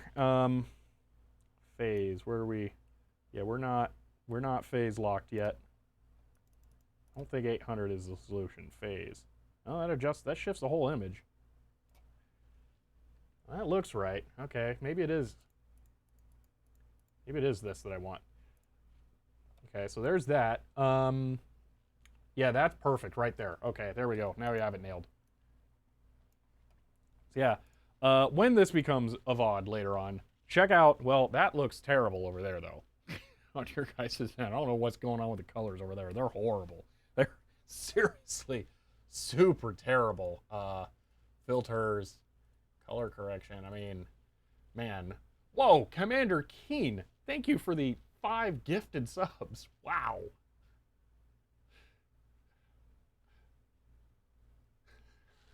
Whoa. Maybe because resolution is set manually. I don't know. Man, okay. Saturation. Let me turn saturation down. Oh, I have it disabled. Hold on. Let me reset it. Turn saturation down a little bit here. Contrast up slightly. Gamma up a little here. I just want to kind of get you a feel for what this looks like. Let's get a little closer. I'll go with that. I don't think that looks great either. Valiant Steed, thank you for the 100 bits. And Whiskey Juliet, thank you for the tier 1 sub. Kaplan FX, thank you for the 100 bits. Cody gave 5 subs. Whoa, thank you, Cody, for the 5 gifted subs. Thank you, Hellcroft, for letting me know. Wow, Open Fridge Door, thank you for the 200 subs. Oh, man. Wow. I guess now would be a good time. There's there are 81 of you. I have no idea how many of you know this if you watch a lot of Twitch, but if you have Amazon Prime, you can get a free Twitch sub by using a Prime sub when you have one a month. Oh gosh, you're all right, Cody. I am flustered. This is something I keep meaning to try and explain more. Yeah, free sub, that would be a good thing. Helen Croft, I should add that. A Prime sub is a free Twitch subscription that you get one of per month that you can use on any Twitch streamer if you have Amazon Prime. So if you have Amazon Prime, then you can, when you subscribe, there's a little checkbox that you could tick, and it uses your free Twitch sub that you get from Amazon Prime. Just like that. ZX48, thank you for that. So yeah, everyone who has Amazon Prime can do that if you want. So, Tay-Tay, thank you for the 45 bits. Oh, man. Let's see. Yeah, but you have to redo it every 30 days. Yes, that is true. Yeah. Get Amazon Prime to... Exactly. Okay, so what was I saying? Yeah, I think on like a monitor, like if I plugged the 486 PC104 system into my Dell that's on, that's okay.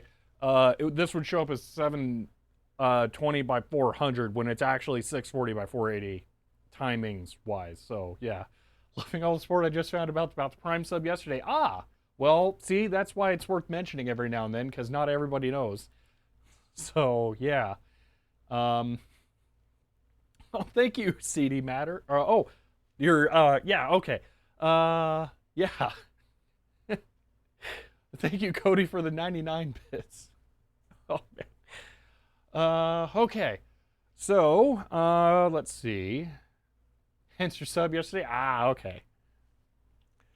So yeah, this does end up looking really, really good once you get all the capture parameters tied in, or nailed, or dialed in. That's it. Viper7, thank you for the 100 bits. Yeah. Oh, I didn't wrap or finish this up into OBS and explain other things. So, Valiant Steed, thank you for the 286 bits. Commander Keen, thank you for the 123 bits. OBS,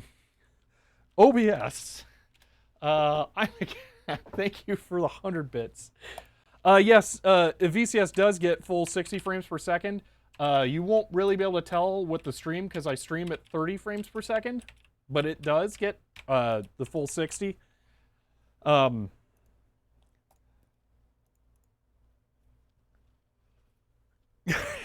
Thank you, Cody, for the 100 bits and finishing the hype train. Wow. Oh, man. Really do appreciate you guys all so much. Oh, man. Well, this is super cool. I'm going to have to dig out my datapath card now. It's really worth it. These are great cards. Spies of Mud, thank you for the 100 bits. Anyway, I should show this because this is really interesting. So this is the direct capture and the window capture here. All right. So if we do that window capture, I will capture VCS. Okay. And then I'm going to remove the filter, the color key, because that's a little weird. So I need to remove the crop too.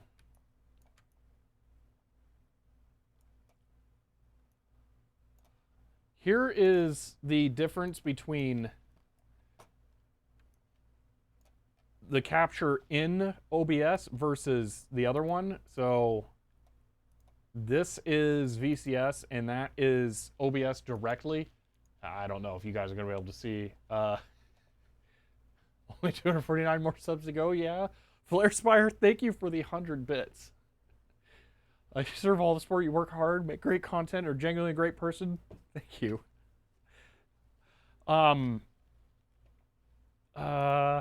Let's see, scale filtering area.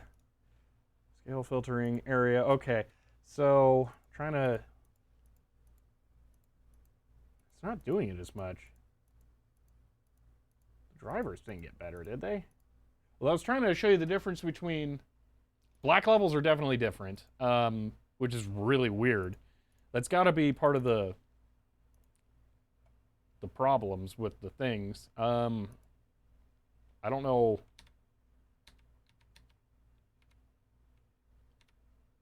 I don't know what's going on, why the black levels are different. But what I was trying to show was the chroma issue, but that is not appearing right now for some reason. The chroma subsampling. I don't know why. Well, RGB won't work. RGB, it's yeah, I don't know why RGB doesn't work on Linux OBS. So, yeah, it really doesn't like that. Yeah. Oh, that's that done. Oh, the hype train doesn't complete until you finish out level 5. We just got to level 5. Oh, I'm not trying to promote more. You guys are so incredible. This is the second hype train in the stream already, but I just didn't realize that. You do VCS window capture anyway, yeah, because VCS has much better tuning parameters for it. But anyway, what I was trying to demonstrate was how much crisper this would be. So the way I usually do this is I double scale in VCS. I set resolution scale 200. So output, dialogues, resolution, 200%. So it'll always, I always give up trying to compile the data path driver. I don't blame you, since that was so horrible. Level 5 never ends, it just goes over 100%. Ah, okay. Yeah, the compiling data path driver was a nightmare. All right, let's get rid of the actual native video capture. Yeah, so what I usually do is I will do native, I'll double scale this and then composite this into the video frame. And then that means that the chroma subsampling of a lower quality recording resolution won't impact the actual gameplay recording. So that's the way I do that. But yeah, this all worked out really well now that we've finally gotten past the stupidity of the software. Man, that was a lot of stupid software problems. So many. Wow. Hi, McCat. Thank you for the 286 bits. Oh, man. Did your VGA processor fixing the sync actually fix the color? No, it didn't. No. The color looks perfect to me on here, but it looks terrible on the capture system. It looks way yellow tinted. I don't know what's going on there. Cue epic boss battle victory music? Yeah. After all this, that's what it really feels like. Yeah, the local capture, so there's going to be a couple of issues when you go to watch this VOD later, because this is being recorded in a low quality source, or at a low quality, and then the video you're seeing is actually going through the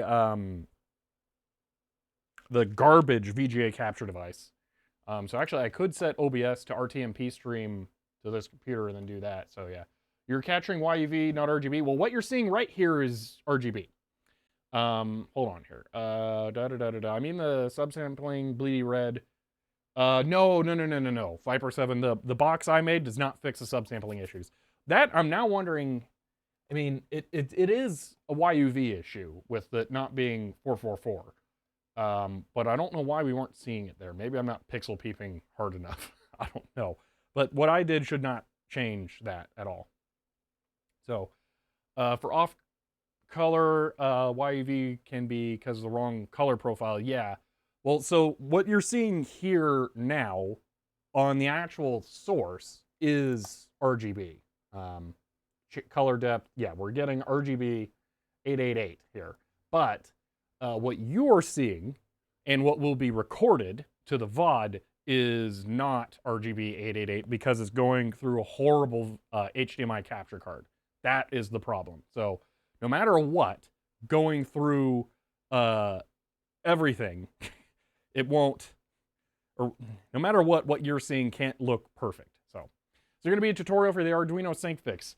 Yes, and that's why the video on this capture computer and how I'm doing VGA capture now has been so delayed, because that is a whole other level of technical nightmare to get into.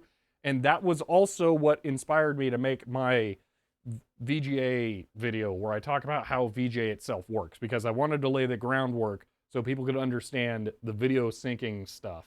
So yeah. What are the specs of this capture system? The actual computer is an i5 4670K and a GTX 960.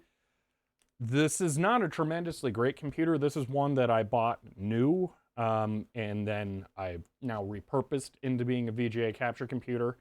So yeah, it was just kind of hardware second life type thing.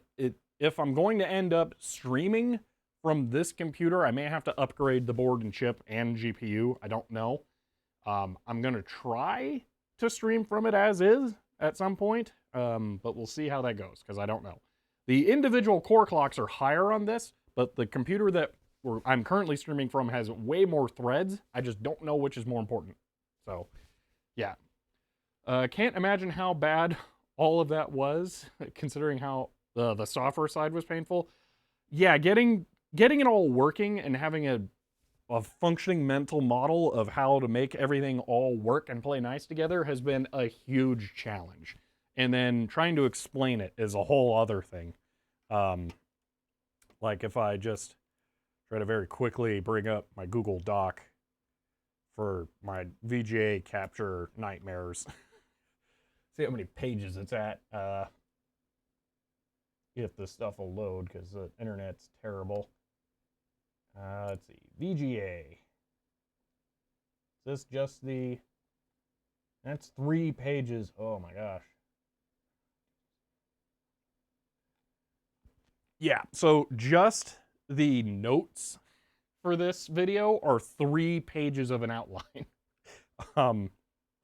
Yeah, if I switch over to this, you can see my laptop over here. Yeah, these are all notes about different things that you have to worry about when you're doing the capture, and different notes about the hardware and lots of things. Those are all things, like each main section here will probably be like a whole paragraph of text, and then it's a lot. So yeah.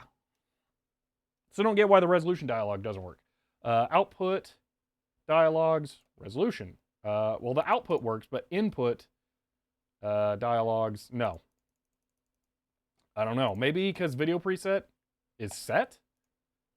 Window or input dialogue, no. I don't know. That is really weird. Ooh, let's try this. Okay. I'm going to reboot the 46 here. Boop. And I want to see if this snaps on correctly. So the horizontal position there is wrong. So that's a thing, but I don't have a preset for that right now, so that's understandable. Dialogues, video presets. So, well, actually it's matching 640 by 480 there. That's weird. Okay. All right, enter, enter. Okay, we should be at, yep, C prompt, cd doom. I think it's gonna do what I think it's gonna do. Doom sigil.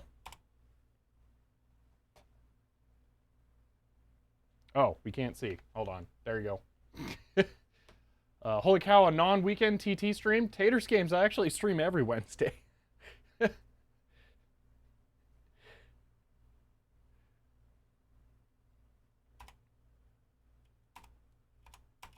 Okay, let's get some HUD on here. Okay, so, yeah, it did the thing. So, I'm a cat. Here is what I was trying to talk about. So, this is wrong. The capture is off, and what'll happen is if I adjust the horizontal size here, then it will snap in and be correct.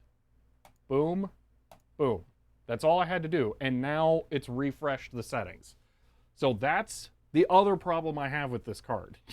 And I don't know what the issue is. That's really disappointing that updating both VCS and the driver didn't fix that, because I was really hoping they would. Huh. So that's still a problem I have to deal with. I don't know if maybe a different card, like an E2S, would fix that? You don't think there's any way around that? Okay, because that's the problem I have. It's that you have to manually, like, reset the horizontal setting for some reason. And it actually, see, manually switching to the preset would probably work too. Yeah, but the thing is like you're kind of saying, it's really awesome to be able to build up all the presets you want for different resolutions. I have some computers that the post process switches between 720 by 400 and 640 by 480, and then back to 720 by 400, then like 800 by 600 during the actual boot screen, and then at 1024 by 768 during the boot, once it's actually fully booted. And it just ends up being this, like, everything is awful all at once, and it's impossible to video capture any of it with it being pixel locked. But it could be pixel locked, and it just doesn't, so it's really annoying. So, yeah. But it's weird. I don't know. I really wish I knew what the solution was for that. I was thinking there is a way. I don't know if I can find this quickly. There's a way of looking at the v4 Linux v4l sudo apt install v4l dash utils. There's a way of controlling all of the data path parameters from the command line because they are exposed over v4l. And let's see, v4l ctl. Okay, you have to set a device if I remember correctly. Device dev, and I will do -l. So here it is. What I was thinking about doing is having a watch program that will run in the background that will read what the current horizontal size is, because we can see it here. And I was thinking about having it automatically read this and then set it back to the card. Because it should update, but it doesn't. Like, I'm actually curious here. If I reset the computer, I'm going to rerun the command in a little bit and see what it thinks it is. And then I'll see if I can set it. Let's see. Set control. So I'll do v4l-c. Horizontal size be 800. And it's equals. So equals. Okay. So cd doom.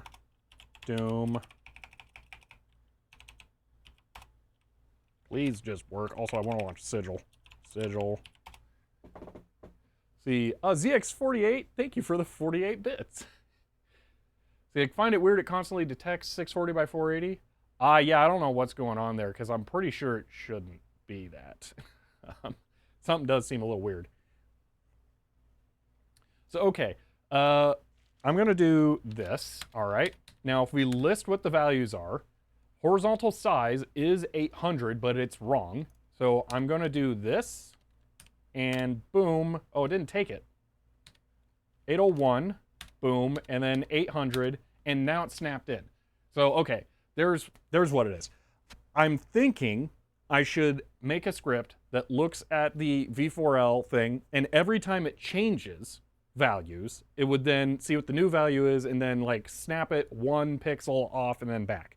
That's what I was thinking. So, yeah. Let me... all over it? All right, let me look at this. 5/7. Let's see. Set control phase. That the Vision API is depreciated as far as signal controls are concerned. The v4l has a native substitute. Signal controls are also adjusted. Yep. Output. Boop doo doo. Finally with JFOC. Phase setting doesn't appear to have an effect, but this horizontal position. Color balance do. Maybe it's just a thing G400. I'm not quite sure. This should be adjustable via code. Yes. Yeah. Okay. Yeah. Can you try it without your VGA box one more time? Okay. So I find it weird constantly text search 40. Yes, I can try that. Oh, that is exactly what it is. Okay, I know what the problem is. You ready for this? I need to set it. There is a way to disable it. My box. I don't remember what it was. I think it might be 0. Yeah, you're right. That's what's going on. So it should be automatic now. Let's see. No signal. 720 by 400. No, 640 by 40. Okay, I'm just going to bypass it completely. That is what it is. You're totally right. So here's an input that is not being controlled by the Arduino.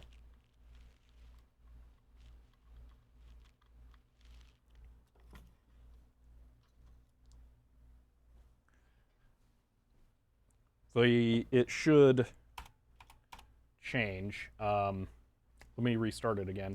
It could also be that the PC104 system only outputs 640 by 480.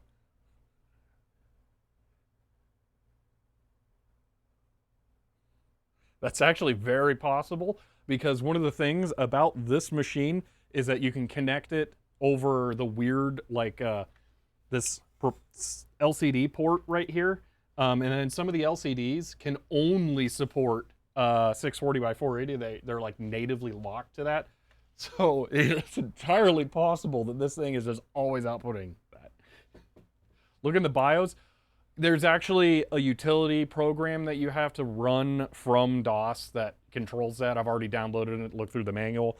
So it's not in the BIOS, and I don't have a quick way of getting that on there right now, and I don't want to try and do all that again, because I know that'll add like 15 more minutes to the stream for just a quick test. I know that it will work with other resolutions. It should work, yeah. So I'm not too worried about doing that. We could just chalk that up as that's what the problem is. So, yeah. But that problem where I want to have it automatically do the little, wherever that terminal went, this. I have it automatically, like, shimmy over the bits or the size slightly and back. That is a real problem that exists with or without the box. So, yeah. Actually, it'd be kind of interesting. Let's set to 800, 801, 800, and there it is locked in again. Yeah, I'm wondering if it should just be constantly doing that. I mean, 801 isn't really that different. But it would be nice for it to be correct. So, alright. I think maybe we should wrap this up, because I don't really want to continue on with everything else here, and it's this has been a long stream. So should probably start to finish this one. Yeah, that is so nice to have that done, though. Yeah. Definitely venturing into overtime. Yeah, this was much longer than I thought it was going to be. This was another one where I really thought I was going to be done in like 2 hours, and now I'm here, and I've had to fix 2 programs, software bugs. Gosh. So okay, I am going to go ahead and run the outro here. I'm going to remember to reduce the volume of the music a little bit here. I really appreciate everyone hanging out for the stream. Find a V4L control that changes that value when the resolution updates. Yeah, that's what I'm wanting to do. Watch it for when it changes, and then like jiggle it just a little bit here. So I really appreciate everyone helping out. I seriously couldn't have even, it took forever to get here, but I wouldn't have got here without a lot of you. And I'm extremely appreciative of that. I am going to have to do more of this on my own, because I gotta get this done. At the very least, I can still chuck in the mSATA drive and have it be fully functional, so there's that. But yeah, there was a lot to go through on this, and I cannot believe how much of that was all broken. And it's fun. You know what's also funny? Both programs just had one line that was bad. There wasn't like a bunch of issues that had to be fixed. They're both just one little issue. It's just kind of hilarious. But yeah, we did get everything fixed and working in the end. So I'm really happy with those results. Well, I hope you guys had fun here. If you're watching the VOD, you can subscribe to the YouTube channel to see more of these. Or you can check me live on Twitch, which is where this was recorded. If you enjoyed this, you can also, well, I guess those are the things you do if you enjoyed it. If you want to support the channel, you can come find me on Twitch, throw a sub out, or find me on Patreon. But that is it for now. I will see you next time.